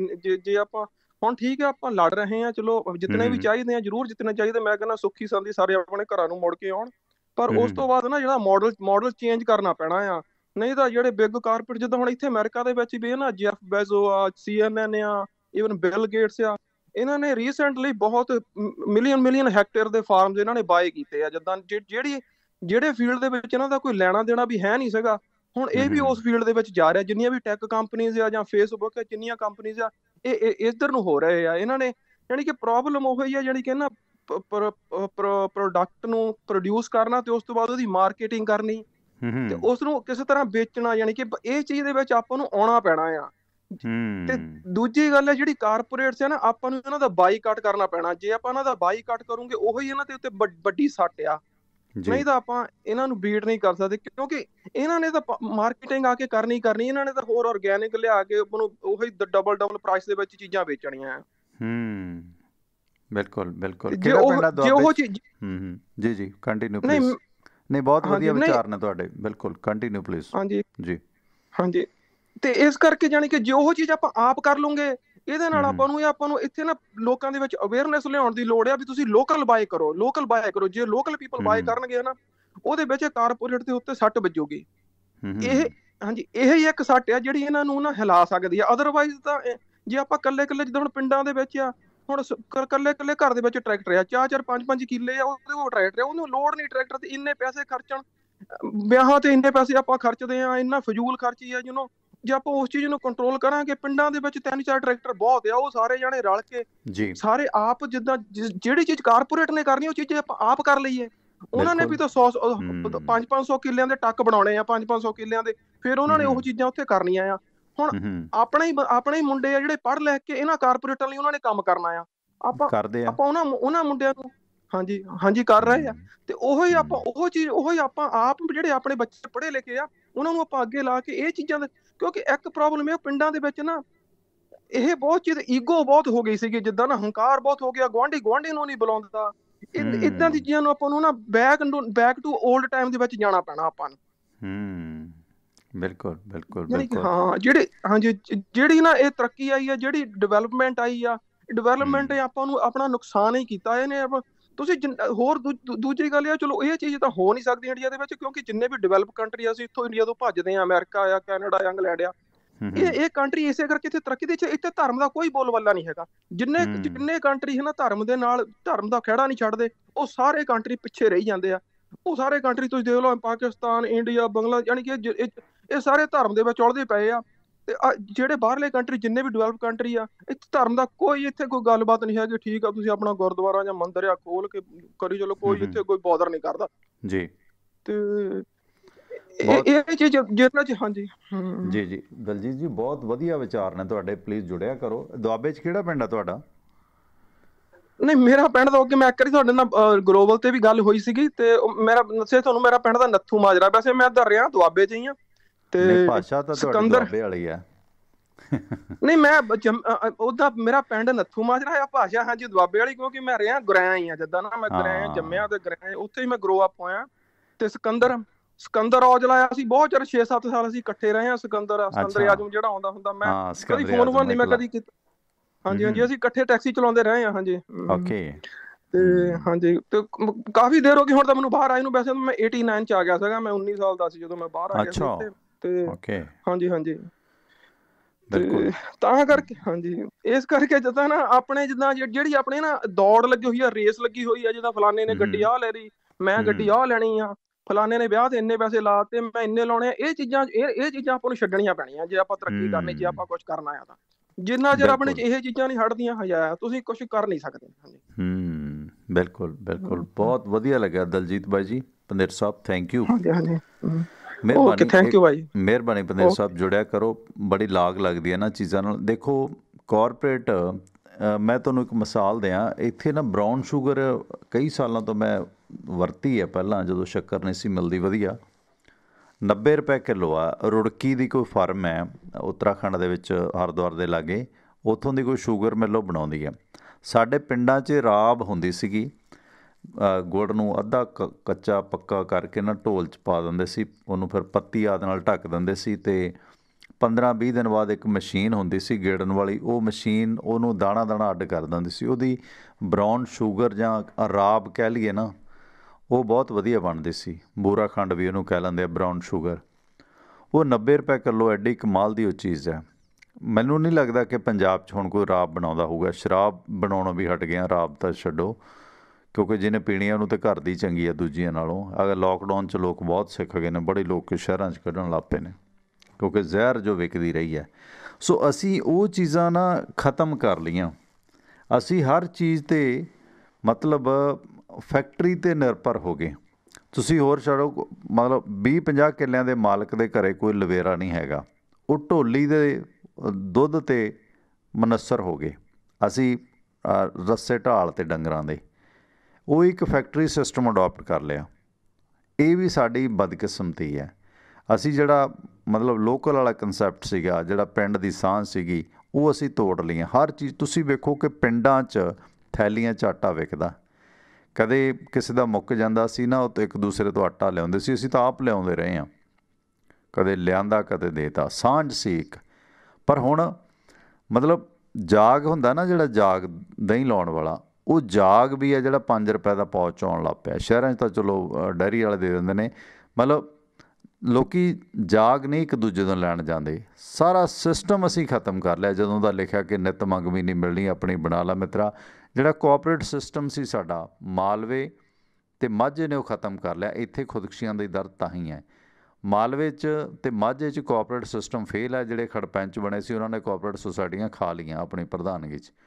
ਦੁਆਬੇ 'ਚ ਕੋਆਪਰੇਟਿਵ ਸੁਸਾਇਟੀਆਂ ਸਭ ਤੋਂ ਵੱਧ ਕਾਮਯਾਬ ਨੇ। ਉਹਨਾਂ ਕੋਲ ਟਰੈਕਟਰ, ਆਪਣੇ ਪੰਪ ਵੀ ਨੇ, ਆਪਣੇ ਸਾਧਨ ਨੇ। ਅਤੇ ਜਿਹੜਾ ਘਰ ਘਰ ਅਸੀਂ ਫੋਰਡ ਖੜਾ ਲਿਆ ਨਾ, ਉਹ ਸਾਡੀ ਬਦਕਿਸਮਤੀ ਦਾ ਕਾਰਨ ਬਣਿਆ। ਕੋਆਪਰੇਟਿਵ ਸੁਸਾਇਟੀ ਕਿੰਨੇ ਕੁ ਘੰਟੇ ਟਰੈਕਟਰ ਚੱਲਦਾ? ਤੁਸੀਂ 5 ਲੱਖ ਦਾ ਟਰੈਕਟਰ ਲੈ ਕੇ, ਉਹ ਇੱਕ ਥਾਣੇਦਾਰ ਹੁੰਦਾ ਸੀ ਸਾਡੇ ਇਲਾਕੇ 'ਚ, ਜੇ ਕੋਈ ਹਾਰ ਪਾ ਕੇ ਟਰੈਕਟਰ ਲਈ ਆਉਂਦਾ ਸੀ ਨਾ, ਉਹ ਗਾਲ ਬਹੁਤ ਵੱਡੀ ਕੱਢਦਾ ਸੀ। ਕਹਿੰਦਾ ਸੀ ਮਾਂ ਨੂੰ ਗਹਿਣੇ ਕਰਕੇ ਪਿਓ ਦੇ ਹਾਰ ਪਾਈ ਫਿਰਦਾ, ਇਹ ਕੋਈ ਕੰਮਾਂ 'ਚੋਂ ਕੰਮਾਂ, ਟਰੈਕਟਰ ਨਵਾਂ ਲਈ ਫਿਰਦਾ, ਕਿੰਨੇ ਕਿੱਲੇ ਜ਼ਮੀਨ ਆ ਤੇਰੀ। ਇਹ ਸਾਡੀ ਬਦਕਿਸਮਤੀ ਦਾ ਕਾਰਨ ਬਣਿਆ। ਆਪ ਦਾ ਸਵਾਗਤ ਸਰ, ਵੈਲਕਮ ਬਾਈ ਜੀ। ਹਾਂਜੀ, ਹੈਲੋ, ਸਤਿ ਸ਼੍ਰੀ ਅਕਾਲ ਟਿਵਾਣਾ ਜੀ। ਸਤਿ ਸ਼੍ਰੀ ਅਕਾਲ ਬਨਵਾਸ ਸਾਹਿਬ, ਸਤਿ ਸ਼੍ਰੀ ਅਕਾਲ ਜੀ। ਮੈਂ 2 ਸਵਾਲ ਆਪ ਜੀ ਤੋਂ ਜਾਣਕਾਰੀ ਲੈਣਾ ਚਾਹਾਂਗਾ। ਸੀਰੀਅਸ ਸਵਾਲ ਨੇ। ਪਹਿਲਾ ਸਵਾਲ ਤਾਂ ਇਹ ਹੈਗਾ ਕਿ ਜਿਹੜੀ ਸੈਨਾ ਦੀ ਖੂਫੀਆ ਜਾਣਕਾਰੀ ਜਿਹੜੀ ਕਿ ਲੀਕ ਬਾਲਾਕੋਟ ਦੇ ਸਬੰਧ ਦੇ ਅੰਦਰ ਤੇ ਅਰਨਬ ਗੋਸਵਾਮੀ ਦੇ ਉਸ ਸਿਲਸਿਲੇ ਦੇ ਅੰਦਰ ਪੁੱਛ ਰਿਹਾ, ਜਿਹੜੀ ਉਹ 3 ਦਿਨ ਪਹਿਲੇ ਲੀਕ ਹੋ ਕੇ ਉਹਦੇ ਕੋਲ ਪਹੁੰਚ ਗਈ ਸੀਗੀ, ਇਹਨਾਂ ਦੀ ਖੂਫੀਆ ਜਾਣਕਾਰੀ ਲੀਕ ਕਰਨਾ, ਕਿਉਂਕਿ ਮੋਦੀ ਸਾਹਿਬ ਕਹਿੰਦੇ ਸੀ 4-5 ਲੋਕਾਂ ਨੂੰ ਸਿਰਫ ਇਸ ਸਿਲਸਿਲੇ ਦੇ ਅੰਦਰ, ਲੇਕਿਨ ਉਹਨੂੰ 3 ਦਿਨ ਪਹਿਲੇ ਪਤਾ ਚੱਲ ਚੁੱਕੀ ਸੀਗੀ। ਜਿਸ ਤਰ੍ਹਾਂ ਦੇ ਸਾਰੇ SMS ਸ਼ੋ ਚੱਲ ਰਿਹਾ ਹੈਗਾ ਕਿਸੇ ਕਿਸੇ ਚੈਨਲ ਦੇ ਉੱਤੇ, ਜ਼ਿਆਦਾਤਰ ਤੇ ਚੁੱਪੀ ਬੈਠੇ ਹੋਏ ਨੇ, ਲੇਕਿਨ ਚਲੋ ਕੁਛ ਦੱਸ ਰਹੇ ਨੇ ਅੰਦਰ ਦੀ ਇਨਫੋਰਮੇਸ਼ਨ। ਤੇ ਉਹ ਰਾਮ ਦਰੋਹ ਦੇ ਅੰਦਰ ਆਉਂਦੀ ਹੈ ਕਿ ਨਹੀਂ, ਦੇਸ਼ ਦਰੋਹ ਦੇ ਅੰਦਰ ਆਉਂਦੀ ਹੈ ਕਿ ਨਹੀਂ, ਇਹਨਾਂ ਦੀ ਖੂਫੀਆ ਜਾਣਕਾਰੀ ਲੀਕ ਹੋਣਾ ਦੇਸ਼ ਦਰੋਹ ਹੈ ਜਾਂ ਨਹੀਂ? ਮਤਲਬ ਇੱਕ ਕੁਐਸਚਨ ਪਹਿਲਾਂ ਚਲੋ ਨਾਲ ਹੀ ਲੈ ਲਓ। ਇਹ ਬੰਦੇ ਤੇ ਮਨਸਰ ਕਰਦਾ, ਪਰਸਨ ਟੂ ਪਰਸਨ ਵੇਰੀ ਕਰਦਾ। ਇੱਥੇ ਪਰਸਨ ਟੂ ਪਰਸਨ ਹੀ ਜ਼ਮਾਨਤ ਅਰਨਬ ਨੂੰ ਸੁਪਰੀਮ ਕੋਰਟ 'ਚੋਂ ਮਿਲਦੀ ਹੈ। ਸੇਮ ਪੱਤਰਕਾਰ ਹਾਥਰਸ ਕਾਂਡ ਦਾ ਚੱਕ ਕੇ ਸੁੱਟ ਦਿੱਤਾ, ਉਹਨੂੰ ਜ਼ਮਾਨਤ ਨਹੀਂ ਮਿਲੀ ਅਤੇ ਅਰਨਬ ਨੂੰ ਸੁਪਰੀਮ ਕੋਰਟ ਨੇ ਜ਼ਮਾਨਤ ਦੇ ਦਿੱਤੀ। ਸੋ ਇਹ ਵੀਰ ਮੇਰਿਆ ਬੰਦੇ ਤੇ ਮਨਸਰ ਕਰਦਾ ਕਿ ਕਿਹੜੇ ਤੇ ਕਿਹੜਾ ਕਾਨੂੰਨ ਲੱਗਣਾ। ਜੀ ਹਾਂਜੀ, ਜਿਹਦੇ ਸੱਤਾ ਦੇ ਅੰਦਰ ਲਿੰਕ ਹੈਗੇ ਨੇ, ਉਹ ਭਾਵੇਂ ਕਹਿ ਦਿੰਦਾ ਹੈਗਾ ਗੋਲੀ ਮਾਰੋ ਸਾਲੋਂ ਕੋ ਵਗੈਰਾ ਵਗੈਰਾ ਕਹਿ ਦਿੰਦਾ, ਕਪਿਲ ਮਿਸ਼ਰਾ ਵਰਗਾ, ਤੇ ਉਹਨਾਂ ਤੇ ਕੋਈ ਕਾਰਵਾਈ ਨਹੀਂ ਹੁੰਦੀ, ਤੇ ਆਮ ਜਿਹੜੇ ਬੰਦੇ ਨੇ ਉਹਨਾਂ ਨੂੰ ਚੱਕ ਕੇ ਸੁੱਟ ਦਿੱਤਾ ਜਾਂਦਾ ਹੈਗਾ ਜਿੱਥੇ ਨਜ਼ਰ ਆਉਂਦਾ ਹੈਗਾ। ਤਾਂ ਸੱਤਾ ਜਾਂ ਪਾਰਟੀਆਂ ਦੇਸ਼ ਬਣ ਚੁੱਕੀਆਂ ਨਹੀਂ, ਜਾਂ ਦੇਸ਼ ਆਪਣੇ ਆਪ ਦੇ ਅੰਦਰ ਦੇਸ਼ ਹੈਗਾ? ਜੀ, ਇਹ ਤੇ ਸਵਾਲ ਸੀਗਾ ਪਹਿਲੇ। ਦੂਸਰਾ ਸਵਾਲ ਸੀਗਾ ਜਿਹੜਾ ਅਰੁਣਾਚਲ ਪ੍ਰਦੇਸ਼ ਦੇ ਅੰਦਰ ਚੀਨ 4-5 ਕਿਲੋਮੀਟਰ ਅੰਦਰ ਆ ਚੁੱਕਿਆ ਹੈਗਾ, ਔਰ ਉਹਨੇ ਆਪਣਾ ਉੱਥੇ ਨਵਾਂ ਇੱਕ ਵਿਲੇਜ ਪੂਰਾ ਵਸਾ ਦਿੱਤਾ ਹੈਗਾ। ਉਸ ਸਿਲਸਿਲੇ ਦੇ ਅੰਦਰ ਕੋਈ ਗੱਲਬਾਤ ਨਹੀਂ ਹੋ ਰਹੀ, ਤੇ ਛੋਟੀ ਗੱਲ ਦੇ ਉੱਤੇ ਪਾਕਿਸਤਾਨ ਨੂੰ ਉਛਾਲ ਦਿੱਤਾ ਜਾਂਦਾ ਹੈਗਾ। ਤੇ ਚਾਈਨਾ ਜਿਹੜਾ 4-5 ਕਿਲੋਮੀਟਰ ਅੰਦਰ ਆ ਕੇ ਇੱਕ ਨਵਾਂ ਵਿਲੇਜ ਉਸਨੇ ਅਰੁਣਾਚਲ ਪ੍ਰਦੇਸ਼ ਦੇ ਲਾਗੇ ਪਹੁੰਚ ਕੇ ਇੰਡੀਅਨ ਟੈਰੀਟਰੀ ਦੇ ਅੰਦਰ ਵਸਾਇਆ ਹੈ, ਉਹਦੇ ਬਾਰੇ ਵੀ ਕੁਛ ਆਪਣੇ ਵਿਚਾਰ ਦਿਓ।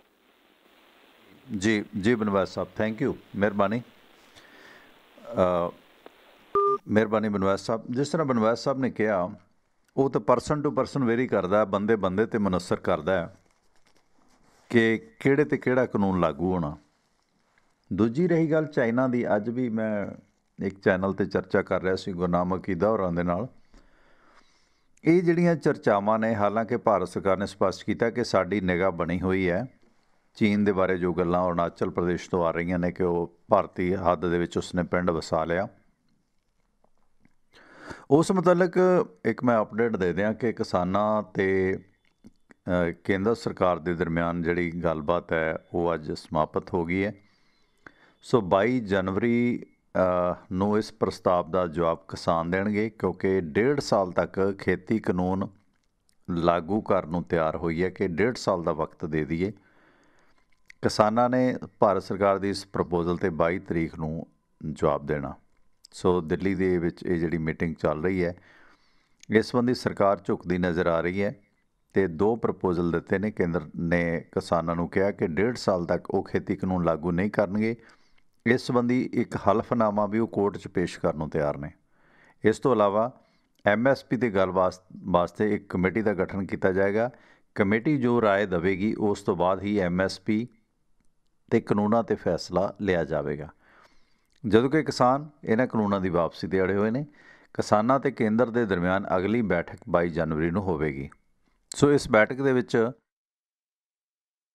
ਕਿਸਾਨ ਦੱਸਣਗੇ ਕਿ ਇਹ 1.5 ਸਾਲ ਕਾਨੂੰਨ ਰੋਕਣ ਦਾ, ਜਿਸ 'ਚੋਂ ਸਰਕਾਰ ਕੋਲ ਹਲਫੀਆ ਬਿਆਨ ਲਿਖਤੀ ਮੰਨਣਗੇ ਕਿ 1.5 ਸਾਲ ਅਸੀਂ ਨਹੀਂ ਲਾਵਾਂਗੇ, ਅਤੇ ਇਹ ਸੰਬੰਧੀ ਉਹ 22 ਜਨਵਰੀ ਨੂੰ ਜਵਾਬ ਦੇਣਗੇ, ਸਾਰਿਆਂ ਦੀ ਮੀਟਿੰਗ ਕਰਕੇ ਰਾਏ ਕਰਕੇ। ਤੇ ਕਿਸਾਨਾਂ ਨੇ ਸਪਸ਼ਟ ਕਰ ਦਿੱਤਾ ਕਿ 26 ਜਨਵਰੀ ਦੀ ਟਰੈਕਟਰ ਰੈਲੀ ਉਹ ਹਰ ਹਾਲ ਕਰਨਗੇ। ਨਰਿੰਦਰ ਸਿੰਘ ਤੋਮਰ ਨੇ ਆਖਿਆ ਕਿ ਬਾਤਚੀਤ ਦੇ ਦੌਰਾਨ ਨਰਮੀ ਗਰਮੀ ਵੀ ਆਈ ਤੇ ਸਾਡੇ ਪ੍ਰਸਤਾਵਾਂ ਨੂੰ ਕਿਸਾਨਾਂ ਨੇ ਗੰਭੀਰਤਾ ਨਾਲ ਸੁਣਿਆ ਤੇ ਸਾਨੂੰ ਲੱਗਦਾ ਕਿ 22 ਤਰੀਕ ਨੂੰ ਹੱਲ ਨਿਕਲ ਆਏਗਾ। ਸੋ ਕਿਸਾਨਾਂ ਨੂੰ ਇਹ ਪ੍ਰਸਤਾਵ ਦਿੱਤਾ ਗਿਆ ਤਾਂ ਕਿ ਉਹ ਅੰਦੋਲਨ ਖਤਮ ਕਰਨ। ਕਿਸਾਨ ਕਸ਼ਟ ਦੇ ਵਿੱਚ ਨੇ, ਦਿੱਕਤ ਦੇ ਵਿੱਚ ਨੇ, ਉਹ ਘਰੇ ਜਾਣ। ਸੁਪਰੀਮ ਕੋਰਟ ਨੇ ਜੋ ਕਮੇਟੀ ਬਣਾਈ ਹੈ ਉਹ ਆਪਣਾ ਕੰਮ ਕਰੇਗੀ ਤੇ ਕਿਸਾਨ ਅਤੇ ਕਿਸਾਨ ਅੰਦੋਲਨ ਦੇ ਵਿੱਚ ਜਿਹੜੀਆਂ ਸਥਿਤੀਆਂ ਬਣੀਆਂ ਹੋਈਆਂ ਨੇ ਇਹਦੇ ਵਿੱਚ ਸਰਕਾਰ ਦੀ ਵੀ ਸਿੱਧੀ ਜ਼ਿੰਮੇਵਾਰੀ ਹੈ। ਇਸ ਦੇ ਵਾਸਤੇ ਜਿਹੜੀ ਪ੍ਰਕਿਰਿਆ ਨੂੰ ਅੱਗੇ ਵਧਾਇਆ ਜਾਵੇਗਾ। ਅੰਦੋਲਨ ਅਗਰ ਖਤਮ ਹੁੰਦਾ ਤਾਂ ਕਿਸਾਨ ਘਰਾਂ ਨੂੰ ਜਾਣਗੇ ਅਤੇ ਭਾਰਤ ਦੇ ਲੋਕਤੰਤਰ ਦੀ ਜਿੱਤ ਹੋਏਗੀ। ਵਿਗਿਆਨ ਭਵਨ ਦੇ ਵਿੱਚ ਅੱਜ ਦੀ ਮੀਟਿੰਗ ਦੇ ਦੌਰਾਨ ਨਰਿੰਦਰ ਤੋਮਰ, ਵਣਜ ਮੰਤਰੀ ਪਿਊਸ਼ ਗੋਇਲ ਨੇ 40 ਕਿਸਾਨ ਜਥੇਬੰਦੀਆਂ ਨਾਲ ਗੱਲਬਾਤ ਕੀਤੀ ਅਤੇ ਇਸ ਦੇ ਨਾਲ ਜਿਹੜਾ NIA ਦਾ ਇਤਰਾਜ਼ ਸੀਗਾ ਕਿ NIA ਕਿਉਂ ਕਾਰਵਾਈ ਕਰ ਰਹੀ ਹੈ, ਕਿਉਂ ਵਾਰ-ਵਾਰ ਨੋਟਿਸ ਭੇਜ ਰਹੀ ਹੈ, ਪਰੇਸ਼ਾਨ ਕਰ ਰਹੀ ਹੈ, ਇਸ ਬਾਰੇ ਸਰਕਾਰ ਦਾ ਅਜੇ ਉਹੀ ਜਵਾਬ ਹੈ ਕਿ ਜੇ ਤੁਹਾਨੂੰ ਲੱਗਦਾ ਕਿ ਕਿਸਾਨ ਕੋਈ ਬੇਗੁਨਾਹ ਨੂੰ ਤੰਗ ਕੀਤਾ ਜਾ ਰਿਹਾ ਤਾਂ ਤੁਸੀਂ ਲਿਖ ਕੇ ਦੇ ਦਿਓ। ਹੁਣ ਇਹ 1.5 ਸਾਲ ਦਾ ਵਕਫਾ ਤੁਹਾਨੂੰ ਕੀ ਲੱਗਦਾ? ਆਪਾਂ ਇਹਦੇ 'ਤੇ ਵੀ ਨਾਲ ਸਵਾਲ ਲੈ ਲਈਏ, ਕਿਉਂਕਿ ਜੇ 1.5 ਸਾਲ ਦਾ ਵਕਫਾ ਲੈ ਲੈਂਦੇ ਨੇ ਤਾਂ 1.5 ਸਾਲ ਤੋਂ ਬਾਅਦ ਫਿਰ ਅੰਦੋਲਨ ਕਰਨਾ ਪਏਗਾ। ਭਾਵੇਂ ਉਹ ਲਿਖਤੀ ਦੇ ਦੇਣਗੇ ਕਿ 1.5 ਸਾਲ ਲਾਗੂ ਨਹੀਂ ਕਰਾਂਗੇ, ਇਸ ਦੇ ਵਿੱਚ ਉਹਨਾਂ ਦੀ ਇੱਜ਼ਤ ਬਚਦੀ ਹੈ, ਪਰ ਕਿਸਾਨ ਅੜੇ ਹੋਏ ਨੇ ਕਿ ਅਸੀਂ ਜੋ ਮੈਨੂੰ ਲੱਗਦਾ ਕਿ ਕਿਸਾਨ ਜਿਹੜਾ ਹੈਗਾ ਇਹਦੇ 'ਚ ਸਮਝੌਤਾ ਨਹੀਂ ਕਰਨਗੇ, ਕਿਉਂਕਿ ਜੇ ਸਮਝੌਤਾ ਹੋ ਜਾਂਦਾ ਤਾਂ ਮੁੜ ਕੇ ਫਿਰ ਜਿਹੜੀਆਂ ਜਥੇਬੰਦੀਆਂ ਪੰਜਾਬ ਤੋਂ ਹੀ ਇਸ ਦਾ ਵਿਰੋਧ ਕਰਨਗੀਆਂ ਉਹਨਾਂ ਜਥੇਬੰਦੀਆਂ ਨੂੰ ਅਗਾਊਂ ਹੀ ਇਸ ਕਾਨੂੰਨ ਨੂੰ ਰੋਕਣ ਵਾਸਤੇ ਮਨਾਇਆ ਜਾਵੇਗਾ, ਇਸ ਅੰਦੋਲਨ ਨੂੰ। ਜੇ 1.5 ਸਾਲ ਤੋਂ ਬਾਅਦ ਪਤਾ ਲੱਗਿਆ ਕਿ ਸਰਕਾਰ ਲਾਗੂ ਕਰਨ ਜਾ ਰਹੀ ਹੈ, ਫਿਰ ਕਿਸਾਨ ਇਕਜੁੱਟ ਹੁੰਦੇ ਨੇ ਜਾਂ ਨਹੀਂ, ਉਹਦੇ 'ਚ ਸਰਕਾਰੀ ਤੰਤਰ ਨੇ ਪਹਿਲਾਂ ਹੀ ਆਪਣਾ ਗਲਬਾ ਪਾ ਲੈਣਾ। ਦੂਜੀ ਰਹੀ ਗੱਲ ਬਨਵੈਤ ਸਾਹਿਬ ਨੇ ਜਿਹੜੀ ਕੀਤੀ ਹੈ ਕਿ ਜਿਹੜਾ ਚਾਈਨਾ ਐਂਟਰ ਕਰ ਗਿਆ ਇੰਡੀਆ ਦੇ ਵਿੱਚ ਸਰਹੱਦ 'ਤੇ, ਦੇਖੋ ਇਹਨਾਂ ਦੇ ਬਾਰੇ ਭਾਰਤ ਸਰਕਾਰ ਸਪਸ਼ਟ ਕਰ ਚੁੱਕੀ ਹੈ ਕਿ ਸਾਡੇ ਸਾਰੇ ਨਿਗਾਹ ਪਿਛਲੇ ਸਮੇਂ 10 ਕੁ ਦਿਨ ਹੋ ਗਏ ਨੇ, 7 ਦਿਨ ਚੀਨੀ ਸਦਰ ਦਾ ਇਹ ਬਿਆਨ ਆਇਆ ਸੀਗਾ ਕਿ ਸਾਡੀ ਫੌਜ ਨੂੰ ਤਿਆਰ ਰਹਿਣਾ ਚਾਹੀਦਾ। ਗੁਆਂਢੀ ਮੁਲਕਾਂ ਦੇ ਅੰਦਰੂਨੀ ਹਾਲਤ ਦੇ ਮੱਦੇਨਜ਼ਰ ਬਾਰਡਰ 'ਤੇ ਕੁਛ ਵੀ ਹੋ ਸਕਦਾ ਹੈ। ਇਹਦੇ 'ਚ ਕੋਈ ਸ਼ੱਕ ਨਹੀਂ ਕਿ ਚੀਨ ਵੀ ਇੱਕ ਸਮਰੱਥ ਤਾਕਤ ਹੈ, ਭਾਰਤ ਵੀ ਇੱਕ ਸਮਰੱਥ ਤਾਕਤ ਹੈ, ਪਰ ਜਿਸ ਤਰ੍ਹਾਂ ਦਾ ਉਹ ਖਿੱਤਾ ਉੱਥੇ ਨੁਕਸਾਨ ਸਾਡਾ ਕਈ ਵਾਰ ਜ਼ਿਆਦਾ ਹੁੰਦਾ ਹੈ। ਚੀਨ ਆਪਣੇ ਆਪ ਦੇ ਵਿੱਚ ਇੱਕ ਵੱਡੀ ਪਾਵਰ ਹੈ, ਜਿਸ ਤਰ੍ਹਾਂ ਸਰਕਮਸਟੈਂਸ ਵਿਗੜੇ ਨੇ ਅਤੇ ਸਾਨੂੰ ਅਮਰੀਕਾ ਤੋਂ ਵੀ ਕੋਈ ਬਹੁਤੀ ਸਪੋਰਟ ਦੀ ਉਮੀਦ ਨਹੀਂ ਹੈ। ਟਰੰਪ ਹੁੰਦਿਆਂ ਗੱਲ ਹੋਰ ਸੀ। ਹੁਣ ਚੀਨ ਅਤੇ ਭਾਰਤ ਕਦੇ ਬ੍ਰਿਕਸ ਮੁਲਕ ਬਣੇ ਸੀ, ਜਦੋਂ ਦਾ ਟਰੰਪ ਆਇਆ ਸਾਡੇ ਰਿਸ਼ਤੇ ਵਿਗੜੇ। ਅਤੇ ਇਸ ਦੌਰਾਨ ਜਿਹੜੀ ਸਥਿਤੀ ਇੰਡੀਆ ਦੇ ਵਿੱਚ ਕਿਸਾਨ ਅੰਦੋਲਨ ਨੂੰ ਲੈ ਕੇ ਆ ਅਤੇ ਸਰਕਾਰ ਨੂੰ ਕੋਈ ਨਾ ਕੋਈ ਐਕਸ਼ਨ ਕਰਨਾ ਉੱਥੇ ਪੁਲਵਾਮਾ ਦੀ ਤਰ੍ਹਾਂ ਰਾਸ ਆ ਸਕਦਾ ਹੈ। ਸੋ ਅਜਿਹੀ ਸਥਿਤੀ ਦੇ ਵਿੱਚ ਚੀਨ ਤਾਂ ਭਾਵੇਂ ਗੁਰੇਜ਼ ਕਰੇ, ਕਿਉਂਕਿ ਪਾਕਿਸਤਾਨ ਦੇ ਵਿੱਚ ਜਦੋਂ ਹਿੰਦੂ ਮੰਦਰ ਨੂੰ ਨੁਕਸਾਨ ਪੁੱਜਾ ਸੀ ਤਾਂ ਪਾਕਿਸਤਾਨ ਸੁਪਰੀਮ ਕੋਰਟ ਨੇ ਪਹਿਲੀ ਵਾਰੀ ਇੰਨਾ ਤੁਰੰਤ ਐਕਸ਼ਨ ਲਿਆ। 100-150 ਬੰਦਾ ਚੱਕ ਕੇ ਅੰਦਰ ਮਾਰਿਆ ਜੋ ਮਜ਼ਹਬੀ ਕੱਟੜ ਲੋਕ ਸੀ, ਜਿਨ੍ਹਾਂ ਨੇ ਪਵਿੱਤਰ ਮੰਦਰ ਦੀ ਮਰਿਆਦਾ ਭੰਗ ਕੀਤੀ, ਅੱਗ ਦੇ ਹਵਾਲੇ ਕੀਤਾ। ਉਹਨਾਂ ਕੱਟੜ ਲੋਕਾਂ ਤੋਂ ਹੀ ਪੈਸੇ ਵਸੂਲ ਕੇ ਮੰਦਰ ਦੀ ਉਸਾਰੀ ਕਰਾਈ, 300-400 ਲੋਕਾਂ 'ਤੇ ਪਰਚੇ ਕੀਤੇ। ਸੁਪਰੀਮ ਕੋਰਟ ਨੇ ਸ਼ੋਅ ਮੋਟਿਵ ਨੋਟਿਸ ਲਿਆ, ਕਿਉਂਕਿ ਜੇ ਸੁਪਰੀਮ ਕੋਰਟ ਜਾਂ ਪਾਕਿਸਤਾਨ ਸਰਕਾਰ ਉਸ 'ਤੇ ਕਾਰਵਾਈ ਨਾ ਕਰਦੀ ਤਾਂ ਇੰਡੀਆ ਦੇ ਵਿੱਚ ਇਹ ਇੱਕ ਵੱਡਾ ਮੁੱਦਾ ਬਣ ਜਾਣਾ ਸੀ ਕਿ ਦੇਖੋ ਗੁਆਂਢੀ ਮੁਲਕ ਕਿਵੇਂ ਹਿੰਦੂ ਭਾਈਚਾਰੇ ਦਾ ਨੁਕਸਾਨ ਕਰ ਰਿਹਾ, ਪਵਿੱਤਰ ਮੰਦਰਾਂ ਨੂੰ ਨੁਕਸਾਨ ਕਰ ਰਿਹਾ। ਪਾਕਿਸਤਾਨ ਸਰਕਾਰ ਵੱਲੋਂ ਤੁਰੰਤ ਇਸ ਮਾਮਲੇ ਦੀ ਸੰਜੀਦਗੀ ਵੇਖਦਿਆਂ ਕੀਤੇ ਐਕਸ਼ਨ ਦੀ ਬਿਨਾਂ 'ਤੇ ਇਹ ਭਾਰਤ ਦੇ ਵਿੱਚ ਹਿੰਦੂ ਮੁੱਦਾ ਨਹੀਂ ਬਣ ਸਕਿਆ। ਸੋ ਇਸ ਦੌਰਾਨ ਜਿਹੜਾ ਚਾਈਨਾ ਦੀ ਸਥਿਤੀ ਹੈ ਉਸ ਦੇ ਮੱਦੇਨਜ਼ਰ ਕਿਤੇ ਨਾ ਕਿਤੇ ਇਹ ਜਿਹੜੀ ਉੱਥੇ ਸਰਹੱਦ 'ਤੇ ਹੁੰਦੀ ਤਣਾਤਣੀ ਹੈ ਉਹ ਸਰਕਾਰ ਨੂੰ ਸਰਕਾਰੀ ਤੌਰ 'ਤੇ ਰਾਸ ਆ ਸਕਦੀ ਹੈ ਰਾਸ਼ਟਰ ਦੀ ਲੜਾਈ ਦੇ ਨਾਂ 'ਤੇ।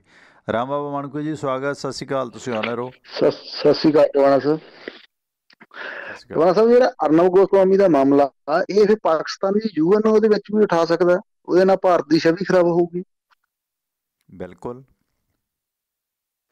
ਕਿਉਂਕਿ ਉਹਨੂੰ ਤਾਂ ਇੱਕ ਮੁੱਦਾ ਚਾਹੀਦਾ ਜੀ, ਮੁੱਦਾ ਇਹਨਾਂ ਨੇ ਦੇ ਦਿੱਤਾ, ਹੁਣ ਉਹਦੇ ਵਿੱਚ ਆਪਣੀ ਭਾਰਤ ਸਰਕਾਰ ਦੀ ਬੇਇੱਜ਼ਤੀ ਹੋਊਗੀ ਜੀ। ਏਦਾਂ ਦਾ ਕਰਕੇ ਇਹਨਾਂ ਨੇ ਵੀ ਇਹ ਕੰਮ ਗਲਤ ਕੀਤਾ, ਪਲੈਨਿੰਗ ਦੇ ਤਹਿਤ ਅਟੈਕ ਕੀਤਾ। ਹਾਂ ਬਿਲਕੁਲ, ਇਹ ਅੰਤਰਰਾਸ਼ਟਰੀ ਮੀਡੀਆ ਦੇ ਵਿੱਚ ਚਰਚਾ ਤੇ ਉਦੋਂ ਹੀ ਛੇੜ ਦਿੱਤੀ ਇਮਰਾਨ ਨੇ ਕਿ ਅਸੀਂ ਤਾਂ ਪਹਿਲਾਂ ਆਖਿਆ ਸੀ ਕਿ ਪੁਲਵਾਮਾ ਨੂੰ ਵਰਤਿਆ ਜਾ ਰਿਹਾ ਜੀ। ਤੇ ਸਰ ਜਿਹੜਾ ਅੱਜ ਦੀ ਮੀਟਿੰਗ ਦੇ ਵਿੱਚ ਕੇਂਦਰ ਸਰਕਾਰ ਕਹਿ ਰਹੀ ਹੈ ਵੀ ਅਸੀਂ 1.5 ਸਾਲ ਲਈ ਹੋਲਡ ਕਰ ਦਿੰਦੇ ਆ। ਇਹ ਤਾਂ ਸਰ ਮੇਰੇ ਹਿਸਾਬ ਨਾਲ ਵੀ 26 ਤਰੀਕ ਤੱਕ ਆ, ਵੀ ਉਹਨਾਂ ਨੂੰ ਪਤਾ ਵੀ 26 ਤਰੀਕ ਤੱਕ ਇਦਾਂ ਦਾ ਲਾਰੇ ਜੀ ਲਾ ਦਿਓ, ਉਹ ਤੋਂ ਬਾਅਦ ਫੇਰ ਜਿੱਦਾਂ ਇੱਕ ਵਾਰ ਸੌਰ ਨਰਮ ਆ ਜੀ, ਦੂਸਰੀ ਵਾਰ ਸਖਤ ਕਰ ਦੇਣਗੇ ਇਹ। ਜਾਣੀ ਕਿ ਕੁਛ ਨਹੀਂ ਕਰਨਾ ਇਹਨਾਂ ਨੇ, ਕਰਨਾ ਤਾਂ ਇਦਾਂ ਹੀ ਹੈ ਵੀ ਹੋਲਡ ਕਰ ਦਿੰਦੇ ਆ ਜੀ, ਹੋਲਡ ਕਰ ਦਿੰਦੇ ਆ ਬਸ। ਏਦਾਂ ਕਰਕੇ 26 ਜਨਵਰੀ ਟਪਾ ਲੈਣੀ ਹੈ, ਉਸ ਤੋਂ ਬਾਅਦ ਫਿਰ ਦੇਖੋ ਕਿ ਕੀ ਕਰਦੀ ਹੈ ਸਰਕਾਰ। ਮਾਣੂਕੇ ਸਾਹਿਬ ਚਲੋ ਉਡੀਕਦੇ ਆ ਵੀ ਇਹਨਾਂ ਚ ਪਾਰ ਪਵੇ ਤੇ ਅਸੀਂ 1.5 ਸਾਲ ਇਹ ਲਟਕ ਜਾਂਦਾ ਨਾ, ਅੱਗੇ ਪਤਾ ਨਹੀਂ ਕਿਹੜੇ ਰਾਜੇ ਦੀ ਪਰਜਾ ਆਉਣੀ ਹੈ। ਇਹ ਵੀ ਨਹੀਂ ਪਤਾ ਕਿ ਲੋਕ ਜ਼ਿਆਦਾ ਸੁਚੇਤ ਹੋ ਜਾਣ, ਤੇ ਪਤਾ ਇਹ ਵੀ ਨਹੀਂ ਕਿ ਜਥੇਬੰਦੀਆਂ ਚੋਂ ਕੁਝ ਲੋਕ ਹੈ ਨਾ ਜਿਹੜੇ ਉਹ ਫਟ ਜਾਣ, ਜਾਂ ਉਹਨਾਂ ਨੂੰ ਬੀਜੇਪੀ ਆਪਣੇ ਚ ਜਜ਼ਬ ਕਰ ਲਵੇ, ਕੋਈ ਲਾਲਚ ਦੇ ਦੇਵੇ, ਬੁਰਕੀ ਘੁਰਕੀ ਕੁਛ ਵੀ ਕਰ ਸਕਦਾ, ਕਿਉਂਕਿ ਇਦਾਂ ਦਾ ਸਾਜ਼ਗਾਰ ਮਾਹੌਲ ਮੁੜ ਕੇ ਬਣਨਾ ਬਹੁਤ ਮੁਸ਼ਕਿਲ ਹੈ। ਇਹ ਗੱਲ ਸਪਸ਼ਟ ਹੈ। ਮੁੜ ਕੇ ਨਹੀਂ ਸਰ, ਇੰਨਾ ਇਕੱਠ ਲੋਕਾਂ ਦਾ ਦੁਬਾਰਾ ਫੇਰ ਨਹੀਂ ਹੋ ਸਕਦਾ। ਜੇ ਇੱਕ ਵਾਰ ਉੱਥੋਂ ਘੇਰਾ ਲੱਗ ਗਿਆ ਨਾ, ਫਿਰ ਜਥੇਬੰਦੀਆਂ ਨੂੰ ਇੰਨਾ ਇਕੱਠ ਲੈ ਕੇ ਜਾਣਾ ਉੱਥੇ ਬਹੁਤ ਔਖਾ ਹੋ ਜਾਣਾ। ਇੰਨੀ ਮਦਦ ਨਹੀਂ ਲੋਕਾਂ ਨੇ ਕਰਨੀ ਫਿਰ ਜਥੇਬੰਦੀਆਂ ਜੀ। Thank you sir. ਮਿਹਰਬਾਨੀ ਮਾਣੂਕੇ ਸਾਹਿਬ, ਕਾਲ ਆਈ ਸੀ, ਕੱਟ ਗਈ ਹੈ, ਮਾਫੀ ਚਾਹੁੰਦੇ ਹਾਂ, ਕਿਉਂਕਿ ਇਸ ਲਾਈਨ 'ਤੇ ਬਾਬਾ ਮਾਣੂਕੇ ਜੀ ਗੱਲ ਕਰ ਰਹੇ ਸੀਗੇ, ਇਸ ਕਰਕੇ ਮੈਂ ਰਿਸੀਵ ਨਹੀਂ ਕਰ ਸਕਿਆ। ਧੰਨਵਾਦ ਹਰਵਿੰਦਰ ਜੀ। ਬਿਲਗਾ ਸਾਹਿਬ ਤੁਸੀਂ ਦੁਬਾਰਾ ਕਾਲ ਕਰ ਲਓ। ਸੋ ਇਹ ਜਿਹੜਾ ਪੈਂਤਰਾ ਅਪਣਾਇਆ ਗਿਆ, ਇਹ ਪੈਂਤਰਾ ਹਾਲ ਦੀ ਘੜੀ ਉਹਨਾਂ ਕਿਸਾਨ ਜਥੇਬੰਦੀਆਂ ਨੂੰ ਵੀ ਰਾਸ ਆ ਸਕਦਾ ਜਿਹੜੀਆਂ ਕਿਤੇ ਨਾ ਕਿਤੇ ਆਪਣੇ ਆਪ ਨੂੰ ਫਸੀਆਂ ਮਹਿਸੂਸ ਕਰ ਰਹੀਆਂ ਨੇ। ਦੇਖੋ ਜਿਹੜੇ ਤਾਂ ਹੈਗੇ ਸਿਰੜ ਵਾਲੇ ਕਿ ਜੋ ਮਰਜ਼ੀ ਹੋ ਜੇ ਅਸੀਂ ਇਹ ਕਾਨੂੰਨ ਰੱਦ ਕਰਾਉਣੇ ਨੇ। ਜਿਹੜੇ ਦੁਚਿੱਤੀ ਵਾਲੇ ਪੋਲੀਟੀਕਲ ਲੋਕ ਨੇ ਨਾ, ਉਹਨਾਂ ਦੇ ਵਾਸਤੇ ਫਿਰ ਇਹ ਵੋਟਿੰਗ ਨਾ ਉਹ ਇਹੀ ਹੋਏਗੀ ਕਿ 1.5 ਸਾਲ ਰੱਦ ਕਰਾ ਦਿਓ। ਪਹਿਲਾਂ ਵੀ ਇੱਕ ਮਸਲਾ ਉੱਠਿਆ ਸੀਗਾ ਜਦੋਂ 14 ਕਿਸਾਨ ਜਥੇਬੰਦੀਆਂ, ਜਦੋਂ ਰੇਲ ਰੋਕੋ ਸੀਗਾ ਕਿ ਰੇਲ ਟਰੈਕ ਤੋਂ ਧਰਨਾ ਚੱਕਣਾ ਕਿ ਨਹੀਂ ਚੱਕਣਾ, ਤੁਹਾਨੂੰ ਚੇਤੇ ਹੈ ਕਿ ਉਦੋਂ ਵੋਟਿੰਗ ਹੋ ਗਈ ਸੀ, 30 ਜਥੇਬੰਦੀਆਂ ਸੀ, 16 ਹੱਕ 'ਚ ਸੀ ਅਤੇ 14 ਵਿਰੋਧ 'ਚ ਸੀਗੀਆਂ। ਫਿਰ ਪੰਜਾਬ ਸਰਕਾਰ ਵਿੱਚ ਪਈ, ਕੁਛ ਲੋਕਾਂ ਦਾ ਪ੍ਰੈਸ਼ਰ ਬਣਿਆ ਕਿ ਰੇਲਾਂ ਰੋਕਣ ਦੇ ਨਾਲ ਸਾਨੂੰ ਦਿੱਕਤ ਆ ਰਹੀ ਹੈ, ਰੈਵਨਿਊ ਤਾਂ ਜਾ ਹੀ ਰਿਹਾ, ਲੋਕਾਂ ਨੂੰ ਤਾਂ ਸਮਾਨ ਮੁੱਕ ਗਿਆ, ਆਰਮੀ ਨੂੰ ਪ੍ਰੋਬਲਮ ਆ ਗਈ ਹੈ। ਹੁਣ 16 ਅਤੇ 14 ਜਥੇਬੰਦੀਆਂ ਦਾ ਜਦੋਂ ਵੋਟਿੰਗ ਹੋ ਗਈ ਤਾਂ ਉੱਥੇ ਫਿਰ ਡਾਮਾਡੋਲ ਹੋ ਜਾਂਦਾ। ਹੁਣ ਜਿਹੜਾ ਇਹਨਾਂ ਨੇ ਇਹ 1.5 ਸਾਲ ਦਾ ਕਾਨੂੰਨ ਲਾਗੂ ਕਰਨ ਤੋਂ ਰੋਕ ਦਾ ਪੈਟਰਨ ਅਪਣਾਇਆ, ਇਹਦੇ 'ਤੇ ਹੁਣ ਕਈ ਜਿਹੜੇ ਸਰਕਾਰ ਪੱਖੀ ਨੇ ਜਾਂ ਸਰਕਾਰ ਦੇ ਪਾਸੇ ਝੁਕਦੇ ਨੇ, ਸਰਕਾਰ ਉਹਨਾਂ 'ਤੇ ਪ੍ਰੈਸ਼ਰ ਬਣਾਏਗੀ ਕਿ ਤੁਸੀਂ ਲਾਗੂ ਕਰ ਲਓ। ਜੇ ਹੁਣ 40 ਦੇ ਵਿੱਚੋਂ 22 ਨੇ ਜਿਹੜੇ ਉਹ ਕਹਿੰਦੇ ਨੇ ਕਿ ਨਹੀਂ ਅਸੀਂ ਇਹ ਮੰਨਣਾ ਨਹੀਂ, ਫਿਰ ਤਾਂ ਗੱਲ ਅੜ ਗਈ। 18 ਆਪਣਾ ਸਮਾਨ ਚੱਕ ਕੇ ਵਾਪਸ ਆ ਗਏ, ਅੰਦੋਲਨ ਕਮਜ਼ੋਰ ਹੋ ਗਿਆ। ਜੇ 22 ਕਹਿੰਦੇ ਆ ਕਿ ਲਾਗੂ ਕਰੋ, ਅਤੇ ਜਿਹੜੇ ਸਿਰੜੀ ਨੇ ਜਾਂ ਜਿਨ੍ਹਾਂ 'ਤੇ ਪ੍ਰਭਾਵ ਨਹੀਂ ਹੈ, ਜੇ ਉਹ ਕਹਿੰਦੇ ਨੇ ਕਿ ਨਹੀਂ ਲਾਗੂ ਕਰਨਾ, ਅਤੇ ਫਿਰ ਕਾਨੂੰਨ 1.5 ਸਾਲ ਰੁਕ ਜਾਣਾ, ਅਤੇ 18 ਦੀ ਕਿਤੇ ਨਹੀਂ ਸੁਣੀ ਜਾਣੀ। ਸੋ ਸਰਕਾਰ ਦਾ ਬੜਾ ਇਹ ਤਿਕੜਮਬਾਜ਼ੀ ਵਾਲਾ ਪੈਟਰਨ ਆ, ਅਤੇ ਸਾਨੂੰ ਅੱਜ ਏਕਤਾ ਦੀ ਅਤੇ ਇਸ 'ਤੇ ਨਿੱਘਰ ਡਿਸਕਸ਼ਨ ਦੀ ਜ਼ਰੂਰਤ ਹੈ ਕਿ ਸਹੀ ਅਤੇ ਸੰਜੀਦਾ ਫੀਡਬੈਕ ਹੋਣ। ਆਵਾਮ, ਪੂਰੀ ਦੁਨੀਆ ਦੇ ਲੋਕ ਜਿਨ੍ਹਾਂ ਨੇ ਇਸ ਮੋਰਚੇ ਨੂੰ ਸਪੋਰਟ ਕੀਤੀ ਹੈ, ਉਹ ਆਪਣਾ ਆਪਣਾ ਮਤ ਜ਼ਰੂਰ ਰੱਖਣ ਕਿਸਾਨਾਂ ਅੱਗੇ ਕਿ ਇਹ ਫੈਸਲਾ ਪ੍ਰਵਾਨ ਕਰਨਾ ਚਾਹੀਦਾ ਜਾਂ ਨਹੀਂ। ਆਪ ਦਾ ਸਵਾਗਤ ਸਰ, ਵੈਲਕਮ। ਸੌਰੀ, ਹੈਲੋ, ਮਾਫੀ ਚਾਹੁੰਦਾ ਕਿ ਲਾਈਨ ਡਿਸਕਨੈਕਟ ਹੋ ਗਈ, ਮੈਨੂੰ ਐਸੀ ਗੱਲ ਨਿਬੇੜਦੇ ਹਾਂ। ਖੈਰ, ਅਤੇ ਇਸ ਦੌਰਾਨ ਇਹ ਕਿਤੇ ਨਾ ਕਿਤੇ ਵੰਡ ਪਾਉਣ ਵਾਲਾ ਸਿਲਸਿਲਾ ਵੀ ਆਪਸ ਦੇ ਵਿੱਚ ਹੋ ਜਾਣਾ, ਅਤੇ ਉਹਨਾਂ ਨੂੰ ਇਹ ਮਹਿਸੂਸ ਹੋਣਾ ਕਿ ਹੁਣ ਕਰੀਏ ਤਾਂ ਕਰੀਏ ਕੀ। ਸੋ 22 ਜਨਵਰੀ ਨੂੰ ਹਾਲਾਂਕਿ ਕਿਸਾਨਾਂ ਨੇ ਆਖਿਆ ਕਿ ਅਸੀਂ 22 ਜਨਵਰੀ ਨੂੰ ਇਸ ਦਾ ਜਵਾਬ ਦੇਵਾਂਗੇ। ਮਲੇਸ਼ੀਆ ਤੋਂ ਜੋਗਿੰਦਰ ਸਿੰਘ ਹੋਰ ਸੱਜਣਾ ਦੀ ਕਾਲ ਸੀ, ਬੇਨਤੀ ਹੈ ਕਿ ਦੁਬਾਰਾ ਕਰ ਲਓ, ਹੁਣ ਲਾਈਨ ਥੋੜ੍ਹੀ ਫਰੀ ਹੈ ਰੇਡੀਓ ਵਾਲੇ ਨੰਬਰ 'ਤੇ। ਬਲਗਾ ਸਾਹਿਬ ਤੁਸੀਂ ਔਨ 에ਅਰ ਆ ਚੁੱਕੇ ਹੋ। ਹਾਂਜੀ ਭਾਜੀ, ਮੈਂ ਉਹ ਪ੍ਰੋਗਰਾਮ ਦੇ ਪੁੱਛਣਾ ਸੀ ਵੀ ਵਿੱਚ ਪ੍ਰੋਗਰਾਮ ਬੰਦ ਹੋ ਰਿਹਾ, ਮੈਨੂੰ ਵੀ ਪਤਾ ਨਹੀਂ ਲੱਗ ਰਿਹਾ ਵੀ ਰਿਪੀਟ ਵਾਲਾ ਪ੍ਰੋਗਰਾਮ ਚੱਲ ਰਿਹਾ ਜਾਂ ਲਾਈਵ ਚੱਲ ਰਿਹਾ ਆ। ਨਹੀਂ ਲਾਈਵ ਹੀ ਚੱਲ ਰਿਹਾ, ਉਹ ਤਾਂ ਨਹੀਂ ਚੱਲੇਗਾ ਰਿਪੀਟ ਵਾਲਾ ਤਾਂ। ਓਕੇ, ਹਾਂਜੀ। ਤੇ ਅੱਜ ਜਿਹੜਾ ਆਪਣਾ ਤੁਸੀਂ ਹੁਣ ਆਹ ਗੱਲ ਕਰਦੇ ਆ ਕਿਸਾਨ ਅੰਦੋਲਨ ਤੇ ਜਿਹੜਾ ਫੈਸਲਾ ਆ, ਮੇਰੇ ਹਿਸਾਬ ਨਾਲ ਸਰਕਾਰ ਗੇਮ ਪਲੇ ਬਹੁਤ ਵੱਡੀ ਕਰ ਗਈ ਆ, ਕਿਉਂਕਿ ਇੱਕ ਵਾਰੀ ਜੇ ਹਿੱਲ ਗਿਆ ਅੰਦੋਲਨ ਇੱਥੋਂ ਨਾ ਮੁੜ ਕੇ ਇੰਨਾ ਇਕੱਠ ਹੋਣਾ ਬਹੁਤ ਮੁਸ਼ਕਲ ਆ। ਫਿਰ ਇਹਦੇ ਵਿੱਚ ਸਰਕਾਰ ਨੂੰ ਵੀ ਸਮਾਂ ਮਿਲਦਾ, 1.5 ਸਾਲ ਦਾ ਸਮਾਂ ਬਹੁਤ ਹੁੰਦਾ। ਉਹ ਫਿਰ ਕੋਈ ਨਾ ਕੋਈ ਨਵੇਂ ਸਿਰਿਓਂ ਸਕੀਮ ਬਣਾ ਕੇ ਦੁਬਾਰਾ ਫਿਰ ਅੜਕੇ ਲੈਣਗੇ ਸਹੀ। ਤੇ ਮੈਂ ਤਾਂ ਇਹੀ ਕਹਿੰਦਾ ਵੀ ਇਹਨਾਂ ਨੂੰ ਹੁਣ ਜੇ ਗਏ ਤਾਂ ਕਾਨੂੰਨ ਰੱਦ ਕਰਵਾ ਕੇ ਵਾਪਸ ਹੋਣਾ ਚਾਹੀਦਾ। 1.5 ਸਾਲ ਤਾਂ ਝੱਟ ਨਿਕਲ ਜਾਣਾ, ਤਾਂ ਮੁੜ ਕੇ ਨਾ ਇਕੱਠ ਹੋਣਾ ਵੀ ਭਾਜੀ ਮੁਸ਼ਕਲ ਆ। ਮੁੜ ਕੇ ਵਿਰੋਧ ਨਹੀਂ ਹੋਣਾ। ਬਲਗਰ ਸਾਹਿਬ ਇੰਨਾ ਇਹ ਗੱਲ ਸਪਸ਼ਟ ਹੈ। ਨਹੀਂ ਨਹੀਂ ਨਹੀਂ ਨਹੀਂ ਨਹੀਂ ਨਹੀਂ, ਉਹਨਾਂ ਨੇ ਤੋੜ ਲੈਣਾ ਪਹਿਲਾਂ। ਉਹਨਾਂ ਨੇ ਦੇਖੋ, ਉਹਨਾਂ ਨੇ ਪਹਿਲਾਂ ਉਹੀ ਬੰਦੇ ਚੱਕਣੇ ਆ ਜਿਹੜੇ ਬੰਦਿਆਂ ਨੇ ਪਹਿਲਾਂ ਇਹ ਗੇਮ ਸ਼ੁਰੂ ਕੀਤੀ ਆ, ਹਨਾ। ਫਿਰ ਉਹ ਕਿੱਦਾਂ ਇਹਨਾਂ ਬੰਦਿਆਂ ਨੂੰ ਦੁਬਾਰਾ ਸਿਰ ਚੱਕਣ ਦੇ ਦੇਣਗੇ? ਹੈ ਕਿ ਨਹੀਂ? ਸਰਕਾਰ ਆ, ਸਰਕਾਰਾਂ ਨਾਲ ਮੱਥਾ ਲਾਉਣਾ ਕੋਈ ਸੌਖਾ ਕੰਮ ਨਹੀਂ। ਤੇ ਆਹੀ 5-6 ਬੰਦੇ ਜਿਹੜੇ ਮੂਹਰੇ ਹੈਗੇ ਆ, ਜੇ ਇਹੀ ਬੰਦੇ ਉਹਨਾਂ ਨੇ ਮੁੜ ਕੇ ਅੱਗੇ ਨਾ ਆਉਣ ਦਿੱਤੇ, 1.5 ਸਾਲ ਦੇ ਵਿੱਚ ਕੁਝ ਵੀ ਕੋਈ ਕਰ ਸਕਦੇ ਉਹ ਭਾਜੀ। ਜੀ ਓਕੇ ਭਾਜੀ, ਥੈਂਕ ਯੂ, ਮਿਹਰਬਾਨੀ ਬਲਗਰ ਸਾਹਿਬ। ਜੀ ਦੇਖੋ, ਅੰਗਰੇਜ਼ ਦੇ ਵਕਤ ਇਹ ਵਹਿਮ ਸੀਗਾ ਲੋਕਾਂ ਨੂੰ ਕਿ ਜਿਹੜਾ ਬ੍ਰਿਟਿਸ਼ ਨੇ ਉਹ 12 ਦੇ ਵਿੱਚ ਆਬਾਦਕਾਰੀ ਕਾਨੂੰਨ ਲਿਆਂਦਾ ਸੀ, ਪਗੜੀ ਸੰਭਾਲੋ ਜੱਟਾ ਲਹਿਰ ਦਾ। ਅਤੇ ਉਦੋਂ ਇਹ ਮੰਨਿਆ ਜਾਂਦਾ ਸੀ ਕਿ ਅੰਗਰੇਜ਼ ਅਜਿੱਤ ਹੈ, ਉਹਦਾ ਬਣਾਇਆ ਕਾਨੂੰਨ ਕਦੇ ਵਾਪਸ ਨਹੀਂ ਹੁੰਦਾ। ਅਤੇ ਆਖਰ ਉਹ ਕਾਨੂੰਨ ਵਾਪਸ ਹੋਇਆ। ਉਸ ਤੋਂ ਬਾਅਦ ਫਿਰ ਮਹਾਤਮਾ ਗਾਂਧੀ ਨੂੰ ਲੱਗਿਆ ਕਿ ਯਾਰ ਪੰਜਾਬ ਦੇ ਲੋਕਾਂ ਨੇ ਇੱਕ ਕਾਨੂੰਨ ਵਾਪਸ ਕਰਾ ਲਿਆ, ਲੋਕ ਆਜ਼ਾਦੀ ਦੀ ਗੱਲ ਕਰ ਸਕਦੇ ਨੇ। 1907 ਤੋਂ ਬਾਅਦ ਫਿਰ ਆਜ਼ਾਦੀ ਦਾ ਕੰਮ ਬੂਸਟ ਹੋਇਆ, ਜੰਗੇ ਆਜ਼ਾਦੀ ਦੀ ਲਹਿਰ। ਸੋ ਇਹ 1.5 ਸਾਲ ਦਾ ਮੈਨੂੰ ਨਹੀਂ ਲੱਗਦਾ ਕਿ ਮੁੜ ਕੇ ਇਕਜੁੱਟਤਾ ਹੋ ਸਕੇਗੀ, ਕਿਉਂਕਿ ਹੁਣ ਭਾਵੇਂ ਅਗਰਾਹਾਂ ਗਰੁੱਪ ਹੈ ਜਾਂ ਹੋਰ ਗਰੁੱਪ ਹੈ, ਇਹ ਠੀਕ ਹੈ ਕਿ ਵੱਡਾ ਲੀਡਰ ਉਹਨਾਂ ਦਾ ਕਹੇਗਾ ਕਿ ਨਹੀਂ ਆਪਾਂ ਲੜਨਾ, ਪਰ ਜਿਹੜਾ ਛੋਟਾ ਕੇਡਰ ਹੈ ਇਹਨੂੰ ਫਿਰ ਪੱਟ ਲੈ ਜਾਂਦਾ।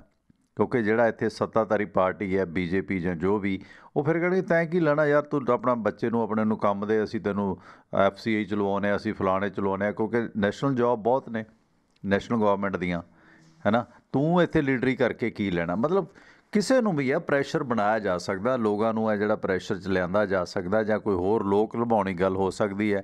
ਬਾਰ-ਬਾਰ ਇਹ ਗੱਲ ਨਹੀਂ ਹੁੰਦੀ। ਖੈਰ, ਆਪਣੀ ਗੱਲਬਾਤ ਚੱਲ ਰਹੀ ਸੀ ਸੰਮਣ ਅਤੇ ਮੂਸਣ ਬਾਰੇ, ਥੋੜ੍ਹੀ ਨਾਲ ਵਿਰਾਸਤ ਦੀ ਵੀ ਗੱਲ ਕੀਤੀ ਜਾਵੇ ਅਤੇ ਇਸ ਵਿਸ਼ੇ 'ਤੇ ਤੁਸੀਂ ਗੱਲ ਕਰਦੇ ਜਾਣਾ ਕਿ ਇਹ ਜਿਹੜੇ 1.5 ਸਾਲ ਦੇ ਕਾਨੂੰਨ ਦਾ ਡਿਲੇ ਕੀਤਾ ਜਾਣਾ ਕਿ ਅਸੀਂ ਲਿਖਤੀ ਦੇਣ ਨੂੰ ਤਿਆਰ ਆ, ਅਤੇ ਕਿ 1.5 ਸਾਲ ਹੋਲਡ 'ਤੇ ਪਾ ਦਿਓ, MSP 'ਤੇ ਕਮੇਟੀ ਬਣਾ ਦਿਓ। ਇਹ ਇੱਕ ਟਕਰਾਅ ਜਿਹੜਾ ਹੈਗਾ ਡਿਲੇ ਕਰਨ ਵਾਲਾ ਸਿਲਸਿਲਾ ਜੋ ਮੈਂ ਸਮਝਦਾ। ਖੈਰ, ਸੰਮਣ ਅਤੇ ਮੂਸਣ ਦੀ ਕਥਾ ਦੁਨੀਆ ਦੀਆਂ ਮਹੱਤਵਪੂਰਨ ਕਥਾਵਾਂ ਦੇ ਵਿੱਚੋਂ ਸਭ ਤੋਂ ਵੱਧ ਪੜ੍ਹੀ ਅਤੇ ਚਰਚਿਤ ਕਥਾ, ਜੋ ਦੁਨੀਆ ਦੇ ਬਹੁਤ ਸਾਰੇ ਹਿੱਸਿਆਂ ਦੇ ਵਿੱਚ ਵੱਖੋ ਵੱਖਰੇ ਰੂਪ 'ਚ ਹੈ, ਜਿਸ ਦਾ ਮੋਰਲ ਪਲਾਟ ਇੱਕੋ ਹੀ ਹੈ। 2500 ਸਾਲ ਪੁਰਾਣਾ ਇਸ ਦਾ ਇਤਿਹਾਸ ਹੈ। ਇਸ ਦੇ ਅਨੇਕਾਂ ਲਿਖਤੀ ਰੂਪਾਂਤਰ ਨੇ, ਵੱਖੋ ਵੱਖਰੇ ਨਾਂ ਨੇ ਇਹਨਾਂ ਕਰੈਕਟਰਸ ਦੇ। ਇਸ ਕਥਾ ਦੀਆਂ ਕਥਾਨਕ ਰੂੜੀਆਂ ਲੋਕ ਧਾਰਾ ਦੀ ਚਰਚਾ ਦਾ ਵਿਸ਼ਾ ਬਣੀਆਂ ਰਹੀਆਂ। ਇਸ ਕਥਾ ਦਾ ਸਭ ਤੋਂ ਪ੍ਰਾਚੀਨ ਰੂਪ ਹੈ ਨਾ ਜਿਹੜਾ, ਉਹ ਮਿਸਰ ਦੇ ਵਿੱਚ ਮਿਲਦਾ। ਸੋ ਸਭ ਤੋਂ ਪੁਰਾਣਾ ਹਵਾਲਾ ਹੈਰੀਡੋਟਸ ਦਾ ਇਤਿਹਾਸ ਦੇ ਵਿੱਚ ਮਿਲਦਾ। ਹੈਰੀਡੋਟਸ ਨੇ ਇਸ ਨੂੰ ਰੈਪਸੀਨੀਤਸ ਦੀ ਕਹਾਣੀ ਦੱਸਿਆ, ਅਤੇ ਕੁਝ ਲੋਕਧਾਰਾਈ ਖੋਜੀਆਂ ਨੇ ਇਸ ਕਥਾ ਨੂੰ ਇਤਿਹਾਸਕ ਪ੍ਰਮਾਣਿਕਤਾ ਦੇਣ ਦੇ ਲਈ ਰੈਪਸੀਨੀਤਸ ਦਾ ਏਕੀਕਰਨ ਰੈਮੇਸਸ ਤੀਜੇ ਨਾਲ ਕੀਤਾ, ਜੋ ਮਿਸਰ ਦੇ 20ਵੇਂ ਰਾਜ ਘਰਾਣੇ ਦਾ ਫਰਹੂਨ ਸੀ ਅਤੇ ਜਿਸ ਦੀ ਰਾਜਧਾਨੀ ਬੇਬ ਸੀ। The ocean of the story ਦੇ ਵਿੱਚ ਇਸ ਦਾ ਹਵਾਲਾ ਹੈ। ਪ੍ਰੋਫੈਸਰ ਸੈਸੀ ਇਸ ਕਥਾ ਨੂੰ ਯੂਨਾਨੀ ਮੁੱਢ ਦੀ ਕਹਾਣੀ ਮੰਨਦਾ, ਅਤੇ ਬਹੁਤ ਸਾਰੇ ਵਿਦਵਾਨਾਂ ਨੇ ਇਸ ਨੂੰ ਮਿਸਰੀ ਕਥਾ ਹੀ ਸਿੱਧ ਕੀਤਾ। ਜਿਹੜੀ ਸੰਮਣ ਅਤੇ ਮੂਸਣ ਸਾਡੇ ਗੁਰਮਤ ਫਲਸਫੇ ਦੇ ਵਿੱਚ ਵੀ ਇਸ ਕਥਾ ਦਾ ਜ਼ਿਕਰ ਆਉਂਦਾ ਹੈ ਕਿ ਕਿਵੇਂ ਪੁੱਤਰ ਨੇ ਆਪਣਾ ਗਲ ਵਢਾ ਦਿੱਤਾ ਸੀਗਾ ਪਿਓ ਦੇ ਕੋਲੋਂ। ਅੱਗੇ ਚੱਲ ਕੇ ਜਦੋਂ ਕਹਾਣੀ ਮੈਂ ਦੱਸਾਂਗਾ ਨਾ ਕਿ ਉਹ ਤੁਹਾਨੂੰ ਫਿਰ ਅੱਗੇ ਸਮਝ ਆ ਜਾਏਗੀ। ਸੋ ਇਸ ਸੰਬੰਧੀ NM ਪੇਨਰਜ਼ ਦਾ ਵਿਚਾਰ ਹੈ ਕਿ ਫਿਲਾਡੇਲਫਸ ਜਾਣੀ ਕਿ ਬਫੋਰ ਕ੍ਰਾਈਸਟ 284 ਤੋਂ 246, ਜਾਣੀ ਕਿ ਅੱਜ ਤੋਂ 2200-2400 ਸਾਲ ਪਹਿਲਾਂ, ਹੁਣ ਸਨ 2021 ਹੋ ਗਿਆ ਅਤੇ 246 ਇਹਦੇ 'ਚ ਜੋੜ ਲਓ ਅਤੇ ਉਹੀ 2200-2300 ਸਾਲ ਪਹਿਲਾਂ ਸਿਕੰਦਰ ਦੇ ਵਕਤ ਮਿਸਰ ਅਤੇ ਭਾਰਤ ਦੇ ਜਿਹੜੇ ਸੱਭਿਆਚਾਰਕ ਅਤੇ ਤਜਾਰਤੀ ਸੰਬੰਧ ਸਨ, ਵਪਾਰਕ ਸਾਡੇ ਮਿਸਰ ਦੇ ਨਾਲ ਸੰਬੰਧ ਉਸ ਵਕਤ ਸੀ। ਤਾਂ ਰੈਪਸੀਨੀਤਸ ਦੀ ਜਿਹੜੀ ਕਥਾ ਦਾ ਭੂਗੋਲਕ ਹੈ, ਇਹ ਹੱਦਾਂ ਬੰਨੇ ਟੱਪਦਾ ਹੋਇਆ ਭਾਰਤ ਵਿੱਚ ਪ੍ਰਵੇਸ਼ ਕਰ ਗਿਆ। ਲੋਕ ਕਹਾਣੀਆਂ ਦਾ ਇਹ ਜਮਾਂਦਰੂ ਵਸਫ ਹੈ ਕਿ ਉਹ ਭੂਗੋਲਕ ਬੰਧਨ ਸਵੀਕਾਰ ਨਹੀਂ ਕਰਦੀਆਂ, ਜਿਸ ਦੇਸ਼ ਦੇ ਵਿੱਚ ਪਸਾਰ ਕਰਦੀਆਂ ਨੇ ਅਤੇ ਉੱਥੋਂ ਦੀ ਪ੍ਰਕਿਰਤੀ ਅਤੇ ਸੰਸਕ੍ਰਿਤੀ ਦੇ ਅਨੁਸਾਰ ਕੋਈ ਨਾ ਕੋਈ ਨਵਾਂ ਰੂਪ ਲੈ ਲੈਂਦੀਆਂ ਨੇ। ਇਸੇ ਤਰ੍ਹਾਂ ਤੁਸੀਂ ਵੇਖੋ ਕਿ ਜਦੋਂ ਰਸ਼ੀਆ ਦੇ ਨਾਲ ਸਾਡੇ ਸੰਬੰਧ ਬਣੇ ਤਾਂ ਬਹੁਤ ਸਾਰੀਆਂ ਰਸ਼ੀਆ ਦੀਆਂ ਜਿਹੜੀਆਂ ਕਹਾਣੀਆਂ ਸੀਗੀਆਂ ਉਹ ਪੰਜਾਬੀ ਰੂਪਾਂਤਰ ਕਰਕੇ ਇੰਡੀਆ ਦੇ ਵਿੱਚ ਛਪਣ ਲੱਗੀਆਂ। ਸਤਿ ਸ਼੍ਰੀ ਅਕਾਲ ਜੀ, ਜੋਗਿੰਦਰ ਸਿੰਘ ਮਲੇਸ਼ੀਆ ਤੋਂ ਤੁਹਾਡਾ ਸਵਾਗਤ ਹੈ। ਸਤਿ ਸ਼੍ਰੀ ਅਕਾਲ ਵੀਰ ਜੀ। ਸਤਿ ਸ਼੍ਰੀ ਅਕਾਲ ਜੋਗਿੰਦਰ ਸਿੰਘ ਜੀ, ਕੀ ਹਾਲ ਚਾਲ ਹੈ? ਸਰ ਜੀ, ਇਹ 1.5 ਸਾਲ ਦਾ ਜਿਹੜਾ, ਹਾਂਜੀ ਠੀਕ ਹੈ ਜੀ, 1.5 ਸਾਲ ਦਾ ਜਿਹੜਾ ਪੰਗਾ ਪਾ ਰਿਹਾ ਕਿ ਸਕਿੰਟ 'ਚ ਕੁਛ ਕਰਦੀ ਗੌਰਮੈਂਟ, ਕੁਛ ਕਰ ਸਕਦੀ ਆ, 1.5 ਸਾਲ 'ਚ ਕੀ ਕੁਛ ਨਹੀਂ ਕਰ ਸਕਦੀ ਹੈ ਜੀ। ਓਕੇ, ਲੱਗਦਾ ਗੇਮ ਲਾਉਣਗੇ ਨਾ? ਲਾਉਣਗੇ ਜੀ, ਕੀ ਪੱਕੀ ਲੱਗਦਾ ਗੱਲ ਹੈ। ਜਥੇਬੰਦੀਆਂ ਜੋਗਿੰਦਰ ਸਿੰਘ ਜੀ ਮੰਨ ਜਾਣਗੀਆਂ ਕਿ ਹਾਂ ਚਲੋ 1.5 ਸਾਲ ਆ ਯਾਰ, ਹੁਣ ਚੱਕੋ ਆਪਣਾ ਸਮਾਨ ਚੱਲੀਏ ਵਾਪਸ, ਵੀ 1.5 ਸਾਲ ਤਾਂ ਨਿਕਲੇ, ਮੋਰਚਾ ਅੱਧਾ ਕਿ ਤਾਂ ਮਾਰ ਭਾਜੀ ਲਿਆ। ਪਤਾ ਕੋਈ ਨਹੀਂ ਹੁੰਦਾ ਕਿਸੇ ਵੇਲੇ ਕਿਹਦਾ। ਉਹੀ ਹੈ ਨਾ, ਇਹਦੇ ਤੇ ਹੁਣ ਜੇ ਜਥੇਬੰਦੀਆਂ 40 ਤੇ ਮਨਸਰ ਕਿਉਂਕਿ ਕਰਦਾ ਹੁਣ ਮਲੇਸ਼ੀਆ ਮਸ਼ਹੂਰ ਹੈ, ਕਿਹੜੇ ਵੇਲੇ ਮੀਂਹ ਕਿਹੜੇ ਵੇਲੇ ਧੁੱਪ ਕੋਈ ਪਤਾ ਨਹੀਂ। ਜੀ ਮਲੇਸ਼ੀਆ ਚੜ੍ਹਦੀ ਧੁੱਪ ਹੋਏ ਨਾ 2 ਸਕਿੰਟ ਲੱਗਦੇ ਮੀਂਹ ਆਉਣ ਲੱਗਿਆ, ਉਹੀ ਹਾਲ ਹੈ ਉਹ ਕਰ ਦੇਣਾ ਇਹਨਾਂ ਨੇ। ਖੈਰ ਚਲੋ ਦੇਖੋ ਕੀ ਬਣਦਾ। ਬਾਕੀ ਵਾਹਿਗੁਰੂ ਮਿਹਰ ਰੱਖਿਆ ਜੀ। ਹਾਂ ਦੇਖਣਾ ਪਵੇਗਾ ਹੁਣ। ਦੇਖੋ ਇਹਨਾਂ ਨੇ ਗੇਂਦ ਨਾ ਇੱਧਰ ਸੁੱਟ ਦਿੱਤੀ ਕਿ ਗੋਲ ਉਹਨਾਂ ਨੂੰ ਰਾਸ ਆਉਂਦਾ, ਆਪਣਾ ਹੀ ਆਪਣਾ ਗੋਲ ਕਰਦੇ ਆ, ਫਿਰ ਕੀ ਬਣਦਾ। ਮਤਲਬ ਕਿਸਾਨ ਜਥੇਬੰਦੀਆਂ ਤੇ ਬਹੁਤ ਵੱਡੀ ਜ਼ਿੰਮੇਵਾਰੀ ਪੈ ਗਈ ਹੈ ਕਿ ਇਹਨੂੰ ਰੱਦ ਕਰਦੇ ਨੇ ਜਾਂ ਐਕਸੈਪਟ ਕਰਦੇ ਨੇ। ਮਿਹਰਬਾਨੀ Joginder Singh ji, thank you. Okay, thank you ਵੀਰ ਜੀ, ਥੈਂਕ ਯੂ, ਓਕੇ, ਮਿਹਰਬਾਨੀ।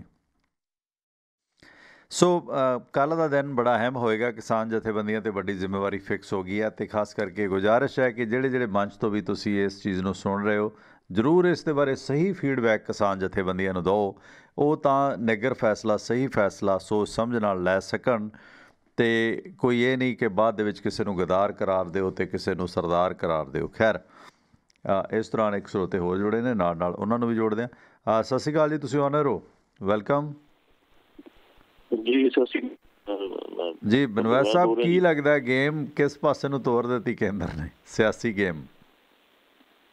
ਜੀ ਮੈਂ ਗੱਲ ਕਰਨਾ ਚਾਹਾਂਗਾ ਟਿਵਾਣਾ ਜੀ, ਇਸ ਤਰ੍ਹਾਂ ਹੈ ਕਿ ਜੁਮਲਿਆਂ ਵਾਸਤੇ ਕੁਝ ਬੰਦੇ ਬੜੇ ਮਸ਼ਹੂਰ ਸੀਗੇ ਵੀ ਜੁਮਲੇ ਨੇ ਕਰਦੇ, ਤੇ ਜੇ ਹੁਣ ਕਿਸਾਨ ਜਥੇਬੰਦੀਆਂ ਨੇ ਇੱਕ ਪਾਸੇ ਤੇ ਕਿਹਾ ਯੈਸ ਔਰ ਨੋ, ਜਿੱਤਾਂਗੇ ਜਾਂ ਮਰਾਂਗੇ ਦੇ ਨਾਅਰੇ ਦਿੱਤੇ, ਤੇ ਜੇ ਹੁਣ ਇਹਨੇ ਸੌਫਟ ਹੋ ਕੇ ਇਸ ਚੀਜ਼ ਨੂੰ ਐਕਸੈਪਟ ਕਰ ਲੈਣਗੇ ਤੇ ਫਿਰ ਇਹ ਵੀ ਜੁਮਲਿਆਂ ਦੇ ਅੰਦਰ ਹੀ ਸ਼ਾਮਲ ਹੋ ਜਾਣਗੇ।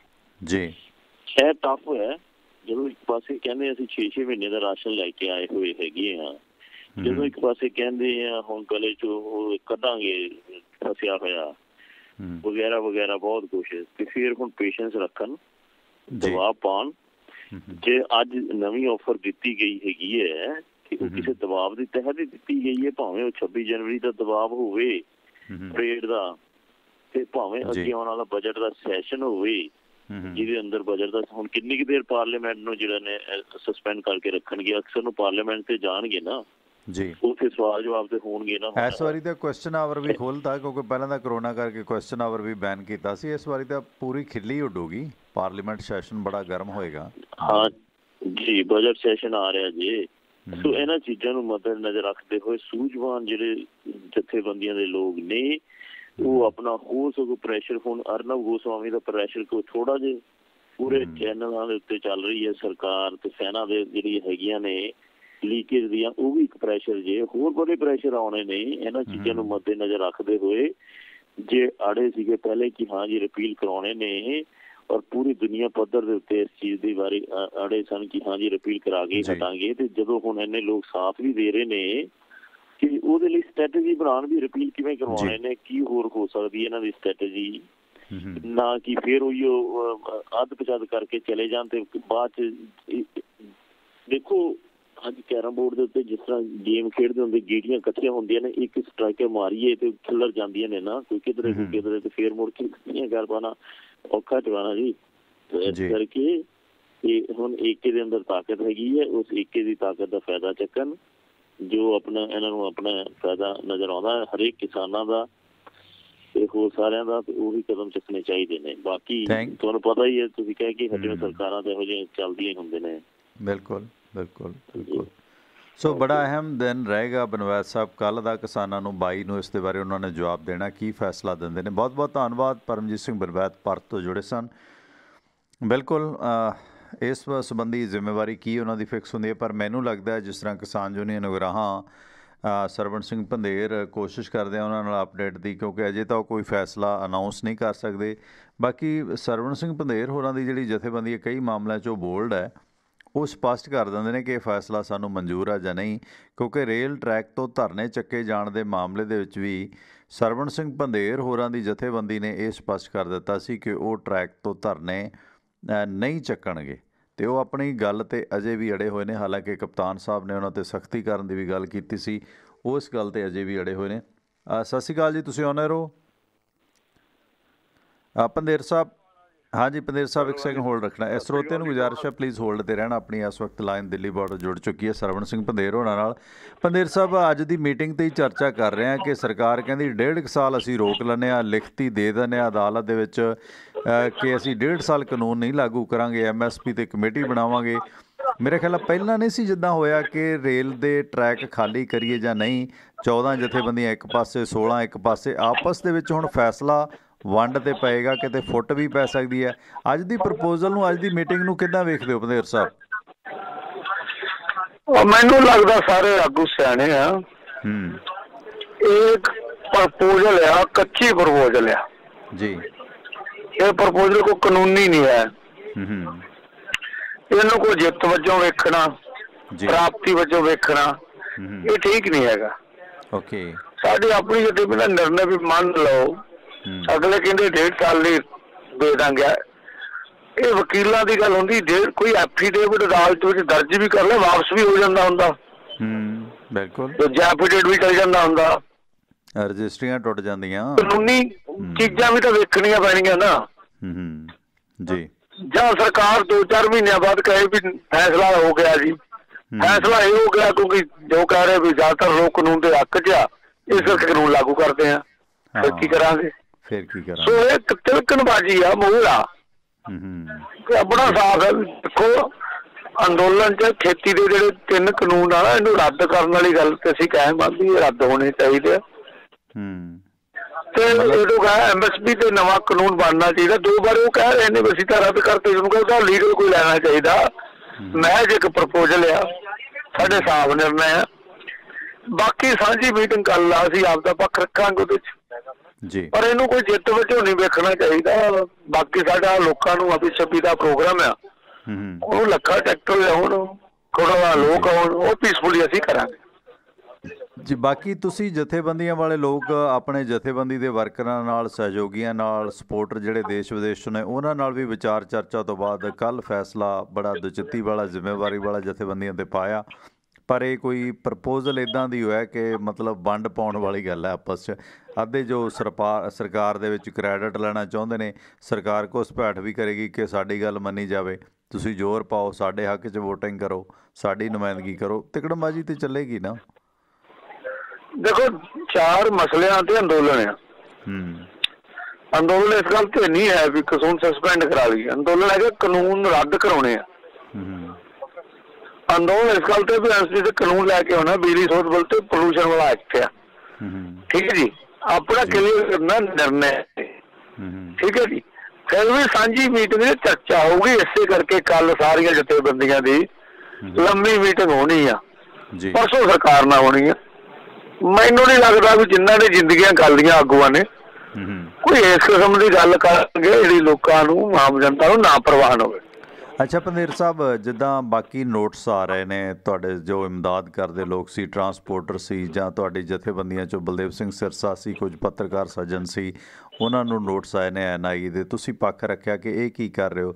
ਸਰਕਾਰ ਕਹਿੰਦੀ ਜਿਹੜੇ ਤੁਹਾਨੂੰ ਲੱਗਦਾ ਕਿਸਾਨ ਭੋਲੇ ਨੇ, ਜਿਨ੍ਹਾਂ ਨੂੰ ਗਲਤ ਨੋਟਿਸ ਆ ਗਏ, ਤੁਸੀਂ ਸੂਚੀ ਦਿਓ। ਹੁਣ ਤੁਸੀਂ ਕਿਹਦੀ ਸੂਚੀ ਦਿਓਗੇ, ਕਿਹਦੀ ਛੱਡੋਗੇ? ਇਹ ਵੀ ਮਤਲਬ ਤਿਕੜਮਬਾਜ਼ੀ ਹੈ। ਲਗਭਗ ਸਾਨੂੰ ਤਾਂ ਜੀ ਕੋਈ ਇੱਕ ਅੱਧਾ ਵਿੱਚ ਹੋਵੇ, ਬਾਕੀ ਸਾਰੇ ਤਾਂ ਪੱਤਰਕਾਰ ਹੋਣ, ਕਿਸਾਨ ਆਗੂ, ਆਮ ਲੋਕ, ਸਾਰੇ ਨਜਾਇਜ਼ ਹੀ ਲੱਗਦੇ ਆ। ਠੀਕ ਹੈ ਜੀ, ਉਹ ਕਹਿੰਦੇ ਤੁਸੀਂ ਦੇ ਦਿਓ ਨਾ ਜੀ, ਅਸੀਂ ਉਹਨਾਂ ਤੇ ਕਾਰਵਾਈ ਨਹੀਂ ਕਰਾਂਗੇ ਤੇ ਗਾਹ ਦਿੰਦੇ ਆ, ਅਸੀਂ ਸਾਰਿਆਂ ਦੇ ਨਾਂ ਦੇਵਾਂਗੇ। ਅੱਛਾ, ਇਹ ਮਸਲਾ ਵੀ ਕੱਲ ਵਿਚਾਰ ਕੇ ਤੁਸੀਂ ਆਪਣੇ ਨਾਂ ਦੇ ਦੋਗੇ? ਡਿਸਕਸ ਹੋਇਆ ਲੰਮਾ ਜੀ। Thank you. ਉਹ ਇਸ ਗੱਲ ਤੇ ਆਇਆ ਵੀ ਠੀਕ ਜੀ। ਥੈਂਕ ਯੂ ਪੰਦੇਰ ਸਾਹਿਬ, ਬਹੁਤ ਬਹੁਤ ਧੰਨਵਾਦ ਭਾਈ ਜੀ, ਮਿਹਰਬਾਨੀ। ਸੋ ਬਿਲਕੁਲ, ਇਹ ਪ੍ਰਪੋਜ਼ਲ ਹੈ, ਕੋਈ ਵੱਡਾ ਫੈਸਲਾ ਨਹੀਂ ਹੈ, ਪਰ ਸਰਕਾਰ ਜਿਸ ਤਰ੍ਹਾਂ ਕਹਿੰਦੇ ਆ ਨਾ ਕਿ ਆ ਗਈ ਹੈ ਬਾਂਦਰ ਲੰਡਾ ਕਰਨ ਲੱਗੀ ਹੈ ਥੋੜ੍ਹਾ ਥੋੜ੍ਹਾ। ਜਿਵੇਂ ਉਹ ਕਹਿੰਦੇ ਨਾ, ਕਹਿੰਦਾ ਬਾਂਦਰ, ਸਾਡੇ ਬਾਂਦਰ ਦੀ 100 ਮੀਟਰ ਪੂੰਛ। ਉਹ ਕਹਿੰਦਾ ਨਹੀਂ ਯਾਰ, ਥੋੜ੍ਹਾ ਜਿਹਾ ਘੱਟ ਕਰ ਲਾ। ਉਹ ਕਹਿੰਦਾ ਨਹੀਂ, ਜੇ ਨੇੜਿਓਂ ਦੇਖੇ 80 ਤਾਂ ਹੋਣੀ ਆ। ਕਹਿੰਦਾ ਥੋੜ੍ਹੀ ਜਿਹੀ ਘੱਟ ਕਰ ਲਾ। ਨਹੀਂ ਕਹਿੰਦਾ, ਮੈਂ ਜੇ ਫੀਤਾ ਲੈ ਕੇ ਮੈਣਾ ਤਾਂ 50 ਤੋਂ ਘੱਟ ਤਾਂ ਨਹੀਂ ਆ। ਉਹ ਕਹਿੰਦਾ ਨਹੀਂ ਯਾਰ, ਕਹਿੰਦਾ ਹੁਣ ਤੇਰੇ ਕਿਸੇ ਦੇ ਬਾਂਦਰ ਤਾਂ ਨਹੀਂ ਲੰਡਾ ਕਰਨਾ, ਮੈਨੂੰ ਲੱਗਦਾ ਬਾਂਦਰ ਲੰਡਾ ਕਰਨਾ ਪੈਣਾ। ਸਵਾਗਤ ਹੈ ਬਾਈ ਜੀ ਤੁਹਾਡਾ, ਸਤਿ ਸ਼੍ਰੀ ਅਕਾਲ। ਸਤਿ ਸ਼੍ਰੀ ਅਕਾਲ ਭਾਜੀ। ਹੈਲੋ ਜੀ, ਤੁਸੀਂ ਸਤਿ ਸ਼੍ਰੀ ਅਕਾਲ। ਮੈਂ ਵੀ ਕਾਲ ਹਾਂਜੀ ਹਾਂਜੀ ਤੁਸੀਂ ਔਨ 에ਅਰ ਹੋ ਭਾਜੀ। ਕੌਣ ਬੋਲ ਰਹੇ ਹੋ? ਸੁਰਿੰਦਰ ਬੋਲਦਾ ਨਿਊ ਜਰਸੀ ਤੋਂ। ਮੈਂ ਪ੍ਰੋਗਰਾਮ ਦਾ ਤੁਹਾਡਾ ਬਹੁਤ ਚੰਗਾ ਸੁਣਦਾ, ਪਰ ਕਾਲ ਨਹੀਂ ਮੇਰਾ ਕੋਲ ਜ਼ਿਆਦਾ ਕਦੇ ਕੀਤੀ। ਜੀ ਜੀ ਸੁਰਿੰਦਰ ਜੀ, ਸਵਾਗਤ ਹੈ ਭਾਜੀ ਤੁਹਾਡਾ, ਮਿਹਰਬਾਨੀ। ਪਹਿਲਾਂ ਤਾਂ ਤੁਹਾਨੂੰ ਮੁਬਾਰਕਾਂ ਬਹੁਤ ਬਹੁਤ, ਆਪਣਾ ਜਿਹੜਾ ਪ੍ਰੋਗਰਾਮ ਤੁਸੀਂ ਆਪਣਾ ਚੈਨਲ ਸ਼ੁਰੂ ਕੀਤਾ। ਮਿਹਰਬਾਨੀ ਸੁਰਿੰਦਰ ਭਾਜੀ, ਥੈਂਕ ਯੂ। ਤੇ ਇਹਦੇ ਜਿਹੜਾ ਆਪਣਾ ਗੱਲ ਕਰ ਰਹੇ ਇਹ ਕਿ MSP ਨੂੰ ਤੇ ਇਹ ਜ਼ਿਆਦਾ ਫੋਕਸ ਕੀਤਾ ਜਾਵੇ, ਮਤਲਬ ਜੇ ਉਹ ਇਹਨੂੰ ਸਸਪੈਂਡ ਵੀ ਕਰਦੇ ਆ ਦੂਜੇ ਕਾਨੂੰਨਾਂ ਨੂੰ 2 ਸਾਲ ਵਾਸਤੇ, ਤੇ ਪਰ MSP ਵਾਲਾ ਜੇ ਸ਼ੋਰ ਹੋ ਜੇ ਤਾਂ ਮੇਰਾ ਖਿਆਲ ਸ਼ਾਇਦ ਫਿਰ ਇਹ ਤੇ ਵਿਚਾਰ ਕੀਤੀ ਜਾ ਸਕਦੀ ਹੈ। ਓਕੇ, ਹਾਂ, ਪਰ ਉਹਦੇ ਤੇ ਸੁਰਿੰਦਰ ਭਾਜੀ ਕਹਿੰਦੇ ਕਮੇਟੀ ਬਣਾਵਾਂਗੇ। ਹੁਣ ਕਮੇਟੀ ਕਦੋਂ ਬਣਦੀ ਆ, ਕੀ ਉਹਦੀ ਕਮੇਟੀ ਦੀ ਪ੍ਰਪੋਜ਼ਲ ਆਉਂਦੀ ਹੈ, ਕੀ ਉਹ ਫੈਸਲਾ ਲੈਂਦੀ ਹੈ, ਫਿਰ ਉਹਨੂੰ ਸਰਕਾਰ ਮੰਨਦੀ ਹੈ ਜਾਂ ਨਹੀਂ? ਭਾਈ ਜੇ ਤੁਸੀਂ ਅਡਾਨੀ ਨੂੰ ਲਿਖ ਕੇ ਦੇ ਸਕਦੇ ਹੋ 30 ਸਾਲ, ਤੇ ਕਿਸਾਨਾਂ ਨੂੰ ਕਿਉਂ ਨਹੀਂ ਦੇ ਸਕਦੇ? ਹਨਾ? ਨਹੀਂ, ਉਹ ਤਾਂ ਗੱਲ ਕਰਦੇ ਵੀ MSP ਤੇ ਕਮੇਟੀ ਬਣਾਉਣ ਦੀ ਲੋੜ ਨਹੀਂ, ਉਹ ਤਾਂ ਆਪਦਾ ਮਹੀਨੇ ਦੀਆਂ ਦੇਣਾ ਤੇ ਇੱਥੇ ਮੋਰਚੇ ਤੇ ਚੱਲਦੇ ਚੱਲਦੇ ਉਹਦਾ ਫੈਸਲਾ ਹੋਣਾ ਚਾਹੀਦਾ MSP ਦਾ। ਬਿਲਕੁਲ ਬਿਲਕੁਲ ਬਿਲਕੁਲ, ਕਿਉਂਕਿ ਇਹ ਇੱਕ ਬਹੁਤ ਵੱਡਾ ਟਾਲਾ ਜਿਹੜਾ ਵਰਤਿਆ ਜਾ ਰਿਹਾ। ਜੀ, ਜੇ MSP ਪ੍ਰਾਈਵੇਟ ਲੋਕਾਂ ਦੇ ਵੀ ਲਾਗੂ ਹੋ ਜਾਏ ਮੇਰਾ ਖਿਆਲ ਆ ਫੇਰ ਤਾਂ ਉਹ ਕਾਨੂੰਨਾਂ ਨਾਲੋਂ ਵੀ ਇੱਕ ਦਾ ਵਧੀਆ ਕਾਨੂੰਨ ਵਾਪਸ ਕਰਨਾ ਉਹ ਵੀ ਉਹ ਸ਼ਾਇਦ ਚੰਗੀ ਗੱਲ ਰਹੇ। ਬਾਕੀ ਬਾਹਰ ਚਲੋ ਆਪਾਂ ਨੂੰ ਇੰਨੀ ਨਹੀਂ ਹੈ ਇਹਦੇ ਬਾਰੇ ਮਹਿੰਗਾਈ ਦੇ ਵਿੱਚ ਨੌਲੇਜ, ਪਰ ਜੇ MSP ਹਰ ਇੱਕ ਤੇ ਲਾਗੂ ਹੋ ਜਾਏ ਮੇਰਾ ਖਿਆਲ ਫੇਰ ਉਹ ਤਾਂ ਮਚ ਬੈਟਰ ਹੋਊਗਾ। ਜੀ ਜੀ ਜੀ, ਹਾਂ, ਉਹ ਵੱਡੀ ਪ੍ਰਪੋਜ਼ਲ ਉਹਦੇ ਤੇ ਕਮੇਟੀ ਬਣਾਤੀ। ਇਹ ਗੱਲ ਨੁਕਤਾ ਤੁਹਾਡਾ ਸੁਰਿੰਦਰ ਭਾਜੀ ਬਹੁਤ ਵਧੀਆ, ਕਿਉਂਕਿ ਮੇਨ ਤਾਂ ਪ੍ਰੋਬਲਮ MSP ਦੀ ਵੀ ਹੈ ਨਾ। ਹੁਣ ਕਿਸਾਨ ਨੂੰ ਤਾਂ ਕੀ ਚਾਹੇ ਕਾਲਾ ਚੋਰ ਖਰੀਦੇ, ਉਹਨੂੰ ਕੀ ਮਤਲਬ, ਚਾਹੇ ਅਡਾਨੀ ਖਰੀਦੇ ਚਾਹੇ FCI ਖਰੀਦੇ, ਉਹਨੂੰ ਤਾਂ ਇਹ ਹੈ ਕਿ ਉਹਦੀ ਮੱਕੀ ਦੀ ਲੁੱਟ ਨਾ ਹੋਵੇ। ਉਹ ਜਾਂ MSP ਜੇ 1800 ਆ ਤਾਂ 1800 ਮਿਲੇ, 600 ਨਾ ਮਿਲੇ, ਉਹਦੇ ਤੇ ਇਹ ਭੱਜ ਰਹੇ ਨੇ MSP ਤੇ। ਉਹੀ ਅਲੱਗ, ਉਹ ਜ਼ਿਆਦਾ ਜ਼ਰੂਰੀ ਹੈ। ਮਤਲਬ ਜੇ ਕਾਨੂੰਨਾਂ ਨੂੰ ਉਹ 2 ਸਾਲ ਬਾਅਦ ਸਸਪੈਂਡ ਕਰਕੇ ਦੁਬਾਰੇ ਸੋਧ ਸਾਧ ਕਰਕੇ ਵੀ ਇਹ ਲਾਗੂ ਹੋ ਜਾਣਾ, ਇੱਕ ਗੱਲ ਉਹ ਤਾਂ ਚੰਗੀ ਗੱਲ ਵੀ ਹੈ। ਸਰਕਾਰ ਨੇ ਤਾਂ ਕਿਸੇ ਦਿਨ ਨੂੰ ਇਹ ਖਰੀਦ ਚੋਂ ਨਿਕਲਣਾ ਹੀ ਆ। ਜੀ, ਮਤਲਬ ਜੇ ਪ੍ਰਾਈਵੇਟਾਂ ਤੇ ਇਹ ਚੀਜ਼ ਲਾਗੂ ਹੋ ਜਾਏ MSP ਤਾਂ ਮੇਰਾ ਖਿਆਲ ਉਹ ਮਚ ਬੈਟਰ ਹੋਊਗਾ। ਉਹ ਜ਼ਰੂਰੀ ਹੈ ਬਿਲਕੁਲ। ਉਹ ਤੇ ਪਰ ਉਹ MSP ਉਹਦੇ ਤੇ ਤਾਂ ਆਉਂਦਾ ਹੀ ਨਹੀਂ। ਉਹ ਕਹਿੰਦੇ ਅਸੀਂ ਇਹਦੇ ਤੇ ਕਮੇਟੀ ਬਣਾਵਾਂਗੇ। ਕਮੇਟੀ ਕਦ ਬਣੀ? ਇੱਕ ਵਾਰੀ ਅੰਦੋਲਨ ਠੰਡਾ ਪੈ ਗਿਆ ਫਿਰ ਤੇ ਤੁਹਾਨੂੰ ਪਤਾ ਇਹ ਕਮੇਟੀਆਂ ਕਿਵੇਂ ਕੰਮ ਮਿੱਟੀ ਹੋ ਜਾਂਦੀਆਂ ਨੇ। ਆ ਜਾਣਗੇ ਜੀ, ਆ ਜਾਣਗੇ। ਲੋਕ ਅੱਗੇ ਨਾਲੋਂ ਕਾਫੀ ਸਿਆਣੇ ਆ, ਅਵੇਅਰ ਵੀ ਹੋਏ ਹੋਏ ਆ। ਮੇਰਾ ਖਿਆਲ ਉਨੀ ਫੁੱਟ ਵੀ ਨਹੀਂ ਹੁਣ ਸ਼ਾਇਦ ਪੈਂਦੀ। ਚਲੋ ਸਰਕਾਰ ਨੇ ਤਾਂ ਕੋਸ਼ਿਸ਼ ਕਰਨੀ ਹੀ ਹੈ, ਪਰ ਇਹ ਅੰਦੋਲਨ ਨੇ ਲੋਕਾਂ ਨੂੰ ਜਾਗਰਤ ਬਹੁਤ ਕੀਤਾ ਜੀ। ਤੁਸੀਂ, ਮੈਂ ਤੁਹਾਡੇ ਰੇਡੀਓ ਨਾਲ ਵੀ ਜੁੜਿਆ ਹੋਇਆ, ਮੈਨੂੰ ਹੁਣ ਪਤਾ ਲੱਗਿਆ ਵੀ MSP ਹੈਗੀ। ਜੀ ਜੀ ਜੀ ਭਾਜੀ, ਥੈਂਕ ਯੂ, ਮਿਹਰਬਾਨੀ ਸੁਰਿੰਦਰ ਜੀ। ਕਿਉਂਕਿ ਦੇਖੋ ਜਿੰਨਾ ਇਹ ਅੰਦੋਲਨ ਹੁਣ ਠੰਡ ਘੱਟ ਗਈ ਹੈ, ਕਰੋਨਾ ਦਾ ਖੌਫ ਘੱਟ ਗਿਆ, ਟੀਕੇ ਲੱਗਣ ਲੱਗ ਗਏ ਨੇ, ਲੱਖਾਂ ਲੋਕ ਬੈਠੇ ਨੇ, 60 ਦਿਨ ਹੋਣ ਵਾਲੇ ਨੇ, 55। ਅਜੇ ਕਿਸੇ ਨੂੰ ਉੱਥੇ ਕਰੋਨਾ ਹੋਣ ਦੀ ਖਬਰ ਨਹੀਂ ਹੈ। ਜਿਹੜੀਆਂ ਮੌਤਾਂ ਹੋਈਆਂ ਨੇ ਉਹ ਹਾਰਟ ਅਟੈਕ ਜਾਂ ਹੋਰ ਬਿਮਾਰੀਆਂ ਉਸ ਦਾ ਕਾਰਨ ਨੇ। ਕੋਈ ਡਿਸਟੈਂਸ ਨਹੀਂ ਰੱਖਿਆ ਜਾ ਰਿਹਾ, ਕੋਈ ਸਾਧਨ ਬਹੁਤੇ ਨਹੀਂ ਹੈ, ਵਾਸ਼ਰੂਮ ਸਾਰੀਆਂ ਚੀਜ਼ਾਂ ਕਾਮਨ ਯੂਜ਼ ਹੁੰਦੀਆਂ ਨੇ, ਭਾਂਡੇ ਵੀ ਸਾਰੇ ਇਕੱਠੇ ਯੂਜ਼ ਹੁੰਦੇ ਨੇ, ਫਾਸਲਾ ਵੀ ਨਹੀਂ ਹੈ। ਫਿਰ ਕਿੰਨਾ ਕੁ ਕਰੋਨਾ ਫੈਲ ਗਿਆ ਉੱਥੇ? ਸੋ ਇਹ ਵਹਿਮ ਲੋਕਾਂ ਦਾ ਦੂਰ ਹੋ ਗਿਆ। ਜਿਹੜੀ ਊਚ ਨੀਚ ਸੀ, ਜੱਟ ਤੇ ਸ਼੍ਰੀ ਦੇ ਰਿਸ਼ਤੇ ਟੁੱਟੇ ਸੀ, ਖਾਸ ਕਰਕੇ ਪੰਜਾਬ ਤੇ ਹਰਿਆਣੇ ਦੀ ਜਿਹੜੀ ਨਫ਼ਰਤ ਸੀ ਉਹ ਮਿਟੀ ਹੈ। ਤੁਸੀਂ ਵੇਖੋ ਕਿ ਆਸਟ੍ਰੇਲੀਆ ਵਰਗੇ ਅਗਾਂਹ ਮੁਲਕਾਂ 'ਚ ਵੀ, ਅਗਾਂਹ ਵਧੂ ਮੁਲਕਾਂ 'ਚ ਵੀ ਆ ਕੇ, ਜਿਵੇਂ ਬਾਈ ਦੀਪ ਨੇ ਜ਼ਿਕਰ ਕੀਤਾ ਸੀਗਾ, ਦਲਜੀਤ ਨੇ, ਕਿ ਅਗਾਂਹ ਵਧੂ ਬੱਚੇ ਵੀ ਆਪਸ 'ਚ ਲੜੇ ਆਸਟ੍ਰੇਲੀਆ 'ਚ ਹਰਿਆਣਾ ਪੰਜਾਬ ਦੇ ਰੌਲੇ ਨੂੰ ਲੈ ਕੇ। ਉਹ ਚੀਜ਼ਾਂ ਮਿਟ ਗਈਆਂ। ਕੋਈ ਹੁੱਕਾ ਪੀਂਦਾ ਕੋਈ ਗੱਲ ਨਹੀਂ, ਦੂਜਾ ਕਹਿੰਦਾ ਲੈ ਹੁੱਕੇ ਲਿਆ ਕੇ ਚਾਹੀਦੀ ਹੈ, ਲੈ ਜਾ। ਉਹ ਕੋਈ ਚਾਹੇ ਵਿਚਾਰਧਾਰਕ ਚੀਜ਼ਾਂ ਸੀਗੀਆਂ, ਪਰ ਇੱਕ ਸਹਿਣਸ਼ੀਲਤਾ, ਟੋਲਰੈਂਸ। ਹੁਣ ਜੇ ਗੁਰੂ ਸਾਹਿਬ ਜਨੇਊ ਦਾ ਵਿਰੋਧ ਕਰਦੇ ਨੇ, ਪਰ ਜਦੋਂ ਜਨੇਊ ਵਾਲੇ ਕਹਿੰਦੇ ਕਿ ਸਾਡੀ ਹਿਫਾਜ਼ਤ ਕਰੋ, ਤੇ ਗੁਰੂ ਪਾਤਸ਼ਾਹੀ ਸ਼ਹਾਦਤ ਵੀ ਦਿੰਦੀ ਹੈ, ਦੂਸਰੇ ਦੀ ਰਿਸਪੈਕਟ ਵੀ ਕੀਤੀ ਜਾਂਦੀ ਹੈ। ਇਹ ਨਹੀਂ ਕਿ ਤੁਸੀਂ ਜਨੇਊ ਵਾਲੇ ਅਸੀਂ ਤੁਹਾਡਾ ਕੀ ਲੈਣਾ। ਸੋ ਇਹ ਵਿਚਾਰਕ ਮਤਭੇਦ ਵੀ ਜਿਹੜੇ ਨੇ ਨਾ ਉਹ ਮਿਟੇ ਨੇ। ਇਸ ਅੰਦੋਲਨ ਨੇ ਬਹੁਤ ਪ੍ਰਾਪਤੀਆਂ ਕੀਤੀਆਂ। ਜਿਹੜੇ ਕ੍ਰਿਮੀਨਲ ਲੋਕ ਸੀ, ਨਸ਼ੇੜੀ ਸੀ, ਚੋਰ ਚੱਕੇ ਸੀ, ਤੁਸੀਂ ਵੇਖੋ ਕਿ ਪਿੰਡਾਂ 'ਚ ਮੋਟਰਾਂ ਤੇ ਬਾਈਕਾਂ ਤੇ ਬੰਬੀਆਂ ਤੇ ਸਮਾਨ ਚੋਰੀ ਹੋਣ ਦੀਆਂ ਰਿਪੋਰਟਾਂ ਘੱਟ ਨੇ। ਤੁਸੀਂ ਆਪਣੇ ਪਿੰਡਾਂ 'ਚ ਪੁੱਛ ਲਿਓ ਕਿ ਪਿਛਲੇ ਸਾਲ ਕਿੰਨੀਆਂ ਮੋਟਰਾਂ ਚੋਰੀ ਹੋਈਆਂ ਸੀ, ਟਰਾਂਸਫਾਰਮਰ ਕੇਬਲਾਂ, ਇਸ ਵਾਰੀ ਕਿੰਨੀਆਂ ਹੋਈਆਂ ਨੇ। ਇਸ ਅੰਦੋਲਨ ਦੇ ਦੌਰਾਨ ਲੱਖਾਂ ਲੋਕ ਇਕੱਠੇ ਨੇ, ਉੱਥੇ ਵੀ ਮੋਬਾਈਲ ਜਾਂ ਹੋਰ ਚੀਜ਼ਾਂ ਦੀ ਚੋਰੀ ਬਹੁਤ ਨਾਮਾਤਰ ਹੈ। ਉਹ ਕ੍ਰਾਈਮ ਰੇਟ ਬਹੁਤ ਥੱਲੇ ਆਇਆ। ਸੋ ਬੜਾ ਇਸ ਦਾ ਮੈਂ ਸਮਝਦਾ ਕਿ ਫਾਇਦਾ ਹੋਇਆ। ਖੈਰ ਨਾਲ ਮੇਰੀ ਕੋਸ਼ਿਸ਼ ਹੈ ਕਿ ਸੰਮਣ ਅਤੇ ਮੂਸਣ ਦੀ ਕਥਾ ਜਿਹੜੀ ਇਹ ਕਾਫੀ ਵੱਡੀ ਹੈ, ਸਾਂਝੀ ਤੁਹਾਡੇ ਨਾਲ ਕਰਾਂ ਮੈਂ। ਸੋ ਇਸ ਸੰਬੰਧੀ ਜਿਹੜਾ ਇਹ ਕਥਾ ਜ਼ਿਆਦਾ ਮਿਸਰੀ ਕਥਾ ਜ਼ਿਆਦਾ ਜਾਪਦੀ ਹੈ, ਪਰ ਇੰਡੀਆ ਦੇ ਵਿੱਚ ਇਹ ਕਥਾ ਘੱਟ ਅਤੇ ਕਰਪਰ 2 ਕਰੈਕਟਰ ਨੇ ਸੰਮਣ ਅਤੇ ਮੂਸਣ ਦੀ ਜਗ੍ਹਾ, ਉਹਨਾਂ ਦੇ ਨਾਲ ਕਾਫੀ ਮੇਲ ਖਾਂਦੀ ਹੈ। ਸੋ ਭਾਰਤ ਦੀਆਂ ਜਿਹੜੀਆਂ ਕਥਾ ਸਾਰਤ ਸਾਗਰ ਹੈ, ਜਿੱਥੇ ਬੜੀਆਂ ਪੁਰਾਣੀਆਂ ਕਹਾਣੀਆਂ ਨੇ, ਉੱਥੇ ਇਸ ਕਥਾ ਦਾ ਜਿਹੜਾ ਝੋਲਾ ਪੈਂਦਾ ਜਾਂ ਮਿਲਦੀ ਆ, ਉਸ ਦਾ ਕਰੈਕਟਰ ਘੱਟ ਅਤੇ ਕਾਰਪਰ ਹੈ। ਪਰ ਇਹ ਘੱਟ ਅਤੇ ਕਾਰਪਰ ਦੇ ਨਾਲੋਂ ਸੰਮਣ ਅਤੇ ਮੂਸਣ ਦੀ ਕਥਾ ਰੇਪਸੀਨੀਤਸ ਦੇ ਨਾਲ, ਜਾਣੀ ਮਿਸਰ ਦੀ ਕਥਾ ਦੇ ਨਾਲ ਜ਼ਿਆਦਾ ਜੁੜਦੀ ਹੈ। ਸੰਮਣ ਸੰਸਕ੍ਰਿਤ ਦੇ ਲਫ਼ਜ਼ ਸੁਮਨਸ ਦਾ ਵਿਕਰਤ ਰੂਪ ਹੈ, ਜਿਸ ਦਾ ਅਰਥ ਹੈ ਚੰਗੇ ਮਨ ਵਾਲਾ, ਨੇਕ ਦਿਲ ਵਾਲਾ। ਮੂਸਣ ਦਾ ਅਰਥ ਹੈ ਚੁਰਾਉਣਾ।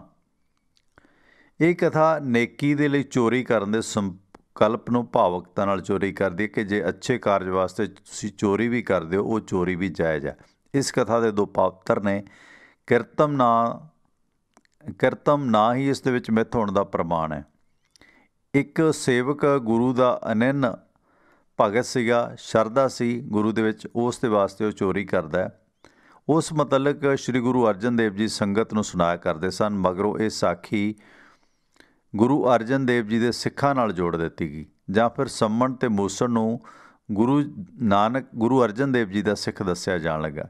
ਸ਼੍ਰੀ ਗੁਰੂ ਗ੍ਰੰਥ ਕੋਸ਼ ਦੇ 1223 ਅੰਗ 'ਤੇ ਲਿਖਿਆ ਕਿ ਸੰਮਣ ਅਤੇ ਮੂਸਣ, ਮਤੰਗ ਅਤੇ ਜਮਾਲ 4 ਫਕੀਰ ਸਨ, ਜਿਨ੍ਹਾਂ ਦਾ ਸੰਵਾਦ ਅਨੁਵਾਦ 4 ਬੋਲਿਆਂ ਦੇ ਵਿੱਚ ਕੀਤਾ। 4 ਬੋਲੇ ਹੁੰਦੇ ਨੇ ਚੁਵਰਗੇ, 4 ਲਾਈਨਾਂ ਦੇ ਵਿੱਚ ਬੋਲੇ ਜਾਣ ਵਾਲੇ। ਪਰ ਸੰਮਣ ਅਤੇ ਮੂਸਣ ਬਾਰੇ ਕੋਈ ਇਤਿਹਾਸਕ ਪ੍ਰਮਾਣ ਨਹੀਂ ਮਿਲਦੇ। ਸਿੱਖ ਸਾਖੀ ਸਾਹਿਤ ਹੈ, ਉਸ ਅਨੁਸਾਰ ਸੰਮਣ ਅਤੇ ਮੂਸਣ ਸਾਹਿਬ ਬਾਜਪੁਰ ਦੇ ਵਸਨੀਕ ਸਨ ਅਤੇ ਗੁਰੂ ਅਰਜਨ ਦੇਵ ਜੀ ਦੇ ਸਿਦਕੀ ਸਿੱਖ ਸਨ। ਗੁਰੂ ਅਰਜਨ ਦੇਵ ਜੀ ਨੇ ਆਪਣੇ 4 ਬੋਲਿਆਂ ਦੇ ਵਿੱਚ ਇਹਨਾਂ ਦੀ ਗੁਰੂ ਭਗਤੀ ਦਾ ਸੰਕੇਤ ਕੀਤਾ। ਫਰਮਾਇਆ कि सम्मण ज्यों इस प्रेम की दम की होती साट, रावण होते सुरंक नहीं जैन सिर दीने काट। ਜਾਂ एक दूसरा चौबोला वाह कह के सागर मेर उदयावन नवखंडा विसुदा परम, मूसन प्रेम परम का गन्यो एक कर धर्म। ਸੋ ਸ਼੍ਰੀ ਗੁਰੂ ਗ੍ਰੰਥ ਮਾਫ ਕਰਨਾ ਇਹਨਾਂ ਗੁਰਸਿੱਖਾਂ ਦੀ ਪ੍ਰੇਮ ਭਗਤੀ ਬਾਰੇ ਸਿੱਖ ਜਗਤ ਦੇ ਵਿੱਚ 2 ਤਰ੍ਹਾਂ ਦੀਆਂ ਸਾਖੀਆਂ ਪ੍ਰਚਲਿਤ ਨੇ। ਇੱਕ ਤਾਂ ਜਿਨ੍ਹਾਂ ਦਾ ਆਸ਼ਾ ਇੱਕੋ ਹੈ ਅਤੇ ਰੂਪਾਂਤਰ ਵੱਖਰੇ ਨੇ। ਇੱਕ ਸਾਖੀ ਦੇ ਅਨੁਸਾਰ ਸੰਮਣ ਅਤੇ ਉਸ ਦਾ ਪੁੱਤਰ ਮੂਸਣ ਸ਼ਾਹਬਾਜ਼ਪੁਰ ਜ਼ਿਲ੍ਹਾ ਅੰਬਾਲਾ ਦੇ ਵਸਨੀਕ ਸਨ। ਉਹਨਾਂ ਦਿਨਾਂ ਦੇ ਵਿੱਚ ਲਾਹੌਰ ਦੇ ਵਿੱਚ ਸ਼ਾਹੀ ਇਮਾਰਤਾਂ ਦੀ ਉਸਾਰੀ ਹੋਈ ਸੀ। ਇਹ ਦੋਵੇਂ ਲਾਹੌਰ ਮਜ਼ਦੂਰੀ ਕਰਦੇ ਸਨ ਅਤੇ ਇਹਨਾਂ ਦੇ ਦਿਲ ਦੇ ਵਿੱਚ ਗੁਰੂ ਅਰਜਨ ਦੇਵ ਜੀ ਨੂੰ ਭੋਜਨ ਛਕਾਉਣ ਦੀ ਬੜੀ ਰੀਝ ਸੀ, ਪਰ ਮਾਇਆ ਦੀ ਥੋੜ੍ਹ ਕਾਰਨ ਇਹ ਇਹਨਾਂ ਦੀ ਇੱਛਾ ਪੂਰੀ ਨਹੀਂ ਸੀ ਹੋ ਸਕੀ ਗੁਰੂ ਸਾਹਿਬ ਨੂੰ ਭੋਜਨ ਛਕਾਉਣ ਦੀ। ਇੱਕ ਦਿਨ ਗੁਰੂ ਅਰਜਨ ਦੇਵ ਮਹਾਰਾਜ ਲਾਹੌਰ ਆਏ ਤਾਂ ਇਹਨਾਂ ਗੁਰੂ ਜੀ ਨੂੰ ਪ੍ਰਸ਼ਾਦਾ ਛਕਾਉਣ ਦਾ ਇਰਾਦਾ ਕੀਤਾ। ਸੱਦਾ ਦੇ ਆਏ, ਨਿਉਤਾ ਦੇ ਆਏ। ਪੈਸੇ ਦੀ ਥੋੜ੍ਹ ਕਾਰਨ ਉਹ ਸ਼ਾਹੀ ਬੁਰਜ ਦੀ ਉਸਾਰੀ ਦੀ ਜਿਹੜੀ ਮਜ਼ਦੂਰੀ ਸੀ ਉਸ ਕਰਨ ਲੱਗੇ। ਕੰਮ ਜੋਖਮ ਵਾਲਾ ਸੀ। ਮੂਸਣ ਸ਼ਾਹੀ ਬੁਰਜ ਦੇ ਉੱਤੇ ਇੱਟਾਂ ਜੋੜਦਾ ਹੋਇਆ ਡਿੱਗ ਕੇ ਮਰ ਗਿਆ ਅਤੇ ਸੰਮਣ ਨੇ ਉਸ ਨੂੰ ਘਰ ਲਿਆ ਕੇ ਕੋਠੇ ਅੰਦਰ ਪਾ ਦਿੱਤਾ ਅਤੇ ਆਪ ਗੁਰੂ ਜੀ ਦੇ ਲਈ ਪ੍ਰਸ਼ਾਦ ਤਿਆਰ ਕਰਨ ਲੱਗ ਪਿਆ। ਸੰਮਣ ਨੂੰ ਕਿਧਰੇ ਨਾ ਵੇਖੇ ਗੁਰੂ ਜੀ ਨੇ ਆਉਂਦਿਆਂ ਹੀ ਸੰਮਣ ਤੋਂ ਉਸ ਬਾਰੇ ਪੁੱਛਿਆ, ਮੂਸਣ ਦੇ ਡਿੱਗਣ ਬਾਰੇ, ਕਿ ਮੂਸਣ ਕਿੱਥੇ ਹੈ।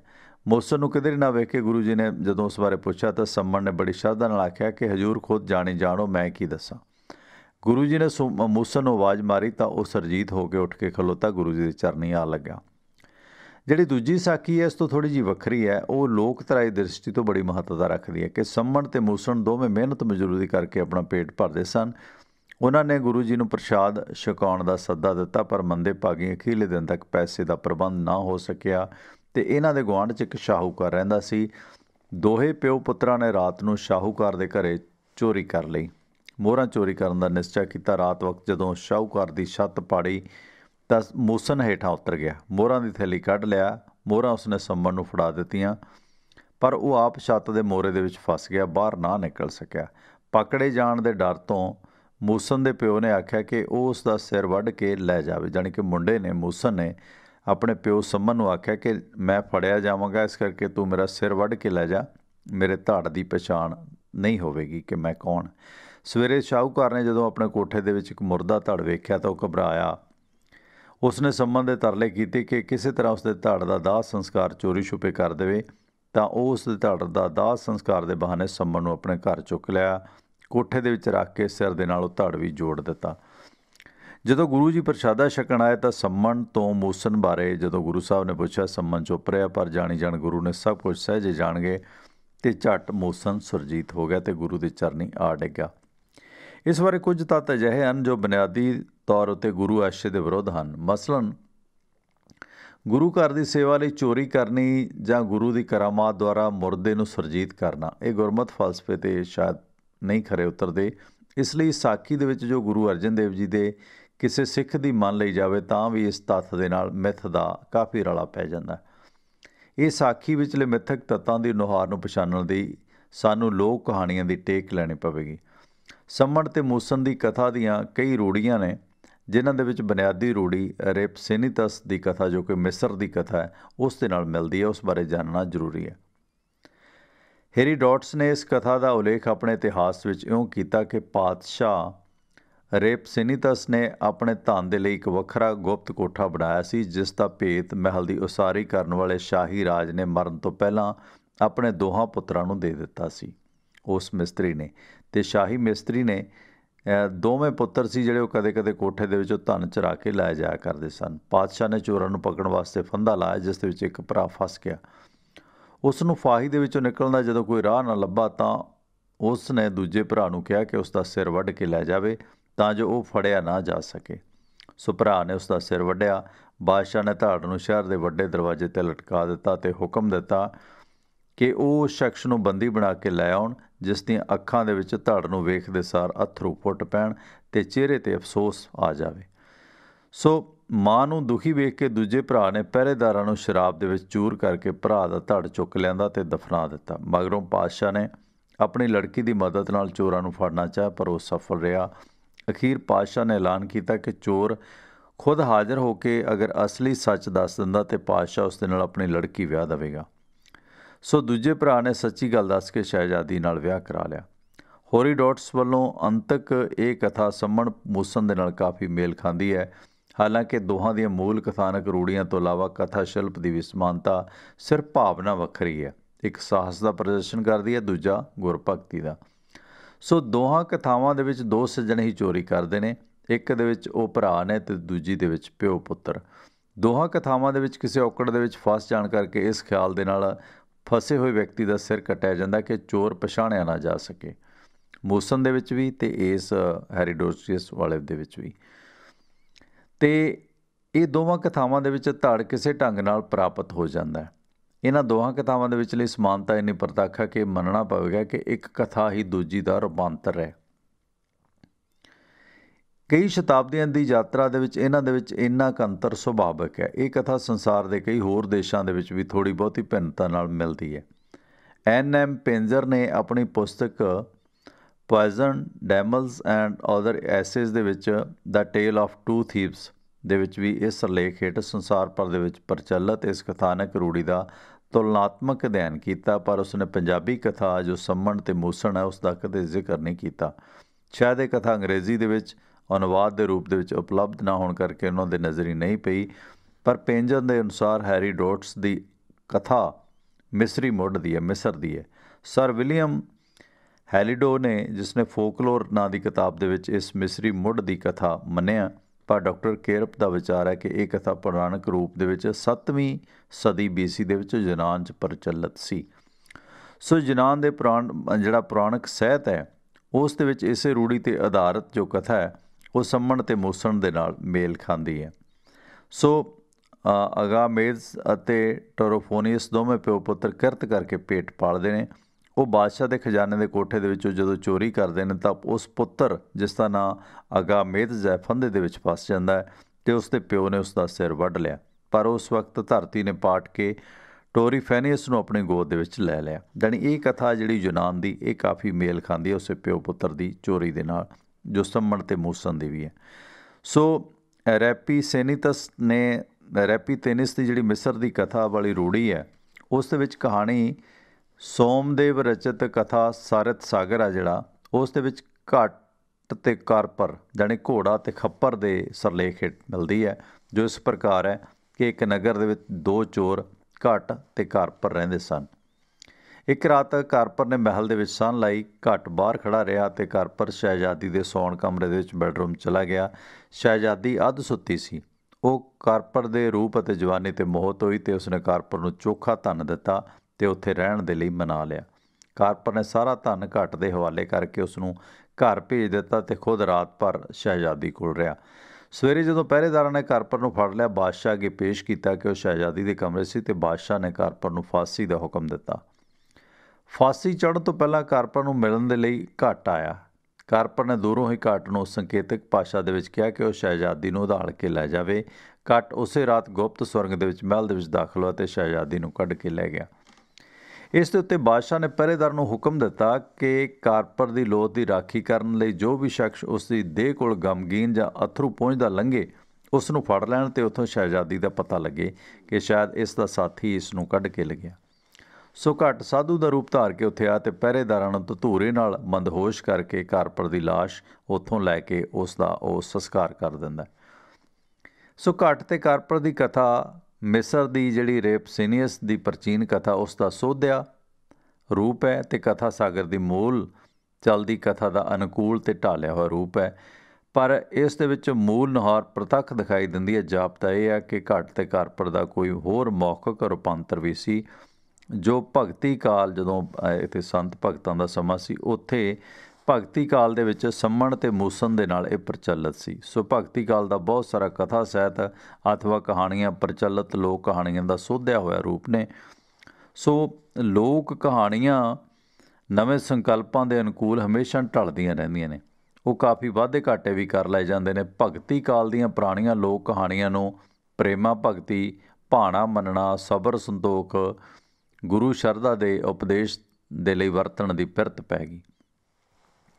ਇਹਨਾਂ ਕਹਾਣੀਆਂ ਨੂੰ ਲੋੜ ਅਨੁਸਾਰ ਤੋੜ ਮਰੋੜ ਕੇ ਨਵਾਂ ਰੂਪ ਢਾਲ ਲਿਆ ਜਾਂਦਾ। ਸੰਮਣ ਅਤੇ ਮੂਸਨ ਉਸੇ ਉਦਮ ਦਾ ਸਿੱਟਾ ਜਾਪਦੇ ਨੇ। ਜੇ ਮੰਨ ਲਿਆ ਜਾਵੇ ਕਿ ਸੰਮਣ ਅਤੇ ਮੂਸਨ ਇਤਿਹਾਸਕ ਵਿਅਕਤੀ ਅਤੇ ਗੁਰੂ ਦੇ ਸਿੱਧਕੀ ਸਿੱਖ ਸਨ, ਤਾਂ ਵੀ ਇਹਨਾਂ ਨਾਲ ਜੁੜੀ ਕਥਾ ਇਤਿਹਾਸਕ ਸਿੱਧ ਨਹੀਂ ਹੋ ਜਾਂਦੀ, ਕਿਉਂਕਿ ਜੋ ਬਹੁਤ ਸਾਰੇ ਇਤਿਹਾਸਕ ਵਿਅਕਤੀਆਂ ਨਾਲ ਵੀ ਕਲਪ ਅਤੇ ਮਿਥਿਕ ਸਮੱਗਰੀ ਜੁੜੀ ਜਾਣ ਦੇ ਅਨੇਕਾਂ ਪ੍ਰਮਾਣ ਨੇ।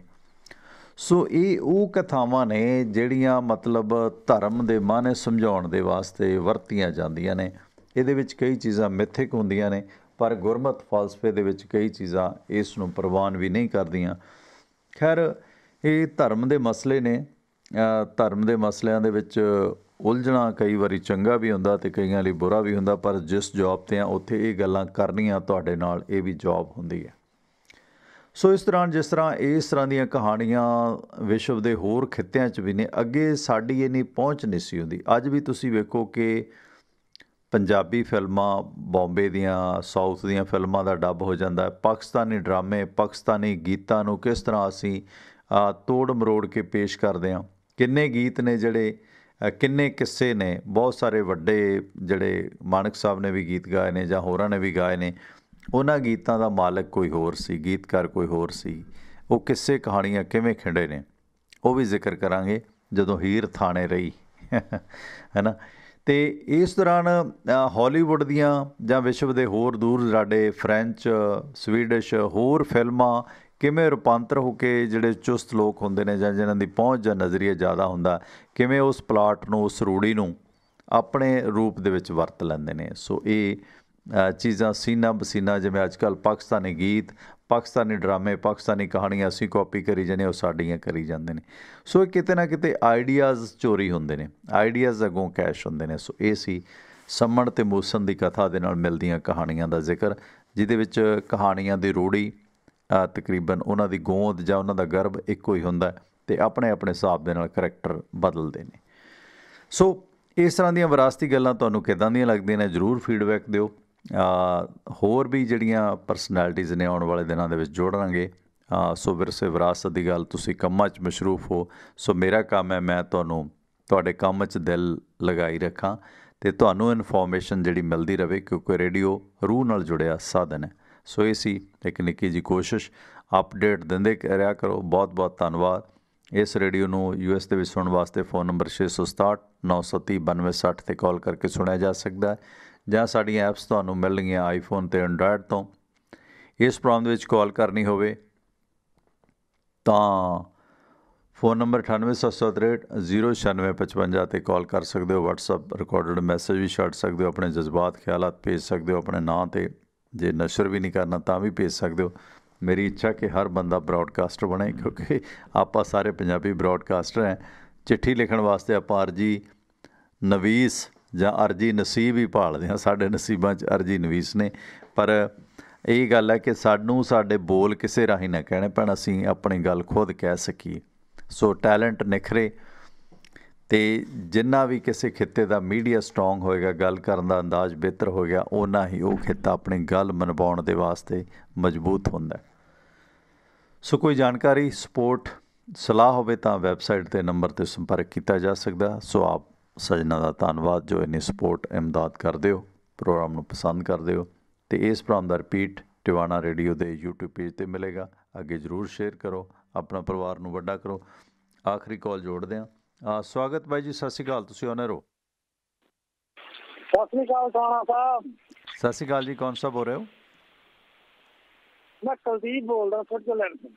ਸਵਿਟਜ਼ਰਲੈਂਡ ਤੋਂ ਕੁਲਦੀਪ ਜੀ, ਸਵਾਗਤ ਹੈ ਤੁਹਾਡਾ। ਹਾਂਜੀ, ਕੀ ਆ ਭਾਜੀ, ਬਹੁਤ ਤੁਹਾਡੀ ਮਿਹਰਬਾਨੀ ਆ, ਸਾਡੇ ਰੇਡੀਓ ਚਲਾ ਦਿੱਤਾ, ਬੜੀ ਖੁਸ਼ੀ ਦੀ ਗੱਲ ਆ। ਡਾਊਨਲੋਡ ਕੀਤਾ ਹੈ, ਕੰਮ ਤੇ ਆ, ਸੌਂਦਾ ਹੈ।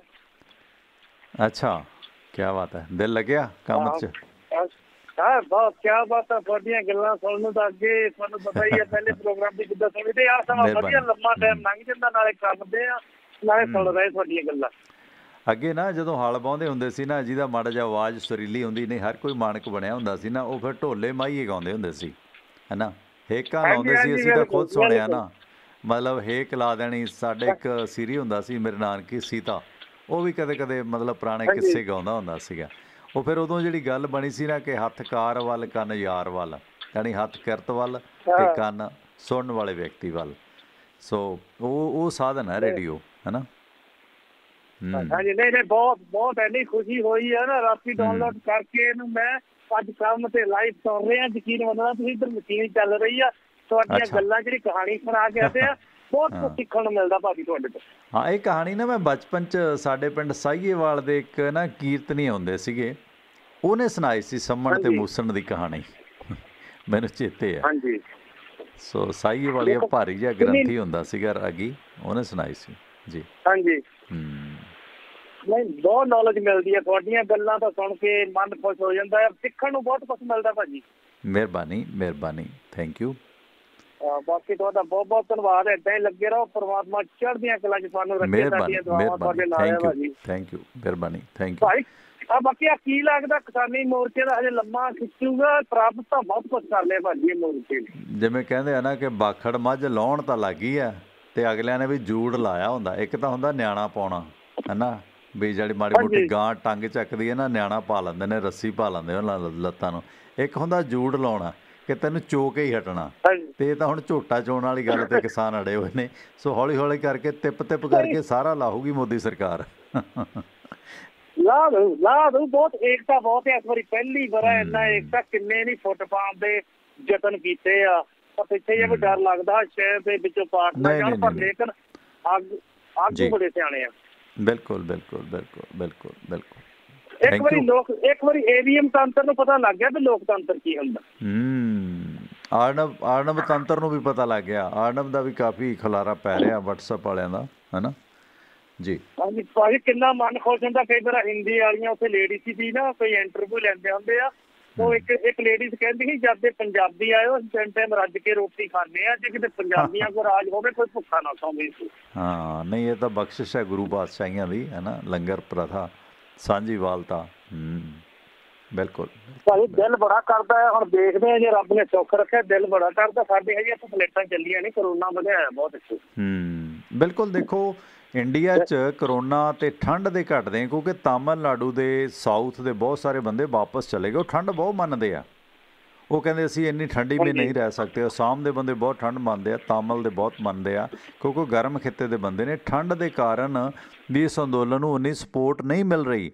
ਹੁਣ ਜਦੋਂ ਠੰਡ ਘਟੇਗੀ, ਕਰੋਨਾ ਦਾ ਖੌਫ ਘਟੇਗਾ, ਬਾਕੀ ਭਾਰਤੀ ਲੋਕ ਵੀ ਆਪਣੇ ਹਕੂਕ ਦੇ ਵਾਸਤੇ ਉੱਠਣਗੇ ਜੀ।